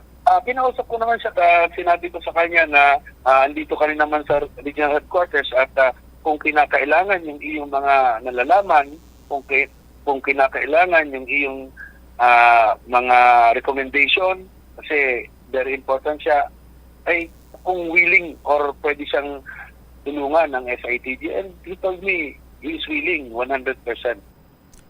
Ang pahayag ni Police Brigadier General Leo Francisco, Regional Director sang Police Regional Office 6. Ang rason nga ginrelieve niya si Lieutenant Amado bangod kay hindi siya kumbinsido sa dalagan sang investigasyon sa mahinay nga progress sang investigation sang Special Investigation Task Group Palibos Fair sa sining istansya massacre case. May gin-mention man siya nga mga other reasons pero kita ya nagapati ini nadarahig na lang ni. Gindugang-dugang na lang ini para nga mas mabugat balang justification kung nga ang gin-relieve sang Regional Director si Police Lieutenant Jobert Amado ang mahigko sini nga police station, no? Ang hindi sini ma-account nga mga personnel niya, siguro biskan diin malang subong mismo nga mga inoras maglibot si General Francisco, liboto niya masobra 40 sini ka mga area sa aton sini nga probinsya, pang-checkero niya mga police stations. Sobra guro katunga ma-relieve mo kung ang basis sang iyaya sini nga relief order ang mahigko nga police station may nagasarablay sini nga mga halayan daw relipan sa tinda ang isan sa municipal police station hindi niya ma-account sini nga mga tinawo biskan diin malang guro subong nga police station siri sa probinsya sang Iloilo or sa entire Western Visayas liboto ni General Francisco damo siya pang relieve mo sa aton sini nga mga kabombo ti inaya nga mga rason whereas na lang na pero ang major reason gin-relieve si Amado because nahinayan siya, napigaduhan siya, nalawlawan siya sa progress sang Special Investigation Task Group Palibos Fair. Mahimo nga mangin justifiable ina kung why naga-perform sang mayon taga Special Investigation Task Group Palibos Fair may ma-relieve gid. Pero sino dapat yang i-relieve? No? Sa doctrine sang command responsibility kag kon Special Investigation Task Group Palibos Fair ang ginahanot karon ni Police Brigadier General Leo Francisco tinga si Lieutenant Jobert Amado yang masalabat. Ano bala si Lieutenant Jobert Amado? Yes, hepe siya sang istansya municipal police station. But as far as ang istansya massacre case is concerned, no? Piyon lang sinadra si Lieutenant Amado. Soldado lang siya sinadra, hindi sayang commander. Siguro, kung waay pagin-create ang Special Investigation Task Group Palibos Fair, waay pa inigin-create ni General Leo Francisco mismo, kag ang whole investigation sa istansya massacre case, ang ginatugyan lang sa istansya municipal police station, and then sa gincheck ni General Francisco ang progress ng investigation, lawlaw, why sang may makapakita sini nga maayo nga performance, hindi makahatag sang maayo nga development ang istansya municipal police station sa investigation, kay ti ang hepe sang istansya PNP amo si Lieutenant Jobert Amado, kag pigadong ila sini nga investigation, pigadong paghulag sa mga tawo niya, pigadong pag-gather sa intelligence sa mga tawo niya, ti the buck will stop with him. Siya ang iguon sina kay ti siya hepe, no? Hindi niya mapatarong ang investigasyon sa mga tawo niya nga siya nagapamuno, ti command responsibility. Niya ina nga apigadong ila sining investigation. Siya gid man dapat sila nga i-relieve. But that is not the case sa aton sini nga mga kabombo sa istansya massacre case. Sideline na lang na iyang istansya municipal police station. Kay may aras ang gin-create nga Special Investigation Task Group Palibos Fair nga gin-order mismo ni Police Brigadier General Leo Francisco para specifically magtutok sa investigation sang istansya massacre case. Hindi iya si Lieutenant Amado ang commander sina. hindi iya si Lieutenant Amado ang lead sa investigation sang Special Investigation Task Group Palibosfer. No? Sagin create sini nga Special Investigation Team, si Lieutenant Amado, miyembro lang iya sinadra. Tingaa siya ang i-relieve. Kay miyembro lang siya. Nga siya ang i-relieve. Nga waay gani sa gintagaan dira sang mabugat nga papel sa SITG Palibosfer ang pag-include sina gani guro sinadra sa iya sa Special Investigation Task Group Palibosfer sa ngala na gid lamang nga hipi siya sang Istansya Municipal Police Station kag under sa ila sini nga jurisdiction ang lugar nga natabuan sang Istansya Massacre. Ang bilya panian Istansya Iloilo, pero sili nga may ara sang say si Lieutenant Amado sa investigation o sa Special Investigation Task Group Palibosfer nga pwede siya masukot kung nga hindi satisfied si General Francisco sa investigation sang task group. Why? No? Tinga siyang ginrelieve. Why not? I-relieve ni Police Brigadier General Leo Francisco si Police Colonel Martin Defensor Jr., Deputy Regional Director for Operations ng Police Regional Office 6, nga amo ang gin-appoint nga SITG Palibosfer Commander or si Police Colonel Adrian V. Acollador rather, no? Sa aton sini nga mga kabombo, no? Siya ang commander sang SITG Palibosfer, no? Si Police Colonel Martin E. Defensor Jr., siya naga-supervise sa Special Investigation Task Group Palibosfer, no? Pero ang commander si Police Colonel Adrian Acollador, no? So nga si Lieutenant Amado, yang nga miyembro lang siya sa SITG Palibosfer nga ang dalagan sang investigasyon, hindi makasatisfy sa kay General Francisco ng ginrelieve. Nga hindi ang commander how?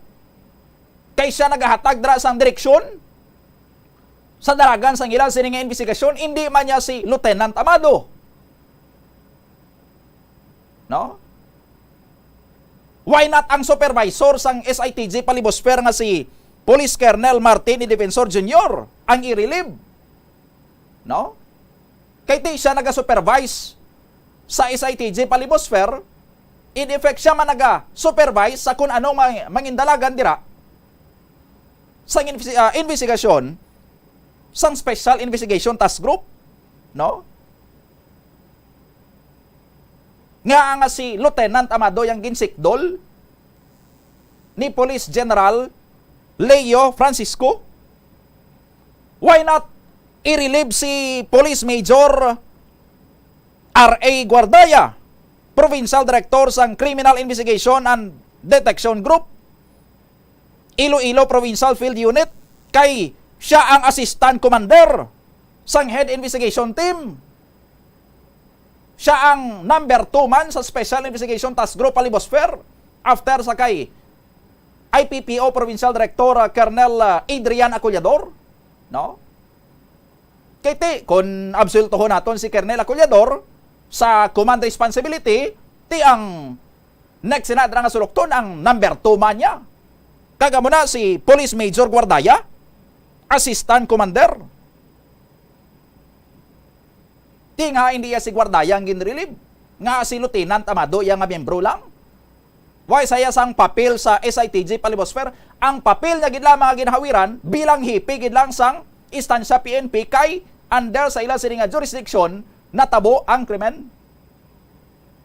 Why not ginrelieve si Police Colonel Agustina Ompoy, Regional Forensic Unit 6? Kay hindi nila ma-mount adtong na-recover sini nga SD card sa dashboard camera sa salakyan ni JP Bosque sa to sa mga napatay sa Istansya Massacre. No? Nga hindi ya si Police Colonel Umpoy ang i-relieve how? Kay lawlaw ang Regional Forensic Unit 6 kay ang ila sini nga gingamit nga forensic device hindi makabasa sang kaundan sang memory card sang dashboard camera sang salakyan ni JP Bosque. nga kun na-mount tani nila, kun nabasa tani nila ini, magkahatag pagid ato sang lead dugang sining ebidensya sa ilang sining investigasyon nga ang awaaya nila gin exhaust ang tanan sining efforts kung hindi ma-mount sa ilang sining forensic device, why na sang iban sining device nga pwede maka-open sa to, why na sang iban sining mga experts nga makonsulta sila para ma-open ato. Kay why man sila gahambal nga why to sang unod? Kay why man nila mabuksan mo? Ang hambalang yan nila, hindi nila ma-mount. But siningon, hindi pa nila mabuksan. Tila niya maghambal kita nga waay unod, sang sa waay nabuksan. Kay kung nabuksan na to, kay nakita nga wala sang unod, di maghambal kita waay unod. Pero kung hindi naton mabuksan, so hindi naton makita kung may unod o kung waay, hindi kita maghambal nga waay ato sang sulod. Ti nagbulig sa kalawlawan sang progress ng investigation sang Special Investigation Task Group Alibosfer ang Regional Forensic Unit 6. Tingang hindi si Colonel Umpoy ang ginrelieve nga si Lieutenant Amado ya kay piyon malang si Lieutenant Amado dra sa Special Investigation Task Group. Nga hindi si Police Lieutenant Colonel Raymond Siloso nga chief sang Provincial Investigation and Detective Management Unit PIDMU. Kay may dako man siya dra nga katungdanan. Nga hindi si Police Lieutenant Colonel Troy Waring Kayanan, Regional Legal Service 6. Nga hindi si Police Lieutenant Colonel Jervinson Moyo, nga chief sang Provincial Intelligence Unit kay lawlaw ila sining intelligence. Nagkonsulta lang niya sila sa tando-tando sa pag-determine sang lugar kung diin sila mapatigayon sang luminol test. Waya gali sila nakapatigayon sa pagpangutkot sa madawon sining mga intelligence information sa kung diin naglibot-libot ining salakyan sakay adto mga biktima antes sila pinamatay or antes sila nagkasapuan dra sa may Villa Panian instansya, no? So nga hindi si Police Lieutenant Colonel Moyo ang ginrelieve kay lawlaw ila sining intelligence unit. Otro pa si Police Lieutenant Joey Ryan Hakla, Regional Intelligence Unit. Wanya ginbuligan ang provincial unit. No? Okay man lang sa iya yang sa tando-tando lang sila magkonsulta, ginpatudlo nila sa tando-tando diin kami makandak sang luminol test. Tigin tudlo sang tando-tando ang balay ni Jebron Paruhinog, ang ice plant malapit sa balay ni Jebron Paruhinog. Amo man tong ila sila patigayunan sang luminol test nga turn out negative.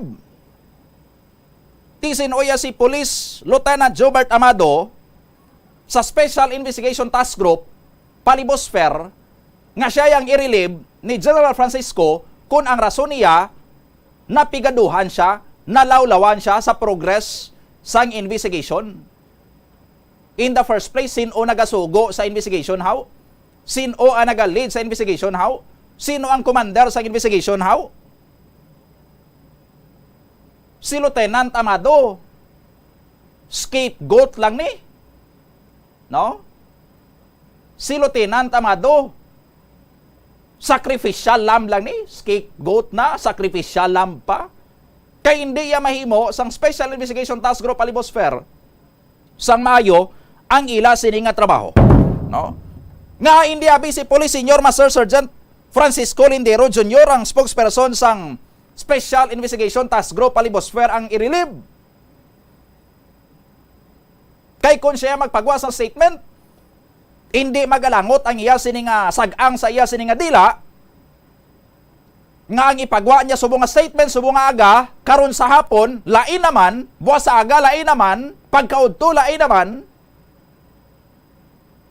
Kay lain-lain yang iya nga ginapanghambal sa kung ano ang progress, actual nga progress ng investigation sang Special Investigation Task Group, and because nabutang karon sa bad light ang Special Investigation Task Group bangod sa ila sining spokesperson nga nagakiay-kiay kung magpagawa sang statement.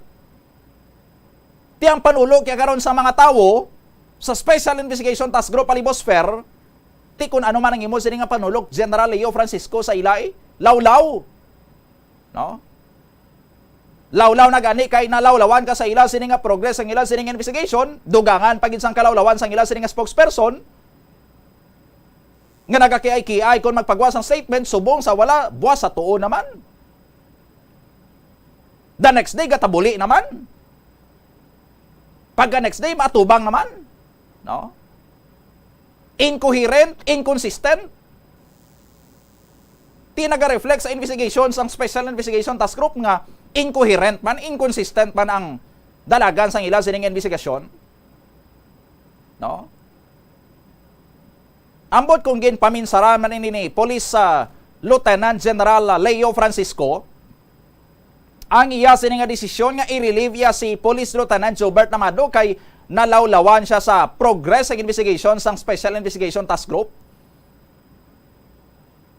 Ti mabalik ini karon sa imo sini Police General Leo Francisco kung ano ka klase nga regional director, ano ka klase nga pinuno sang kapulisan, ikaw pa nag-create sang Special Investigation Task Group Alibosfer, no?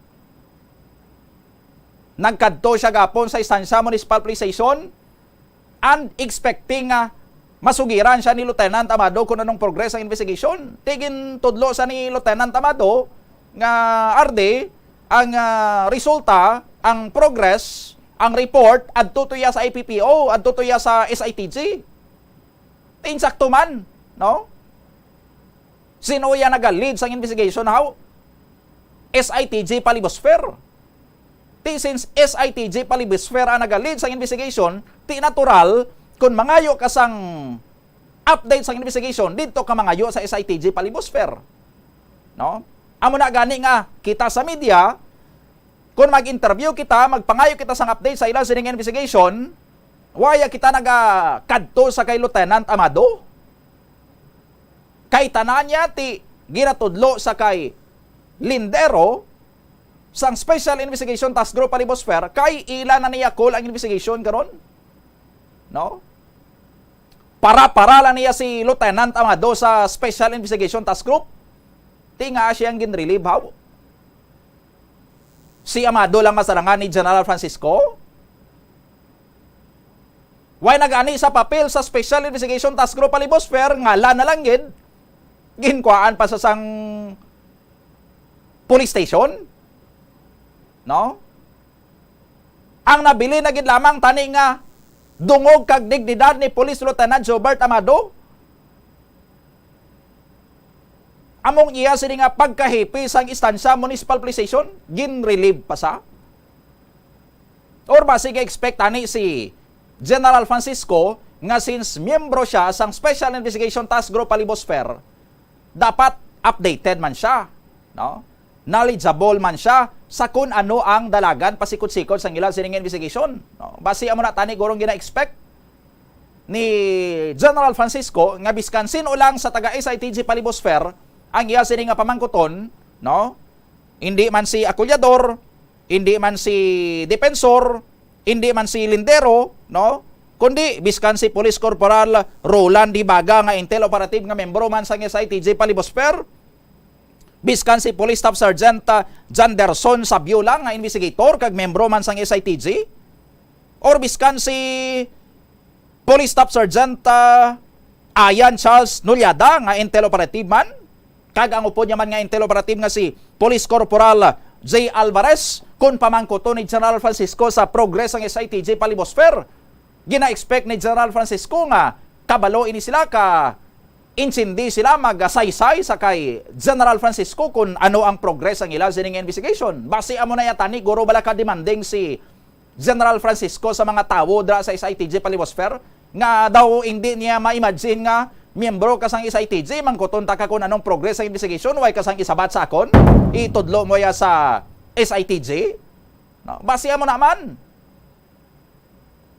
Kag gina-expect naman no? Gina-expect naman nga ang taga SITG Palibosfer, biskan sino man sa ila, biskan si Police Corporal J. Alvarez lang ang pamangkuton, bisan si Police Corporal Roland Hibaga lang ang pamangkuton, makasugid sang progress sa ilang investigation, no? Ti how much more sa hepe sang isansya PNP. Mas makasugid pagitani ini sang investigation kay gina-presume naton nga since siyang hepe dra natabo ang krimen under sa ila sini nga jurisdiction ng crime scene kag miyembro sa sang SITG Palibosfer, dapat well-informed siya sa progress ng investigation. Unfortunately, hindi siya gali sang well-informed. Ang pamangkot, kung magsapol ang SITG Palibosfer, ginadala man nila si Lieutenant Amado. Kung mag-present, mag-discuss ang progress ng investigation sa SITG Palibosfer, ginapaintra man nila si Lieutenant Amado, or may ara lang niya sa nagamuon-muon dra sa Special Investigation Task Group Palibosfer sang kung ano ang pagpadalaga nila sang investigasyon sining nga kaso. 31 minutos na nakaligad sa atak na ang alas 8 pagbalik ta. Speaking sang progress ang ila sining investigation sa aton sining nga mga kabombo, kundi ang NBI, ang National Bureau of Investigation, may araman sang progress report kay ti may parallel investigation ini sila mo. Ang nagagwaya karon ang NBI kag SITG Palibosfer daw ga patayog-tayog manihi. Abi tagani sadto mabuligay ini sila. Nga asubong gwa niya daw ga pa hindi sanay sila haw. Balikan ta na pagkatapos sa mga pahanumdom. Mga kabombo at ka-Star Nation, babalik na sa face-to-face ang selebrasyon ng Dinagyang 2023. Isasagawa mula January 13 at ang highlight ay sa January 22, 2023. Ang Dinagyang 2023 ay hatid ng Iloilo City Government at Iloilo Festivals Foundation Incorporated. Ang live updates at coverages ay maririnig at makikita sa lahat ng himpilan at digital platforms ng Bombo Radio Philippines. Viva! Viva! Viva! Viva! Senyor Santo Niño! Paz sa Radyo Bombo! Ako si Mayor Jerry Treñas, sang syudad sang Iloilo, nagaimbitar sa inyo sa pagkare kag pagsaksi sang face-to-face Dinagyang 2023. Viva Senyor Santo Niño! Viva Senyor Santo Niño! Viva Senyor Santo Niño!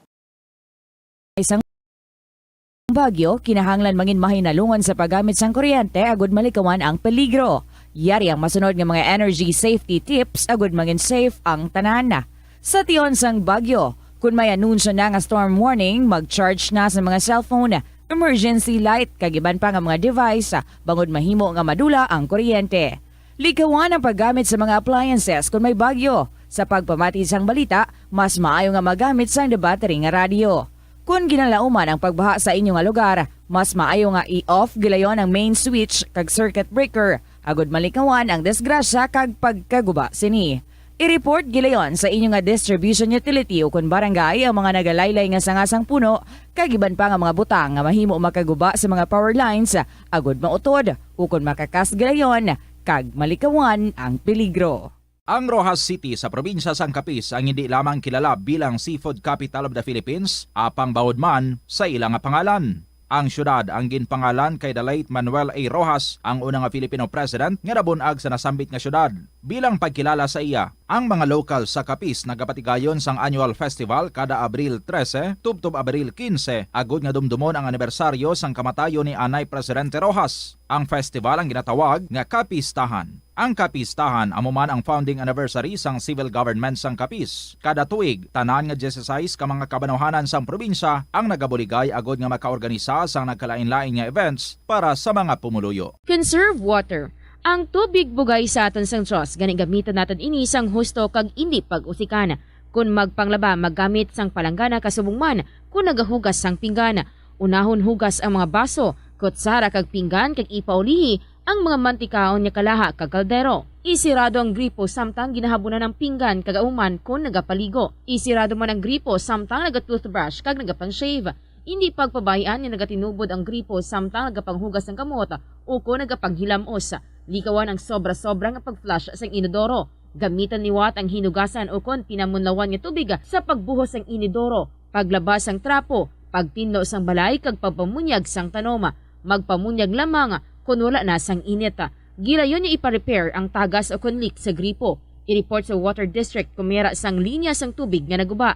Maggamit lamang sang husto nga tubig kung magluto sang pagkaon. Likawan ang mga disgrasya nga dulot sang kuryente. Tabunan o konselyuhan ang mga wala nagamit nga electrical outlets. Ihaboyo kung ipa-repair ang mga electrical items nga may samad nga cords. Hukson sa saksakan ng mga electrical appliances antes ini i-repair. Hindi paghuslo na mga plug halin sa outlet nga ginabutong ang cord kay basi mabugto ini. Hindi pagpunon sa nakasaksak nga mga appliances o kon gadgets sa mga salaksakan. Hindi magtandog sa electrical appliances kung basa ang imo mga kamot. Hindi pag-isuok ang imo kamot o kon ang metallic objects sa electrical outlets. Hindi magamit sang electrical appliances malapit sa tubig. Likawan ang pagsaka o kon pagtandog sa puno o kon sangasang kahoy nga may nagalaylay nga kuryente. Sa subong nga panahon ang mga kabataan masami na lang makitaan nga yara sa atuwang sang cellphone, tablet, laptop o kon computer. Hindi kaangay sadto nga buhi pa ang mga laro ng lahi kag gina-enjoy sang mga kabataan.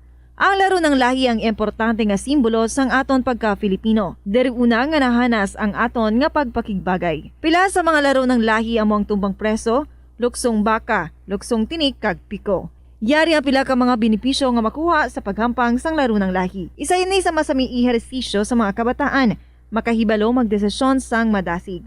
Ma-develop ang ila pagpakigbagay kag mapasangkad ang ila nga imahinasyon. Nagabanding pabalaka mo kaupod sang imo nga pamilya? Sa kasakuon sa mga ginikanan subong, tumalagsahon na lang kamo nagaupod bisan magkaon. Apang bisan anuman kun tani nga kasakuon sang miyembro sang pamilya, hatagi gid sang oras nga kamo makaupdanay sa kalan-an ukon makalagaw kun wala sang trabaho. Ang pamilya nga nagaupdanay ang makahatag sang mabakod nga relasyon sa isa kag isa.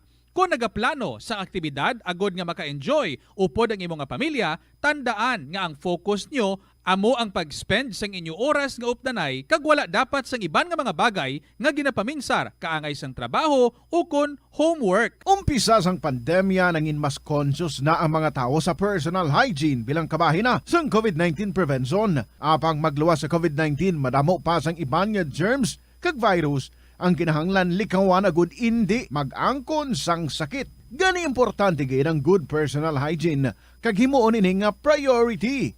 Yari mga proper hygiene practices nga dapat mohimuon agud malikawan ang nagkalailain nga sahi sa malatian.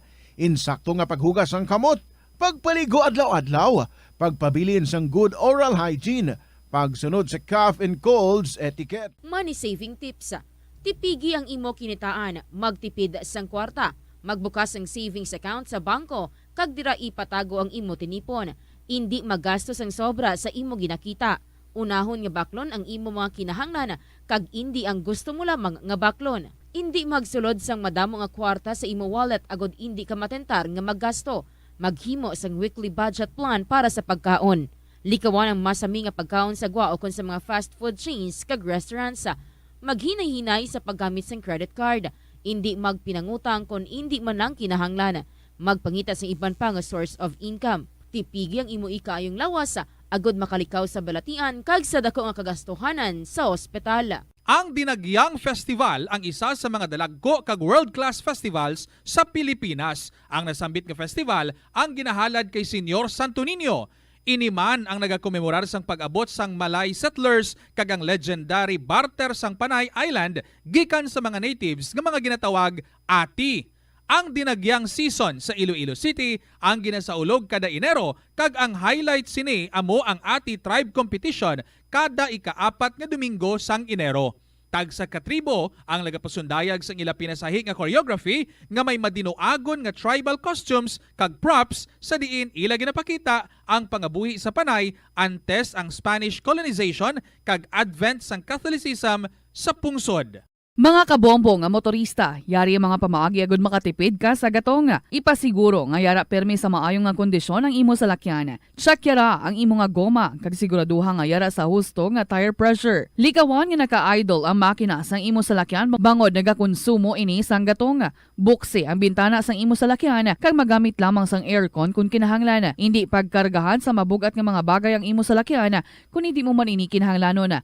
Likawan na maghimo sang short trips kag pagkamaayo nga mag-commute na lang o kung maglakat-lakat kung malapit man lang ang imo kadtuan. Likawan ang aggressive driving kag padalaga na ang imo salakyan sa husto lamang nga katasigon. Ang pagpain o kung pag-segregate sang basura umpisa sa panimalay nagahimo sa imo nga isa ka responsable nga pumuluyo sa imo komunidad. Kung ikaw nagapainas ang basura sa panimalay, nagadutay na lang ang basura nga nagakanto sa mga landfill kag mas maayo ini sa mga pumuluyo kag sa palibot.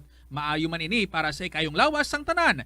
Paano bala magpain sang basura sa panimalay? Magpreparar sang separado nga suludlan para sa wet kag dry kitchen waste. Magpreparar sang duha ka mga suludlan para sa dry waste sa bilog nga balay, isa sa plastic kag isa sa papel. Ibutang sa isa ka suludlan ang mga bagay nga pwede pa magamit liwat ukon mabaligya kag ihaboy naman sa gwa sang puluyan pakadto sa basurahan ang mga wet wastes. Makakinot kag makakwarta ka na, makabulig ka patipig kag sa katinlo sang imo palibot. Masami ka man bala sa gihapon makabaton sa mga mensahe o kon mga nagahambal nga nagdaog kamo sang dako nga kantidad apisar wala naman kamo sang may ginintrahan nga naman yung raffle. Kun huo ang imo sabat, i-ignore na lang ina nga mensahe kag hindi na paghatagan pa sang kahigayunan nga maengganyo kamo kag mahulog sa ila nga pagpanunto. Ini ang modos sa mga kawatan nga kon kamo ang mahulog sa ila malain nya plano, amo na ang pagkuha nila sang inyo nga mga personal nga impormasyon. Apang hindi magkabalaka bagod mayara sang layi nga nagabulig sa mga biktima sang financial scam. Ini ang Financial Consumer Protection Act. Na-eksperyensahan mo na bala mag-upod sa selebrasyon sang Mascara Festival? Ini nga annual festival ang ginasaulog sa Bacolod City kada ika-4 nga Domingo sang Oktubre. Bilang isa sa mga dalagko nga festival sa Pilipinas, kilala ini bilang selebrasyon para sa mga locals kag foreigners nga nagaupod sa kinasadya sa dalan sa sulod na sang 40 ka tuig. Ang mask nga nagangirit nga ginagamit sa selebrasyon sang festival amo ang simbolo sang kabakod sa mga Bacolodnon nga sa piyak sa mga pagpanghangkat. 42 minutos na nagaligad sa atak ng alas 8 sa aga. Pabalik diri sa Bombo Hanay Big Time. Sa gyapon pod sa inyo ang Corman Bombo Donny Digala. Sa ginpatayon kapon nga case conference sang Special Investigation Task Group Palibosfer kag subong man ni Police Brigadier General Leo Francisco ti dito niya ginpabutsyag ang iya sining pagkadismaya nga nalawlawan siya. Napigaduhan siya sa progress ng investigation sang task group sa istansya massacre. Si Police Colonel Adrian Acollador nga commander sang SITG Palibosfer nga amoy dapat kung tani ang gin-relieve ni General Francisco kay siya yung may command responsibility sa lawlaw nga investigasyon. Hindi iya si Police Lieutenant Jobert Amado nga ngalan lang yang iya sini nga papel sa SITG. Second demotion ko no sa kay Colonel or sa kay General Francisco nga sinyati kung sa aton pa sakto kagid man General daw pigado gid man ang dalagan sang amon sini nga investigasyon sa Special Investigation Task Group. No? Pero sunod sa kay Acollador, ang most or kalabanan sa mga remaining matters related sa investigasyon ang already beyond na kuno sa control sang Special Investigation Task Group. No? May mga bagay-bagay general nga may kantaran sa amon sini nga investigasyon nga daw why na kami sang control, why na kami sang may mahimo sinadra, no? Kag isa diri sa mga ginpahayag nila nga beyond na sa control sang SITG amo ni ang resulta sang Integrated Ballistic Information System. May kantaran ini sa kun bala ma-determine sinon tagiya sang armas nga gingamit sang pagpangluthang kag ang consent ni Jebron Paruhinog nga i-submit ang iya sining cellphone or mobile phone for digital forensic investigation. Ti siling sang SITG Palibosfer why na kami dara kuno iya sang control. No? General Leo Francisco kung hindi iya si Paruhinog mag-submit sang iya sining cellphone for digital forensic investigation, why na kami sinasamay mahimo? No? Ti vital evidence sa aton sini nga mga kabombo hindi makuha iya sang SITG Palibosfer. Ti abit gani gin-applyan nila ini sang cyber warrant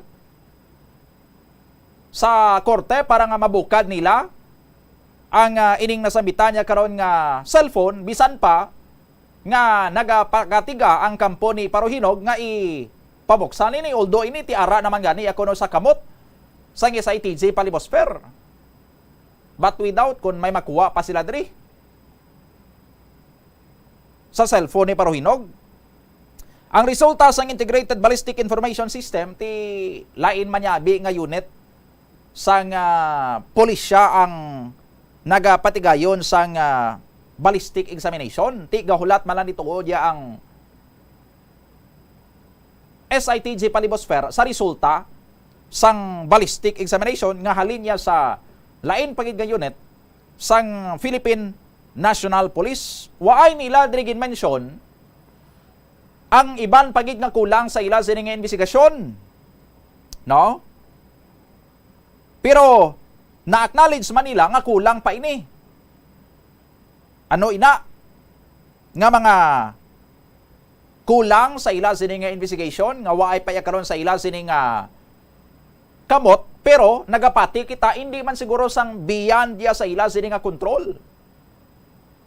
Kag ini tama ka importante ini. Nga dapat mayara ang aton sining nga mga kapulisan sa Special Investigation Task Group Palibosfer kay kun waay sila sini. No? May tendency hindi sila maka-file sang panumbungon, hindi sila pwede maka-file sang kaso. No? Inaamo ang mga affidavit mismo sang mga pamilya, sang mga biktima. Ang judicial affidavit sang amay kag nobya ni John Paul Mark Bosque o ni JP Bosque, waay pa yan na secure sang SITG Palibosfer. Ang affidavit sang pamilya ni Floyd Fernandez, waay pa yan na secure sang SITG Palibosfer. Ang solo affidavit kidlang nga na-secure sang SITG Palibosfer, amo lang ang iya sang ginikanan sang isa pa sa mga biktima nga si Mark Libaw. Pero ang mga affidavit nga ini, ara na ya sa National Bureau of Investigation, ang NBI. Or isa pa gali, ang isa pa ka-affidavit nga nahawiran sang SITG Palibosfer, amo ning iya ni Jebron Paruhinog. No? Kay sa bulig sang iya sining abogado nga gin-hire si Paruhinog, nag-execute sang iya sining affidavit bilang testigo, bilang witness. Kag amo ning gin-provide nila sa SITG Palibosfer, kag amo ni karon ang ginapanghawiran sang SITG Palibosfer. Pero ang mga affidavit sang pamilya ni Bosque, pamilya ni Fernandez, waay pa niya sa SITG Palibosfer, pero ara sa taga National Bureau of Investigation o kon NBI Region 6 nga nagakandak man sang ilaya sini parallel investigation. Ang Special Investigation Task Group Palibosfer, according sini after a day or two sang natabo ang insidente, nagpangayo na ni sila kuno sang affidavit halin sa mga pamilya, sa mga biktima.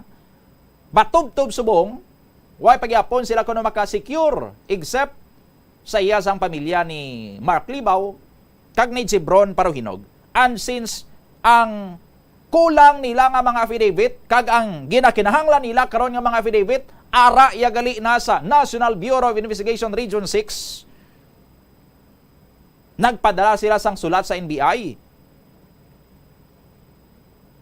Ginpadala nila ini sadtong September 24, 2022 requesting sa mga copies sini nga mga judicial affidavits.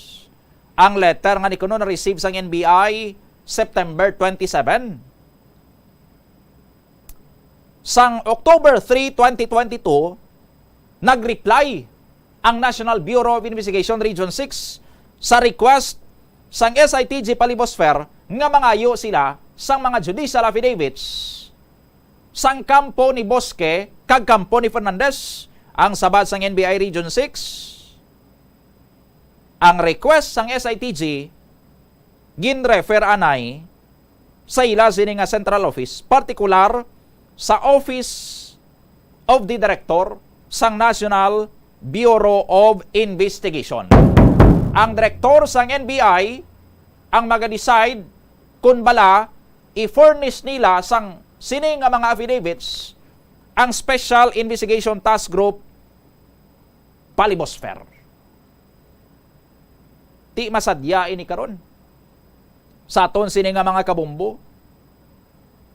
Kay abi tagani sadto ang ginakandak ya sini nga parallel investigation sang National Bureau of Investigation ang in-aid man sa investigation sang Special Investigation Task Group.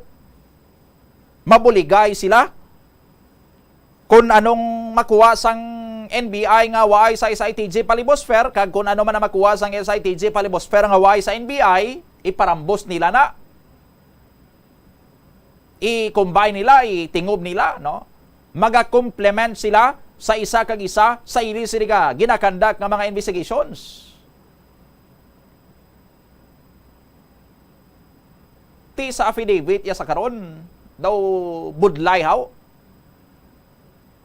Daw ang girder man bala sila bombo o mel sang aganan flyover nga dapat connected pero separated. Tinadhana pero hindi pinagtagpo, no?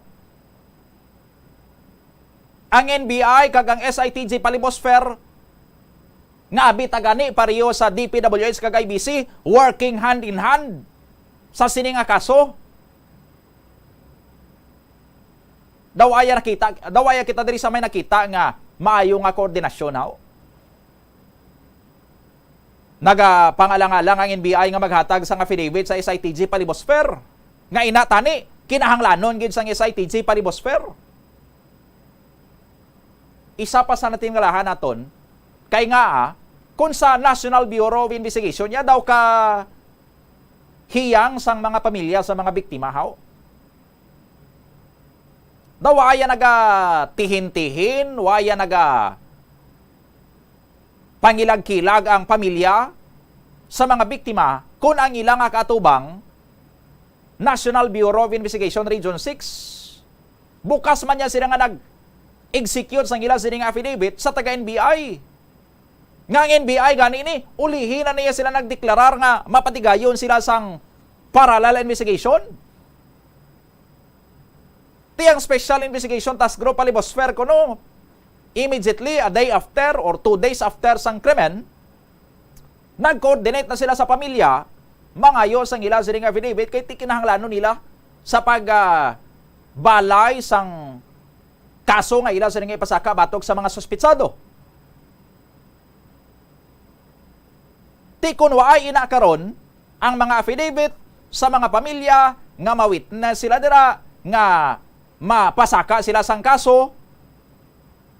Anong ipasaka sini nga kaso? Anong gamiton to sang SITG Palibosfer nga mga affidavit sa ila sini nga pagpasaka sang kaso? Kung hindi mag-provide ang National Bureau of Investigation sa ila. Kay ti ang National Bureau of Investigation ya kuno, mapasaka na ya kaso mo. Mapasaka na sila kaso, meaning may suspect na ya sila. Tiyang Special Investigation Task Group Palibosfer ya nagakaay-kiay gyapon karon ho. No? Sa kung paano nila i-assault ang ining kaso nga ni. Imbis nga mangitaya sila bisang dugang sini nga mga ebidensya para pag-on ang ila sini nga kaso ang ginahimoy nila subong.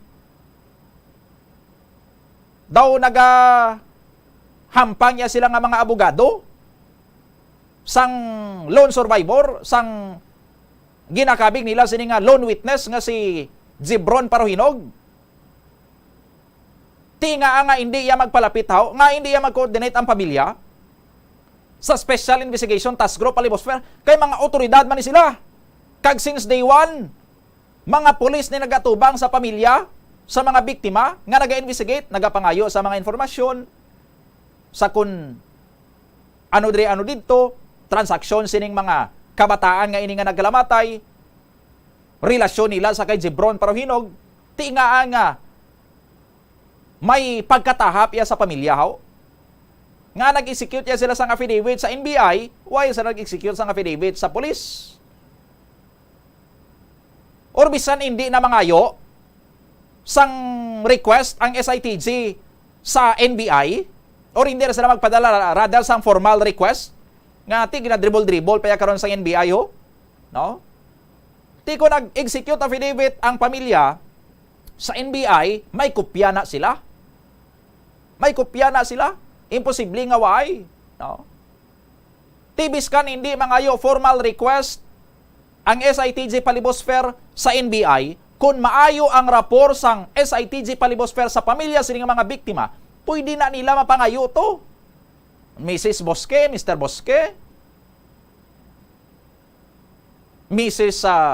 Fernandez, Mr. Fernandez, abi, kinahanglan namo ng inyo sining mga affidavit, kay total naka-execute naman gali ka mo sina sa NBI, sa mga kabaro manamon, sa mga katropa manamon, abi mga lang kami sang inyo sila nga kopya kay gamiton manamon na sa amon niya sila nga pag-file sang kaso, no? Imposible na how? Hindi.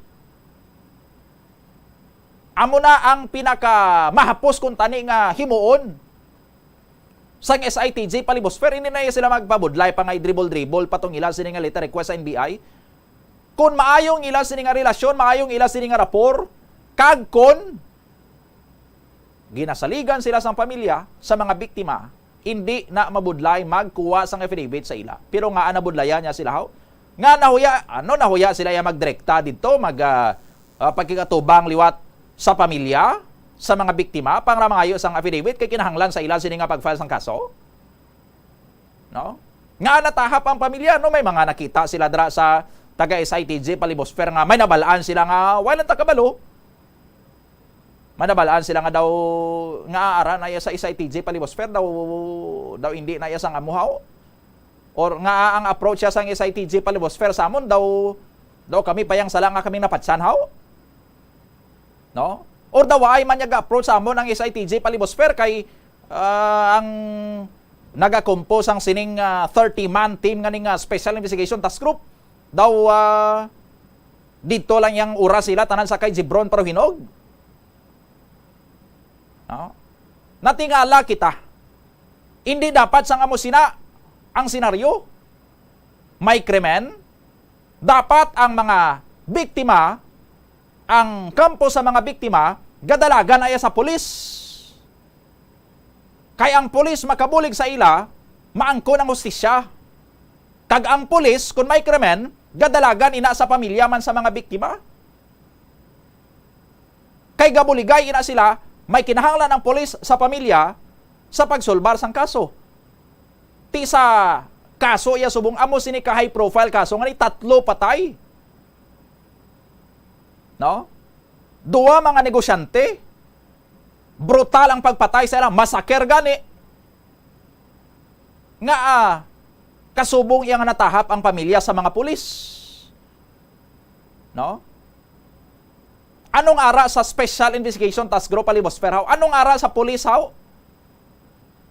Nga natahap ang pamilya, mahatag na gidlang sang sinumpaan nga saraysay, mahatag na gidlang affidavit, papel na malang na, kay na-execute na ina nila sa NBI, ipa-photocopy na lang nila na, or ipaskan lang nila, biskan isend na lang nila through email, or picture nila, send lang nila through messenger, or i-viber lang nila, sa taga SITG Palibosfer, ara na, nga kabudlay haw. Ano ang nakita sang pamilya? Or ano ang eksperyensya sang pamilya sa mga taga SITG Palibosfer nga nagapangalag-ag sila? Dako nga pala man ko tanon sa aton sini nga mga kabumbo, unusual nga may kasubong niya sini karon. No? Sa investigation sa aton sini nga mga kapulisan sa istansya massacre case.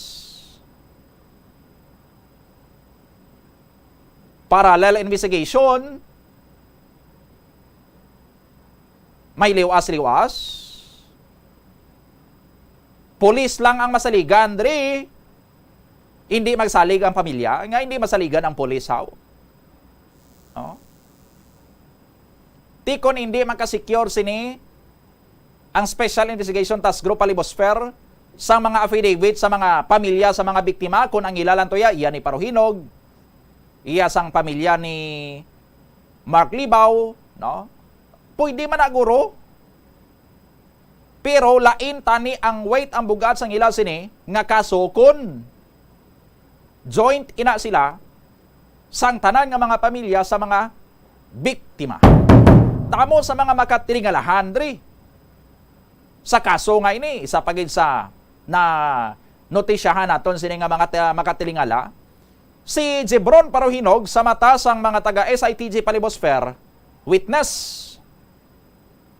siling nila person of interest man eh. Pero ang ilaya sini nga definition or interpretasyon sang person of interest lang siya because ara siya sang natabo ang krimen kag posible may nabalaan siya. Hindi ya sang interpretasyon sang iban sa person of interest nga suspect man. Magutod na lang mo, lain lang pangalan, no? Isa lang na. Lain lang pangalan sa aton sini nga mga kabombuti. As far as ang SITG Palibosfer is concerned, si Jebron Paruhinog witness, person of interest, pero hindi isang suspect. Ti witness, no? Ambot kon sa mga kabumbo naton may ma-recall kamo nga witness sa krimen daw hindi iya ma zero in sa aton sini nga mga kapulisan ga panago sa palda sang abogado sa aton sini nga mga kabumbo, no? Witness inosente way sang kahilabtanan sa krimen ma-hire sang high profile nga abogado para mag-execute lang sang affidavit. Ti sa iban gani nga mga krimen ang nagapa-execute sang affidavit pulis malang na. Ti nga sa kay Paruhinog ya high profile gid nga abogado haw, no? Amo niyang witness nga daw ang impresyon niya naton daw ginakabigan nilang ila sini nga mga kaulingon nga suspect, no? Nga nagadepensa ya sila witness ma-provide sang information matudlo sa mga suspect pero ila ang impresyon niya naton sini sa ila daw sila yang daw para sila daw suspect sila haw, no? Or base ti makasaranggid lamang yabig sila mag-hire sang high profile sini nga lawyer. Pero ti daw hindi sang amo no? Daw hindi sang usual ba sa aton sini nga human experience nga witness ka, high profile witness ka, sole witness ka, no? Ma-hire kaya sang abogado dira kaya ma-execute sang imong sini nga testimonya although inayat ikinamatarong niya gid kagway man sang illegal da actually. Pero tinatingala lang ta kay ti sa iba niya gani nga mga kaso, pulis man lang nagapaluad sa witness.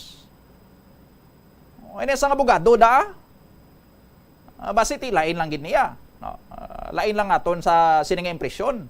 Why gani nag-hire to sang abogado ang timbang to ni Claire Jergos nga suspect na ginto, akusado na ginto. Why gani to nag-hire sang abogado? Why gani to nagboluntaryo taga Public Attorney's Office nga magtindog to sa kilid niya para nga may legal representation sa kaso?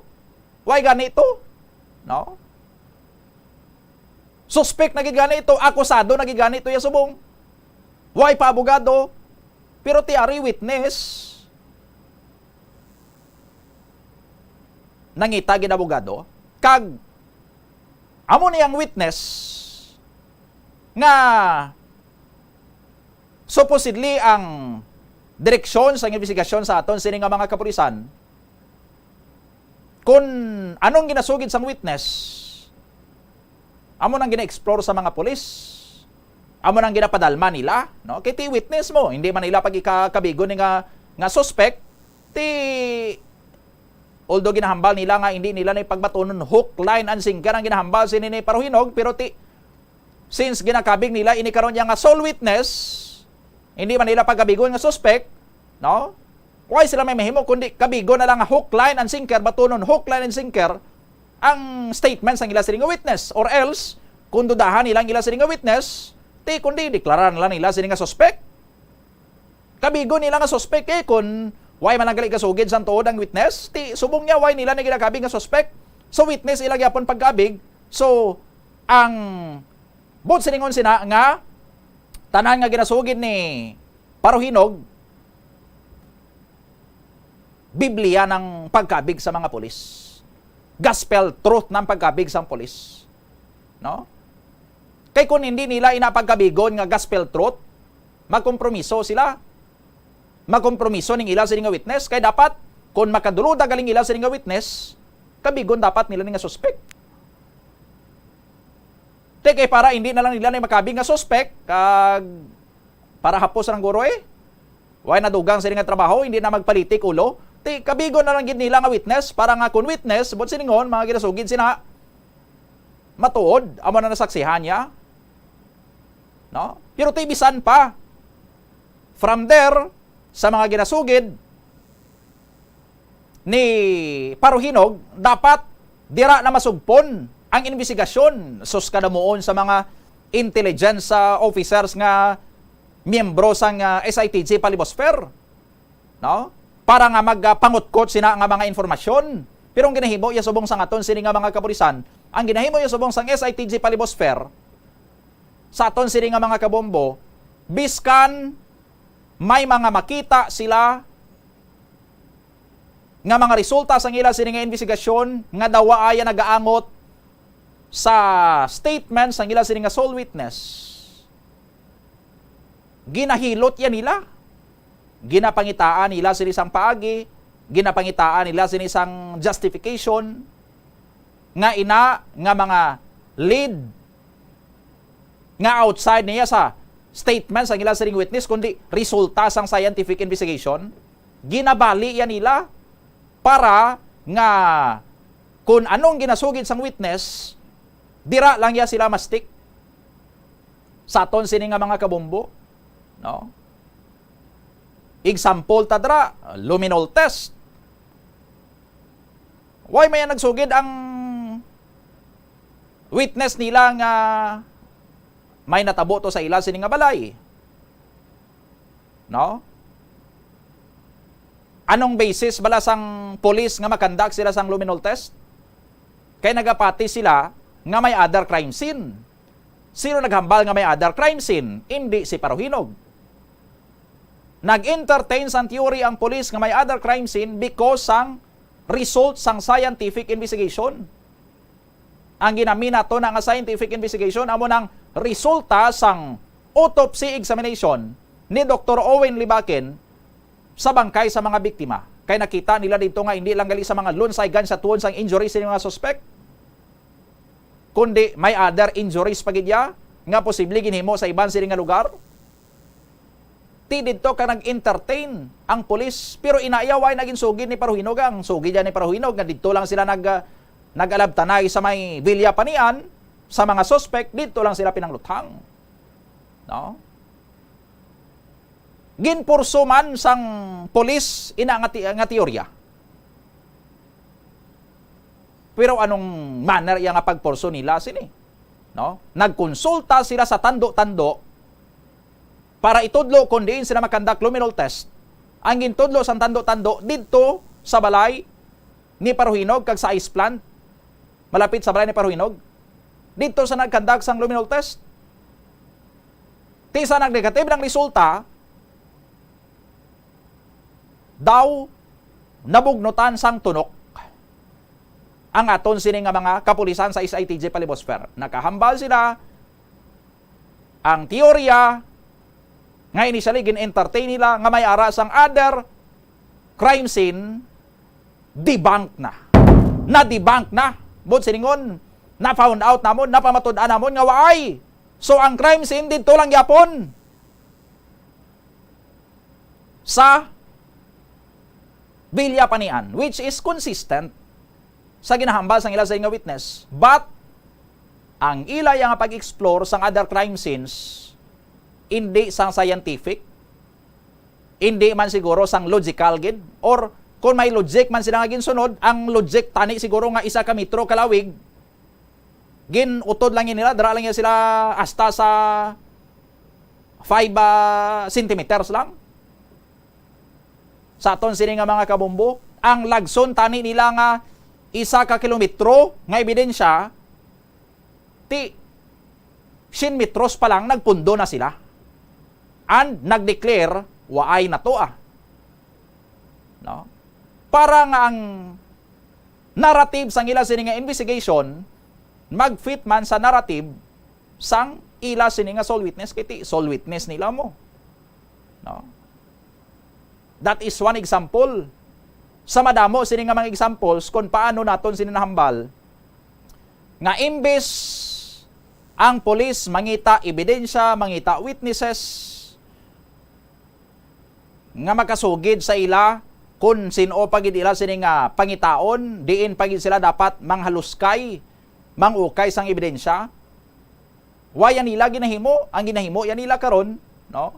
Nga pangita ya sila sang ebidensya para nga ang narrative ni Jebron Paruhino gayla sini nga sole witness ma-justify nila. No? Nagalibot lang yan sila karon sa kalibutan ni Jebron Paruhinog, ang Special Investigation Task Group Palibosfer. Nagalibot lang sa kalibutan ni Jebron Paruhinog. Why niya sila nagsulod sa kalibutan Nanday Libaw, Nanday Fernandez, Nanday Bosque, kagsang iban pa nga may kahilabtanan sa krimen. So ang guaya subong sang Special Investigation Task Group Palibosfer sa aton sini nga mga kabombo daw mga papit na lang niya sila sang kampo ni Paruhinog. 12 minutos sa nagaligad sa atak na nga alas 9 saga. Balikan ta karon report ni Bombo Angel Tan ang mga katapos ang Iloilo City Council sa pagpanguna ni Iloilo City Councilor Sedfrey Cabaluna mapatigayon sang meeting with IBC and TPWH.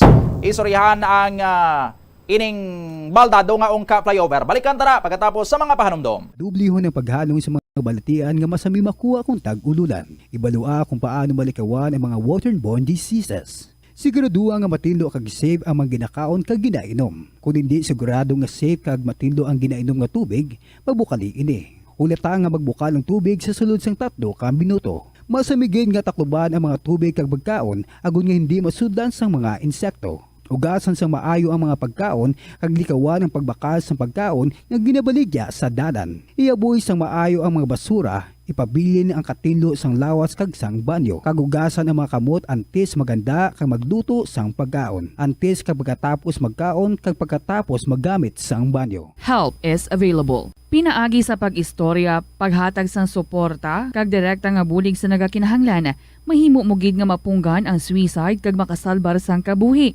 Pila ka mga warning signs ang makabulig sa imo agud matetermina kung ang imo nga kilala. Himata mo man o kung abyan ang mayara sang ginatuyo nga pag-utas ang iyang kabuhi, ilabi na kung ang pangginawi sini ang hindi kinaandan. Santo sa World Health Organization, ang suicide ang 4th leading cause of death sa mga kabataan nagaedad 15 to 19 anyos. Kung ikaw o kung may kilala nga nagasuprer sa depresyon, mahimo nga mag-contact sa National Center for Mental Health Crisis Hotline sa numero 0966-351-4512. Nagapangita kabalaas ang tourist spot sa Iloilo City nga perfect para sa imo pamilya kagabihan nga mag-hangout. Ang Iloilo River Esplanade ang lugar nga para sa inyo. Ini ang favorite spot sang mga Ilonggos sa pag-ehersisyo kag paglantaw sang sunset. Madamo man sa mga local cafes kag restaurants nga malapit sa Iloilo River Esplanade nga makasatisfy gid sang imo nga kagutom. Ang Iloilo River Esplanade ang nakadaog na sa madamo nga mga awards lakip na diri ang 2017 Gantimpala Excellence Award. Nabaton man sini ang haligi ng Dangal Award para sa Landscape Architecture category sang 2018 National Commission for Culture and the Arts o NCCA haligi ng Dangal Awards. Ang leptospirosis ang isa ka bacterial infection nga makuha halin sa sapat. Ining nagalapta pinaagi sa ila nga ihi, ilabi na sa ido, ilaga kag farm animals. Ang leptospirosis ang tugas ng bacterium nga ginatawag nga Leptospira interrogans. Kung mayara ikaw sang open wound kag mag-ubog sa tubig, dako ang posibilidad nga ikaw ma-infect sang leptospirosis. Kung ikaw ang ginahilanata, nagasakit ang ulo, nagayelo ang supa tig mata, hindi na magduha-duha kag magpakonsulta bangod pila lang ini sa mga sintomas sang nasambit nga balatian. Apang mahimo man nga mabulong ang leptospirosis gamit ang antibiotics. Apang kung malala ang infeksyon, mas maayo nga magpadulong sa ospital. Sa pagbugtaw mo sa aga, cold baladayon nga tubig ang imo ginainom? Ay, dali lang, wait a minute. Para sa ininit. Suno kay Dr. Deborah Weatherspoon, isa ka advanced practice nurse, mas maayo nga mag-inom sang alabaab nga tubig sa aga. Paathag ni Weatherspoon, iniya nagabulig sa lawas nga magpagwa sang toxins kag naga-improve sang imo blood circulation. Sa mga babayi, ang pag-inom sang alabaab nga tubig ay nagabulig man kung ikaw nagasuprer sang period cramps. Ang kainit sang tubig ang nagapanalupsop sa painful abdominal muscle spasms. Ang pag-inom sang alabaab nga tubig naga-increase ang imong body temperature kag sang imong metabolic rate. Ini nga increase sa metabolic rate ang nagabulig sa pagtunaw sang calories nga effective gid para sa mga nagapaniwang o kon nagabuhin sang bugata. Kalabanan sa aton ang wala na ginahatagan sang importansya ang paghusay sang buhok, ilabi na kun sako kita sa sulod sang isa ka adlaw. Apang suno sa pagtuon, ang simple nga paghusay sang buhok ang may pila ka maayo nga benepisyo sa lawas. Sunod kay Arthi Ragurama, founder sang Dega Organics nga nagaproduce ng handmade bath kag body products sa New Delhi, India. Ang mga tawo nga may dry hair, ang masami hindi mahilig nga maghusay sang buhok bangod sa kahangawa sang hair fall. Apang ang masami nga paghusay sang buhok ang makabulig sa blood circulation sa aton nga scalp. Naga-nourish man ini sang hair roots, naga-promote sang growth, kay nagabulig man agod nga malikawan ang hair loss. Naeksperyensyahan mo na bala nga maghinulsol bangod sa imo sala nga desisyon? Kon kaisa, bangod sa imo nga kaakig, stress kag disappointment sa kabuhi, nagadesisyon kamo nga wala ninyo ginapalibugan kag ginapadalman. Gani likawi nga maghimo sang desisyon kon ikaw ang akig. Hatagi sang oras ang imo nga kaugalingon, bangod ang imo nga first idea ang hindi mo man kon kaisa makabig nga best idea. Makabulig man nga magpangayo sang perspektibo sa ibang nga tawo, ilabi na kon siya ang nagapangatubang man sang kaangay nga sitwasyon sa ilang nga kabuhi. Kun ang desisyon nga imo ginhimo ang wala nangin madalagon, hindi napagbasulon ang kaugalingon. Ang tambo o kun bamboo shoots manggaranon sa dietary fiber, low in calories kag power-packed sa essential nutrients. Suno sa pagtuon sang comprehensive reviews in food science and food safety, bugana ini sa protein, carbohydrates, amino acids, minerals, fats, sugars, fibers kag inorganic salts. Suno sa pila ka research, ang phytosterols kag phytonutrients sa tambo ang ideal sa pagtunaw sang harmful LDL cholesterol sa lawas. Ang vitamins kag minerals sa bamboo shoots ang ideal para sa pag-improve sang immune system sang lawas. Ang antioxidants sa tambo ang essential man sa pagpabaskog sa sulod kag sagwa sang lawas. Suno naman sa pagpanalawsaw sang Journal of Ethnopharmacology, ang bamboo shoots mayara sang anti-inflammatory kag analgesic ug pain-killing properties. Kanami gidya magtulog. Pero kung sa imo pagbugtaw, magpalanakit man lang ang imo lawas, base hindi ka naman namian magtulog. May panugyan ang pain medicine specialist nga si George Gergis. Simple lang. Una, maglikaw sa pagkaon nga nagapromote sang inflammation. Piliun mo ang madamo nga utan, prutas, whole grains kag seafood bangod ginapataas sini ang antioxidants nga nagabulig sa pag-reduce sang inflammation. Likawan ang pagpanigarilyo, bangod ang sigarilyo nagapugong sang oxygenated blood nga makalabot sa tulan kag tissues. Mag-exercise apang hindi man pagpatamaan. Ang movement nagalubricate sang joints gani nga makalikaw sa pain kag stiffness. Apang maghalong bangod ang pag-exercise kung malapit ka na lang magtulog ang mahimo nga magresulta sa insomnia. Kauntasan, La Paz Batchoy. Ang Iloilo ang kilala bilang home of La Paz Batchoy. Mahimo kagid nga maglibot sa Iloilo, mag-food trip, kag ikaw mismo ang maghusgar kung ano ka namit ang La Paz Batchoy. Pwede mo gid ma-enjoy ang La Paz Batchoy nga may pandesal kag puto. Butangi man sang gamay nga paminta kag patis ang sabaw. I-mix sang maayo. Kag enjoy. Kung kulang pa kag wala pa nabusog, pwede gid nga magpadugang sang sabaw. Molo Plaza ang central landmark sang Molo, isa sa 7 ka mga distrito sa syudad sang Iloilo. Diri mo makita ang madamo nga mga iconic tourist spots sang syudad, lakip na ang Molo Church kag Molo Mansion. Ang nasamit nga distrito ang birthplace sang Pansit Molo, popular nga Filipino wonton soup dish. Kilala man ang Molo Church ako ng St. Anne Parish Church bilang feminist church bangod sa duwa ka mga raya sang 16 ka mga female saints nga nakalinya sa tagsa kakilid sang altar. Sang tuig 1886, ginbisita ni Dr. Jose Rizal ang Molo Church bangod sa biblical painting sini kag nagserbe pa nga evacuation center sang World War II.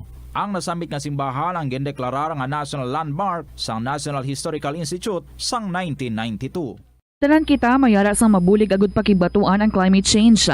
Ang nagapanguna nga kabangdanan sang climate change among paglaptas ang ginatawag nga greenhouse gases sa kahawaan nga ginalakipan sang carbon dioxide, methane, nitrous oxide kag ozone. Ang mga gases nga ini naghalin sa paggamit sa mahigko nga sahi sang enerhiya kag gasolina. Madamo ka sang pwede mahimo agud nga makabulig nga mauntat na ang global warming. Una, hindi magamit sang plastic bags. Magamit sang bag nga pwede magamit sang liwat-liwat agud mabuhinan ang plastic bag nga ginahaboy bangod ini nagatugas sang greenhouse gases. Ikaduha, hindi masumi magamit sang computer. Kung 4 ka oras lamang sa isa ka adlaw ang imo nga paggamit sang computer, makabuhin ka na sang carbon dioxide emission nga 83%. Ikatatlo, kung malapit man lang imo nga kaladuan, mas maayo nga maglakat o kung magsakay na lang sa bike. Magluwas sa makakinot ka na, mabuhinan pang polusyon nga nagatugas ang climate change. Tanan kitang may mahimo. Gani, protektahan ta ang aton nga planeta. Isa ka man bala sa mahilig magsuksok sang skinny jeans? Manami ini nga isuksok bagod nagahurumagi ng kanami sang legs ang isa ka tawo. Suno kay Dr. Hilary Jones, Tena Brand Ambassador sa Texas, may dako man nga epekto sa lawas ng lalaki ang pagsuksok sang skinny jeans. Iyaring pila kamalain nga epekto sa pagsuksok sang skinny jeans. Makatugas ang permanenteng muscle damage. Mahimo nga maging infertile ang lalaki. Ang pagsuksok sang skinny jeans na nag-apekto sa reproductive health nga amo nagatugas ang UTI kag iban pang health issues. Mas maayo sa eksperto nga maggamit sang cotton fabrics agud mangin komportable kag magkalikaw sa hindi maayong epekto sa lawas sang skinny jeans. Nakahibalo ka bala nga ang color ang makaapekto sang imo nga modo? Santo sa pagtuon sang American Home Shield, mayara sang correlation ang color kag mood. Ang nagkalain-lain nga color combinations ang nagapagwa sang nagkalain-lain man nga personalidad sang tawo. Suno sa mga psychologists, ginapanugyan sa pagtuon nga mas makapasangkad sang modo sang tawo ang mga bright colors ipaanggid sa mga dark colors. Kaangay sang pula nga nagapataas ang blood pressure kag heart rate. Apang mas maayo ang duag nga pula kunyara ini sa kusina bangod mas nagapagana ini sa pagkaon. Ang shades nga blue kag green ang ginaabiso sa mga psychologist nga nagakadapat yara sa sulod sang imo kwarto bangod ini nagapakalma sa paminsaron sang tawo. Kabombo! Subong nga naghalog na ang restrictions, madamo na nga mga physical activities ang ginabalik, ilabi na mga sports events. Apang maghalong lang ha, bangod kun ka isa, hindi malikawan nga may injury gid nga maangkon.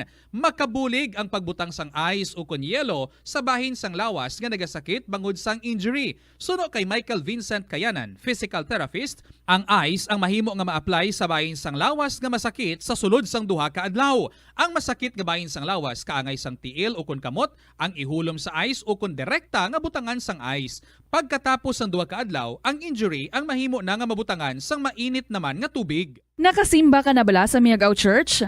Ini ang kilalaman sa tawag nga Church of St. Thomas of Villanova. Ang construction sa nasambit nga simbahan ang nakumpleto sa tuig 1797. Sa subong, ang Miagao Church ang isa sa mga tourist spots sa Iloilo. Popular ang Miagao Church sa detalyado kag artistic sculptures sini nga nagapakita sang Spanish, Muslim kag Chinese traditions. Ang Miagao Church ang gindeklara bilang UNESCO World Heritage Site sang Desyembre 11, 1993.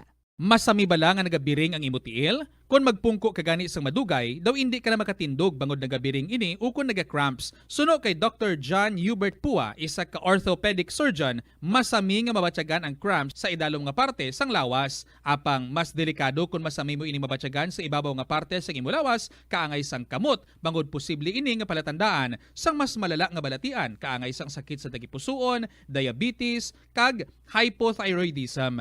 Pila sa mga rason sang cramps amo ang sala nga posisyon kung nagatulog o kung madugay nga pagpungko, kakulang sa potassium kag calcium sa dugo, kag dehydration o kung kakulang sa fluids. Nagpanugyan ang doktor nga ang pinaka-epektibo nga solusyon sa cramps amo ang stretching exercise. 24 minutos na nakaligad sa atak ng alas 9 saga. Pabalik diri sa Bombohanay Big Time. Saga po po sa inyo anchorman Bombo Donny Digala. I-check na to ng report ni Bombo Angel Tan ang mga katapos ang Iloilo City Council magapatigayon subong sang meeting kaupod sa taga International Builders Corporation kag Department of Public Works and Highways Region 6 isuryahan ining issue karon sabay niya sang ungka flyover ang pagdumdum taga ni una kuan ini legislative inquiry ini sang Iloilo City Council. But ginapayag nga ini consultative meeting nang gali sa tunga sang pilaya ka mga katapos ang Iloilo City Council sa pagpanguna ni Kagawad Sedfrey Cabaluna. Iya gid lang ning inisyatibo sunod diri kag hindi iya sang iya gid nga hulag or makabig naton sining iya gid yang aksyon or lihok sang Iloilo City Council. Kundi iya gid lang ni Kagawad Sedfrey Cabaluna kag sang mga nagaupod man sa iya sining mga konsyal kay ginapayag may mga konsyal ya gani diri nga nagkontra sa sining pagpatawag sang meeting ni Iloilo City Councilor Sedfrey Cabaluna. But still madayon gyapon ini subungaga kag sa inisyal naton sining pakigangot sining lamang sa kay Kagawad Sedfrey Cabaluna nag-signify man ang taga IBC kag taga DPWH sang ila sining commitment nga magatambong diri. Ang pamangkot sinong ila sining patambungon kag makaabot gid man bala sila subungaga. Check naton si Bombo Angel Tan sa report. Bombo Angel, please go ahead. Ginkabig nga awkward situation ang ginhimo nga lihok ni Attorney Sedfrey Cabaluna nga pagpatigayon una-una sang inquiry meeting kaupod ang Department of Public Works and Highways. So ini ang suno kay Kagawad Plaridel Nava. Sa interview sa Bombo Radio, kay Kagawad Plaridel Nava ay aging question ang lihok naging obran ni Attorney Sedfrey Cabaluna Bombo Doni nga wala ini nag-agi sa insakto nga proseso kay wala may ginpropose kag gindala sa konseho si Attorney Sedfrey Cabaluna. Dugang pasang konsehal tani nag-agi ini anay sa proper procedure kung sa diin tani gimplastar ini sa konseho kag gindala sa agenda sang ligad nga sesyon bag-o naglumpat sa pagpatigayon directly sang pagsinapol Bombo Doni. Suno kay Kagawad Nava, isa lang ang primary reason para magpatigayon sang legislative inquiry. Pamaagi ini uko na sa aid sang legislation. Mas maayo kung tani kung na-refer ini sa iya komitiba formally. Ini ang suno sa payag ni Kagawad Nava. Kagindugang pasang natungdan nga pasudlon anay kung tani sa konseho ang matter nga ni kay kun nagpaidalo man lang ini sa proseso wala sang may ma-oppose kaga if matigayon gid man ang resolution for inquiry meeting masuportar man ang City Council basta sundon lang Bombo Doni ang proseso. Gi-emphasize ni Kagawad Nava nga ang otoridad sang sanggunian ang hindi basta-basta makadecide. Si Attorney Sedfrey nga gaisahanon lang kay collegial body ang sanggunian ay ni ang suno kay collegial body Bombo Doni.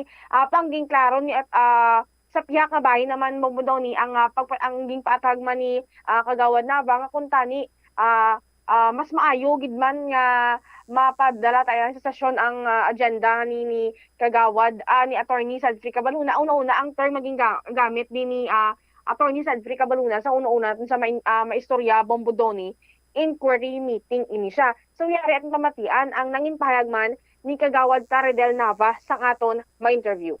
Na legislative inquiry, it is not sanctioned by the City Council.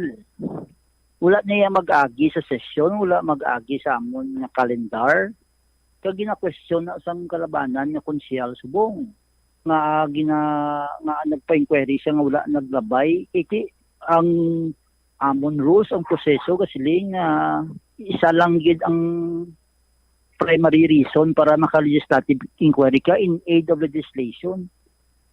Wala man siya maging propose, si Councilor Sedfrey, wala man maging propose sa floor, wala niya man gindala sa konseho, all of a sudden, napatawag lang siya. So, wala siyang color of authority or title from the Sangguniang Panlungsod. He cannot do that unless nga iklaro niya sa publiko nga iyalo niya personal niya nga volition.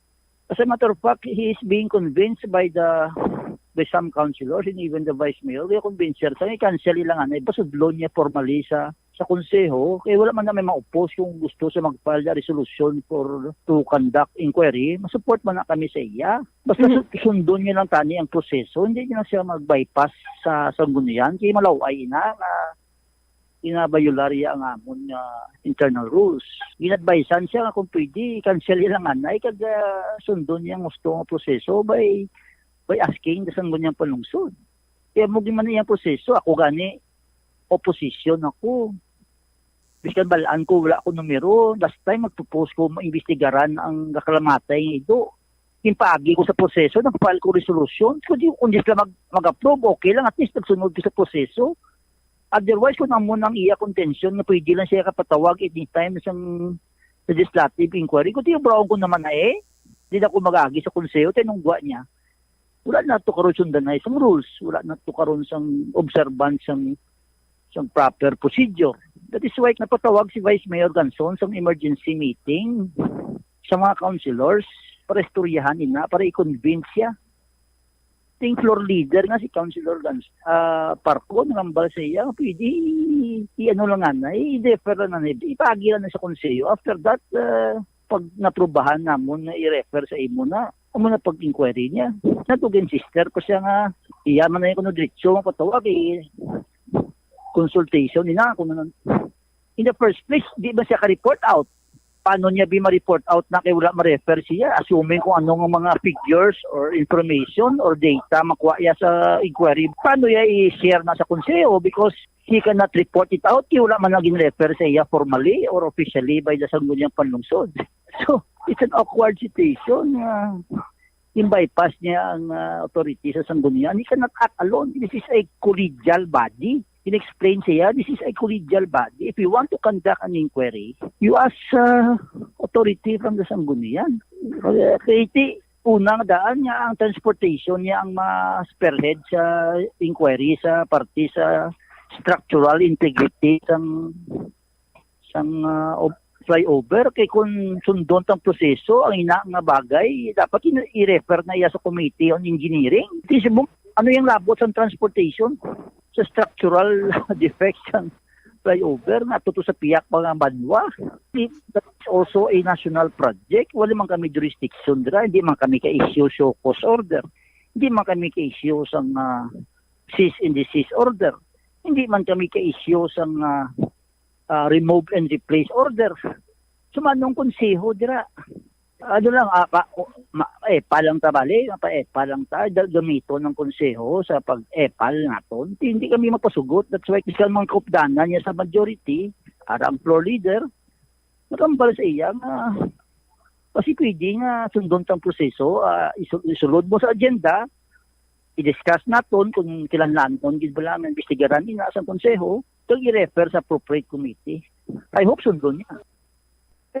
Bombodoni, nabatian naton ang nanging payag man ni Kagawad Caridel Nava kag sa pihak nga bahin, ging-recognize ang amonyang sabat ni Attorney Sadfree Bombodoni, ging-recognize ni Attorney Sadfree Cabaluna ang guidance sa himo sang City Council. Pangging klaro ni Attorney Cabaluna nga dayon non ang meeting kaging klaro sini nga ini ang consultation preliminary meeting nga ang tinutuyo ang maintindihan ang mga nagakalatabo man subong sa ungka flyover Bombodoni nga nagaapekto sa public safety kaga maintindihan man ang narrative halin mismo sa Department of Public Works and Highways na hanungod sa ungka flyover. So far ang kumpirmado nga makadto amo ang Assistant Regional Director sa Department of Public Works and Highways nga si Engineer Jose Alfruto nga sino liwat? Bombo Angel?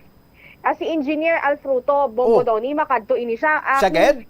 Yes, Bombodoni kaya ang actually ang sunod sa aton una nga pag-istorya kay Attorney Sadfree Cabaluna kung after sang session sa Miyerkules bala pwede kung gusto tayo nila nga like Huwebes dayon ipatigayon nun ining meeting apang nagambal man bi ang Department of Public Works and Highways nga duka lang alang gid so ging plastar ining meeting ani base sa availability sa Department of Public Works and Highways. So ginabanta ginaton kag kumpirmado ang ila attendance suno ini sa kumpirmasyon man ni Attorney Sadfree Cabaluna Bombodoni. Kaga at the same time ang kontraktor ging contact man, ging reach out man sang ni Konsehal Sad Free Cabaluna. Kaga so far ang ginahambal man to Bombo daw ni nga posible may representative sila nga makadto apang amo to ganing hambal manligad sang Department of Public Works and Highways nga ginaako nila ang tanan nga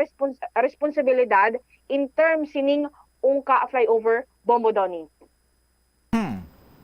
So bali sa subong ari kita subong sa Iloilo City Hall kag pagabantayan man naton ang meeting nga patigayunon alas 10 sa aga Bombo daw ni kaga mahatag kita. Bombo Angel. Yes, Bombo daw ni. Dira ina hiwaton ang meeting sa session hall mismo sang City Council. Actually Bombo daw ni ang sa room 609 ini patigayunon ang meeting ani nga consultative meeting. Kaya sa session hall Bambodoni, miyara pagid nga do special meeting special or meeting session? Pagid, session regarding sa another naman nga topic sa konseho Bambodoni. Oo. So, ano na nga room? Conference room ina sa City Hall or sa opisina lang ni Kagawad Sad Free Cabaluna? Actually, mapakadto pa lang kita Bambodoni dito. Kag i-check Sige. na naton ang lugar mismo kag maplastar kita sa maayo agud makakuha kita sa nga maayo nga impormasyon kay ihatag man naton sa dayon sa at mga kabombo-bombo. By the way, Bombo Angel, in information kung aside sa kay Kagawad Sad Free Cabaluna, sinong maupod sa iya nga konsehal sa sining nga meeting? Actually, Bombo Doni, imbitado ang bilog nga City Council, ang sa diri nga patigayon nga meeting at the same time ang City Engineers Office kaga at the same time mga first town ang Pavia Bombo Doni kaya suno kay Attorney Sad Free Cabaluna kay apektado man sila sining ungka flyover. Kag ang ibang tagid man nga mga ahensya sa gobyerno nga involvado man sa sining proyekto Bombo Doni. Oo, ipakita ta na karon na bala Bombo Mel. So, Bombo Angel, sa parts ng Department of Public Works and Highways, confirm si Assistant Regional Director sang Department of Public Works and Highways Region 6, Engineer Jose Alfruto, gidya makadto. Pero sa parts ng International Builders Corporation, hindi pa sang certain gid kung sino ang mga taga-IBC nga makadto Bombo Angel. Yes, Bombo Doni, sakto ina ang ginkumpirma mismo ni Kagawad ni Attorney Sad Free Cabaluna sa ating pag-interview nga makadto ini sila ang Assistant Director Engineer Jose Alfruto kag ang sa bahay naman sang contractor ang posible nga mapadala sila sang representative nila Bombo Doni. Basi mason to ila ipadala? Hulaton natin ila Bombo Doni kay basi formal? makaigo man. Basi Bombo Doni ang Bombo Doni bantayan natin ina kaga miyara makita pag-istorya kay Attorney Sad Free Cabaluna bilang kumpirmasyon niya kaga aton ina pamatian subong sang aton ma-interview si Attorney Sad Free Cabaluna Bombo Doni. So we will gina-recognize nato ng guidance sa aton nga City Council nga kung aspeto ini nga committee hearing or ginaobra siya nga Iloilo City Council nga iya kasanggunian initiative dapat mag-agi sa konseho. Gin-recognize na. In fact, we were emphasizing nga preliminary inquiry o ini no, wala pa kita kabalo kung bala dapat nato ni idangop sa City Council tali o kung basi we could make representation sa national agencies or basi wala man. So, we will maintain the meeting aton nga tinutuyo sa una, maintain na ron talang at we would like to understand kita nga mga konsehal in behalf of the people. We'd like to know more kung anong gidman ang nagaklatabo sa sitwasyon nga na. So we will continue with the meeting only for the purpose of acquiring information, data, and informasyon. No?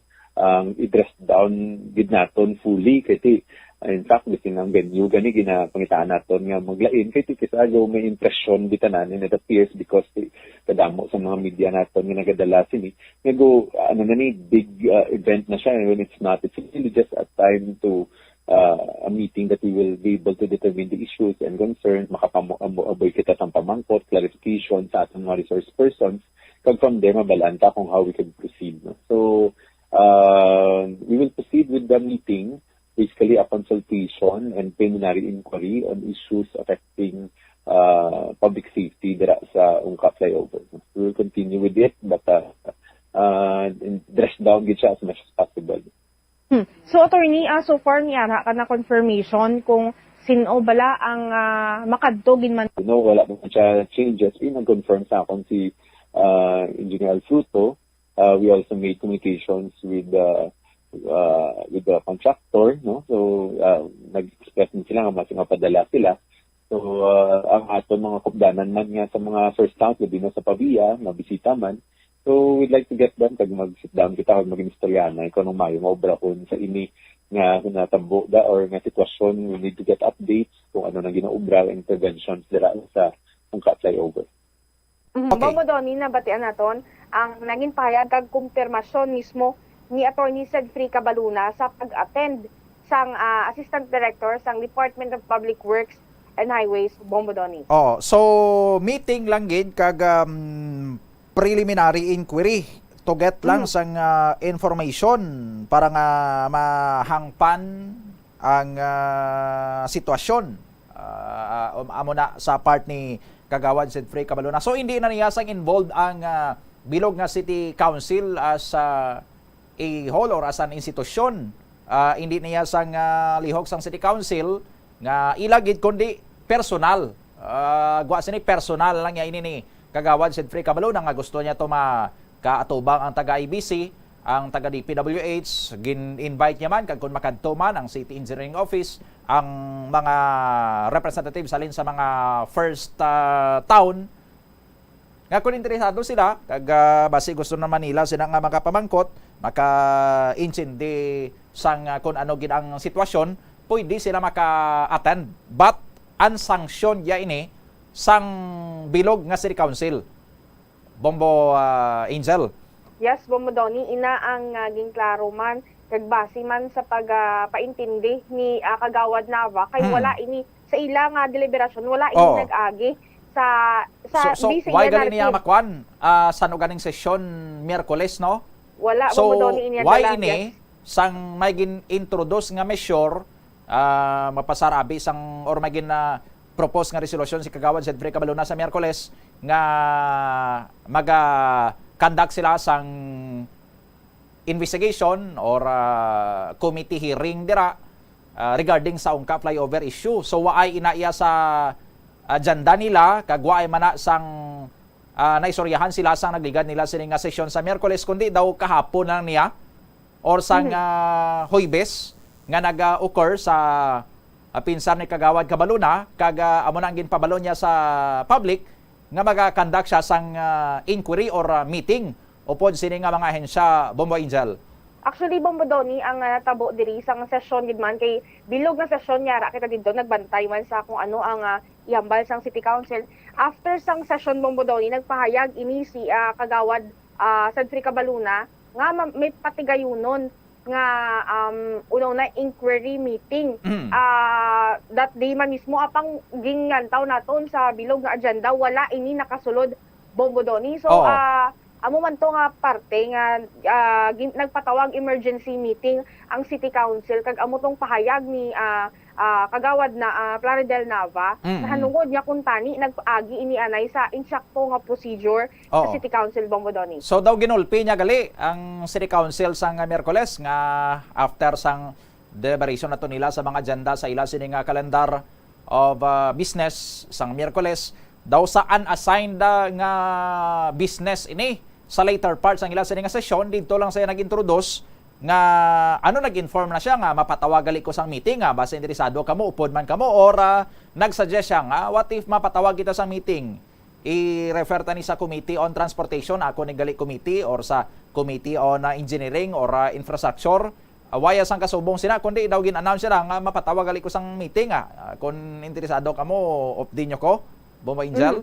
Bombodoni nga tabo diri sa aton ang after sang session ging istorya naton directly si Attorney Cedfrey Cabaluna kag didto niya ging reveal o kung ging paathag nga may patigayunon nga meeting subong nga Friday nga adlaw kag wala na ini sang tawo sa session hall that moment. Bombodoni pag istorya naton si iya directly gid wala ulihin niya gihambal nga sang pag interview naton si iya, Bombodoni.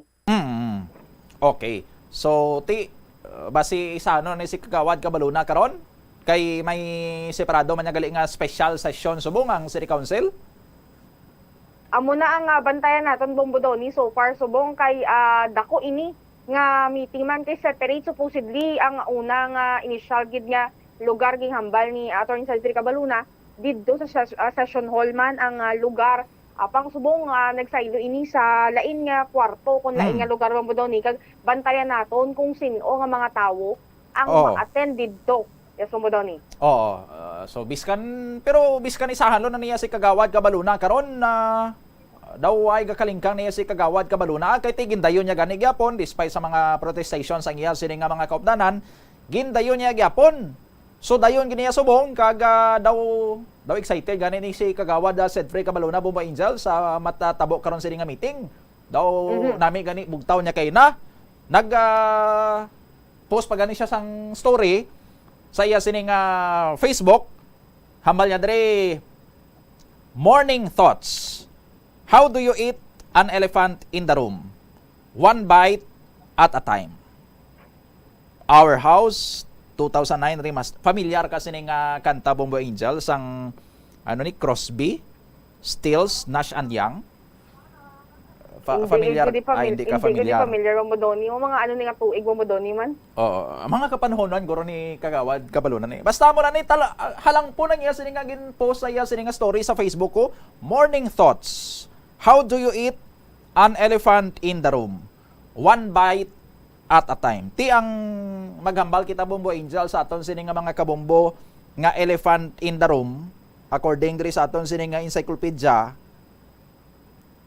the elephant in the room is a metaphorical idiom in English for an important or enormous topic, question, or controversial issue that is obvious or that everyone knows about but no one mentions or wants to discuss because it makes at least some of them uncomfortable and is personally, socially, or politically embarrassing, controversial, inflammatory, or dangerous. Ambot kun ang ginamindri nga elephant in the room ni Kagawad Cedric Cabaluna nga gusto niya kaunon. Ti daw ay naman gid sang significant pa nga issue or topic diri nga ginatumod si Kagawad Cabaluna daw ang ungka flyover issue na malang Bombo Angel, no? So, munayahan ang ginamin niya diri nga elephant in the room nga kaunon one bite at a time. Kaya hindi mo matulon gid bilog mo. Kundi amat-amaton mo. Yes, Bombodoni. Ano ganina? Piknit-pikniton or kimi-kimion. Basta mo na, hindi mo yung pagulpihon nga ihamal mo gid bilog. Kaya base may batso ka man. Kundi piknit-pikniton talang Yan ang elephant in the room. So, anong ginamin niya? Sining ang ungka flyover issue, elephant in the room, nga willing saya, kaya ti maghambal elephant in the room, controversial issue, enormous topic, dako-dako sini nga topic, obvious, kag bal-ana santanan, ang flyover issue, pero daw wise ang may gusto nga mag-discuss sa ila. Kita yan diri sa Bombo Radio, ti adlaw-adlaw tani nga gina-discuss, ginapamahaw panyaga panyapon naton diri. Pero si City Council, basi City Council ni ang ginamin ni Kagawad Cedric Cabaluna nga wise ang gusto dira nga mag-mention, wise ang gusto sina dira nga mag-discuss sa ungka flyover issue kay mangin uncomfortable ang iban dira nga mga konsehal, no? Personally, socially, or politically mahuyaan sila. Hindi sila na gusto mag-mention, magtandog kay controversial, inflammatory, or dangerous. Ang City Council ay ginatumod niya. Dara mga kaupdanan niya. That's why nga, saya titindugan niya gini. Why saya na hadlok sa elephant in the room? Personally, socially, politically, embarrassing, controversial, inflammatory, or dangerous man para sa iya. But tindugan niya kay trabaho man ni Bombo Angel, wala man sang personalan di. Amo na ang aton bantayan Bombodoni kaya gindayon gid niya ining meeting man subong adlaw. So kung ano ni ang manginlihok niya subong adlaw kay hambal ni Attorney Cedric Cabaluna, dira mabalaan pagkatapos ng meeting kung ano dapat gid man bala nga mga step by step nga proseso kung ang i-refer gid man ini sa komitiba, kung ano ang mangin next nga step agud nga may hatagan solusyon kay unaw na mo doon naging involved na nga daan ang bisa pag-ayo man ni Mayor Jerry Treñas nga involved na ang City Engineers Office kag ini ang base sa pag-istorya man sa Department of Public Works and Highways kuupod si Mayor kag ang City Engineers Office nagpasugot na ini sila nga updon sa proseso ang City Engineers Office for the first time, Bombo Donnie. Oo. Why asang information kung bala si Mayor Treñas why guro guro comment diri si Mayor Treñas sa sining lihok subong ni Kagawad Zedfrey Cabaluna kay hindi man guro ni biskan nga separado matuod sila dara sa Iloilo City Council, independent pa niya sila from the city mayor, but as the political leader nila diri sa Iloilo kun si Mayor Treñas guro nagahingyon siya kay Kagawad Cabaluna nga Kagawad ipaiway lang anay na sunod ta lang na istoryahan, pero why siguro kay tigin dayon gyapon ni Kagawad Cabaluna mo or magluwas lang kun gin-defy ni Kagawad Cabaluna si Mayor Treñas kung si Mayor Treñas ang nag-intragin mandi sa ilang sining nga grupo para hindi may istoryahan ang ungka flyover issue, pero dawa ay man. So far wala man kita sang information tabo mo doni nga si Mayor Jerry Treñas mismo ang directly nag-involve kay knowing man di nga separate ini ang City Council sa kay Mayor Jerry Treñas apang labuto natin na Bombo Doni kag hibaluon man kung nag-istorya kung time man di si Mayor Jerry Treñas nga hambalan anay si Atty. Zedfrey Cabaluna nga i-postpone lang gid man if ever nga masunod lang sa proseso nga gihambal man ni Kagawad Nava Bombo Doni. Sige, thank you gid Bombo Angel. Ini si Bombo Angel Pichillertan para sa Pambansang Radyo ng Pilipinas, consistent overall number 1 sa Iloilo. Basta Radio, Bombo! Maraming salamat sa kay Bombo Angel Tan. Speaking sa mga elephants in the room ni bala, no? Maghambal tayo nga elephant in the room, mga controversial nga mga topic nga obvious man, ara man, galupok, pero daw ay balaya sang gusto sini nga magtandog. No? Ti pag-abot niya sa mga elephants in the room, kontrobersya sa aton abi sini nga gobyerno, no? Ang gasulod dason sa pinsarta sa aton sini nga mga kabombo, si former Senator Frank Drilon. Fiscalizer sadto sa Senado. Biskan minority lang niya sadto, biskan ara lang niya sa minority sadto si Senator Franklin Drilon. Basta may mga lumupok na yang mga kontrobersiya sa aton sila gobyerno nga daw why sang iban nga mga senador gusto magtandog kay ti kulbaan sila mo, hadlok sila, no? Natahap sila. Ti ang gahanot niya sila ang big man sa Senado, Senator Franklin Drilon, tilonggo senator. No? Kung may ara dapat sang ginatangla ang aton sini nga mga local legislators sa Iloilo City Council, kung may ara dapat sila sang tanglaon sini diri nga lawmaker kag ila sini nga himuon sini nga modelo nga lawmaker, no? Sa pagka-lawmaker niya, Senator Franklin Drilon, no? Sa legislation, debate sa Senado, kag sa pag-address sa mga issues considered elephants in the room. Inang waya balasang may ibang gagatandog kay hadlok sila. Ti si Senator Frank Drilon niya sina ang nagabalbal. Muna gani nga big man siya sa Senado. Kay regardless kung miyembro man siya sa majority sa isa ka particular period or ara naman siya sa minority sa masunod iya sini nga term, no? Waya sa may ginapalang puwas, tanan nga mga iripante sa kwarto, ginalamo na yan ni Senator Frank Drilon. Ti ang mga Ilonggo lawmakers siya naton City Council, hindi kasasa sang elephant in the room. Si Kagawad Zedfrey Cabaluna lamang kasasa. No? Is the Ongka flyover an elephant in the room para sa City Council nga kaalyado man or oposisyon si Kagawad na ba oposisyon nimo? No? Ti para ya sa ila ano hindi sila magtandog sini kay elephant in the room ini? Why sila sang gusto tapakan dre?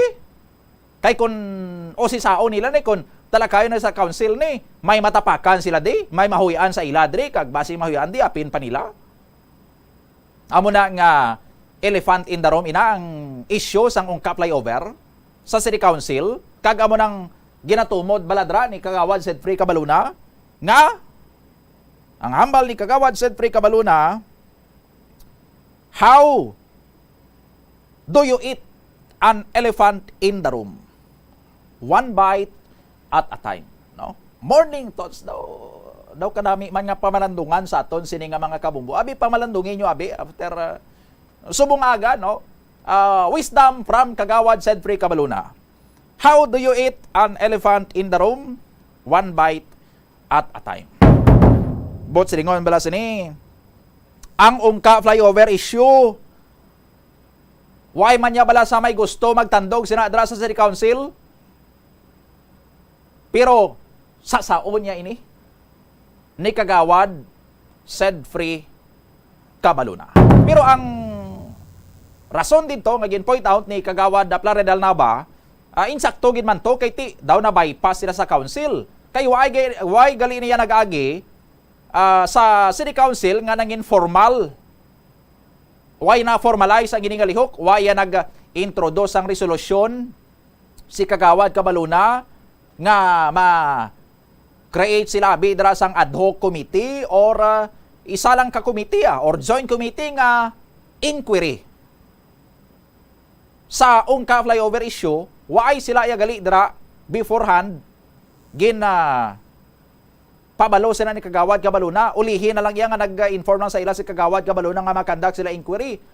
Why niya move formally as a motion, kagawa ay ma-dispose ang council as a whole kung anong ilang sini nga disposition diri kung i-reject nila ini or kung i-refer sa appropriate committee. Kung sponsor man niya sang Committee on Transportation, kaya although ang issue matuod, structural integrity sang ungka flyover, pero we beg to disagree sa kay Kagawad Plaredal Nava, daw gusto niya nga pagwaon nga daw ay diya labot man ganing Committee on Transportation kay engineering ang issue diri. Kita ni Committee on Engineering, but pwede gyapon mapalusot no? Total palot sanay naman ni. Pwede gyapon mapalusot ni Kagawad Cabaluna. Yes, structural integrity ang question, but concern man gyapon sang transportasyon. Kay ti ginaagyan mo karsada mo. Kag yes, pihak man to yang banwa, probinsya man to ya, syudad man tadi. Pero sino nagagamit sang ungka flyover? No? Mga residente man sang syudad nga gatabok dito sa probinsya kag mga residente sang probinsya nga nagatrabaho diri sa syudad. Nagagamit sinadra. So hindi lang niya particular nga issue lang sa Pavia or sa probinsya sang Iloilo, no? Daw mas dako ganiya ang stake diri sang Iloilo City. No? So waya sang nakita kita nga sala sa gusto abi ni Kagawad Cabaluna nga iya komitiba ang transportation magtalakay sini nga issue. Kay ti hindi man niya sang solely engineering nga issue.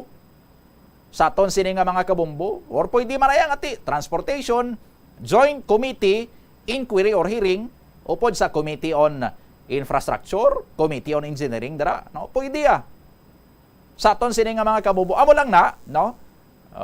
Feeling sang orti na bypass ni Kagawad Cabaluna ang City Council.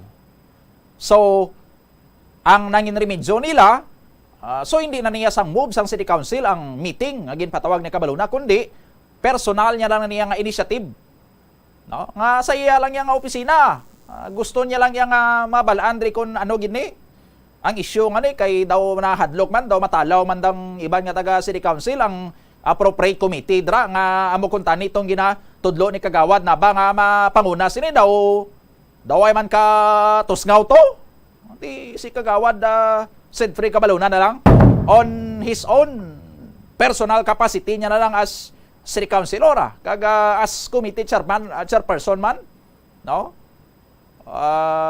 Kag may opisina man dra sa City Hall ti dra na lang in that capacity na lang mapatawag siya sang inquiry basta ang laga siya diri nga ma-address ang elephant in the room sa aton sini nga mga kabombo. Sa aton sini nga mga kabombo, since amo na ni ang mga observations naton sa International Builders Corporation project nila sa Ungka Flyover, Baldado, no? Sampawan sila sang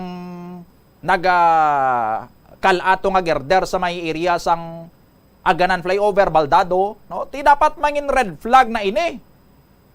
Sa aton nga mga government agencies, sa Department of Public Works and Highways nga paborito gid nila ang IBC maghandle sa mga kontrata. Kay ti amo ni gali mga quality sang nga trabaho, no? Natugyan na naton sang hundreds of millions of pesos nga balon sa mga kontrata nga ang masarangan lang yatani guro sang IBC nga i-construct flyover dabakod lang.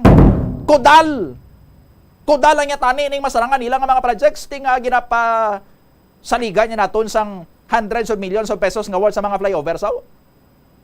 Kag kun dira pa lang ara duta na ha ang Ungka Flyover sa duta nagatindog, ang Aganan Flyover ga tindog man na sa duta, no? Ti ina lang niya muna lang ang mga visible sa aton. Kay kita mo sa duta gatindog, no? How much more ang mga projects ng IBC nga mga tulay sa suba, ang mga haligi, lubong sa suba, no? Ano pagidayhan? Or kung may harasang sa Ungka, may harasang sa Aganan nga mga anomalya, no? Anong garantiya nato nga ang mga napangtukod na sadto nga mga structure sa IBC nga ara sa suba, ara sa dagat? Way sang kapalpakan. Hindi talang galing makita kay ti dalong tubig mo. No? Ano nga mga tulay di ang mga pinatindog na sa IBC balahaw? Sa suba, no? Ti kun amo nang natabo sa Aganan, amo nang natabo sa Ungka, hindi ayhan amo man ang kakatabo sa mga projects nila sa mga suba. Kag ari pagino ang Sunset Boulevard project bala maangot sa Mandurriao kag Kagbang Uton. Lawig ni daw mga more than 4 kilometers ini. Mas dako pag ni 1.4 billion pesos nga worth ang project.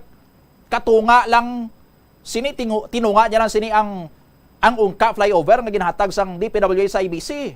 Ti sinuayhan ang contractor man sang sining Iloilo Sunset Boulevard, no? More than 4 kilometers nga kalsada kag may mga suba pa ini nga pangtabukon. Bot silingon may tulay nga patindugon para makatabok ang kalsada sa suba or matabok ang suba sa aton sini nga mga kabombo, no? Sino ang kontraktor sang Iloilo Sunset Boulevard Project valor 1.4 billion pesos. Basi diri naman tamang kita sang billions of reasons, no? Billions of pesos of reasons. Sino ang kontraktor sang Sunset Boulevard Project? Pet project man ni Senator Franklin Drilon na sa aton sini nga mga kabombo. Initani nga mga projects, mga legacy defining projects ini. Legacy yan ini. Former Senator Frank Drilon nga ginbilin sa Iloilo after sang iya sini nga malawig nga stint sa Senado. Amo ning mga ginpangdala niya diri nga mga projects.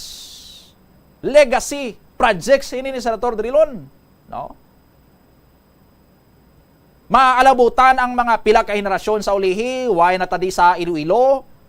Ang mga flyover ni kung maayo ning pagtindog nila, mabilin pa ni. Kag si Senator Drilon niya lang isang madumduman sa aton kiti. Siya lang niya may ligasiya adra mo. Iba niya ang mga nahadlok mag-address ang elephants in the room. Hindi niya sila pagbation sa ulihi, no? Mga ligasiya na lang yan ni Senator Frank Drilon mabilin sa ulihi. Pero imbis nga mangin legacy defining project yan daw magadala pa niya sa iya karon sang bad image how? Daw magadala pa niya sa iya karon sang kahuyanan how? No? Imbis nga tanglaon ang mga pet projects later on nga legacy ni Senator Frank Drilon diri sa Iloilo.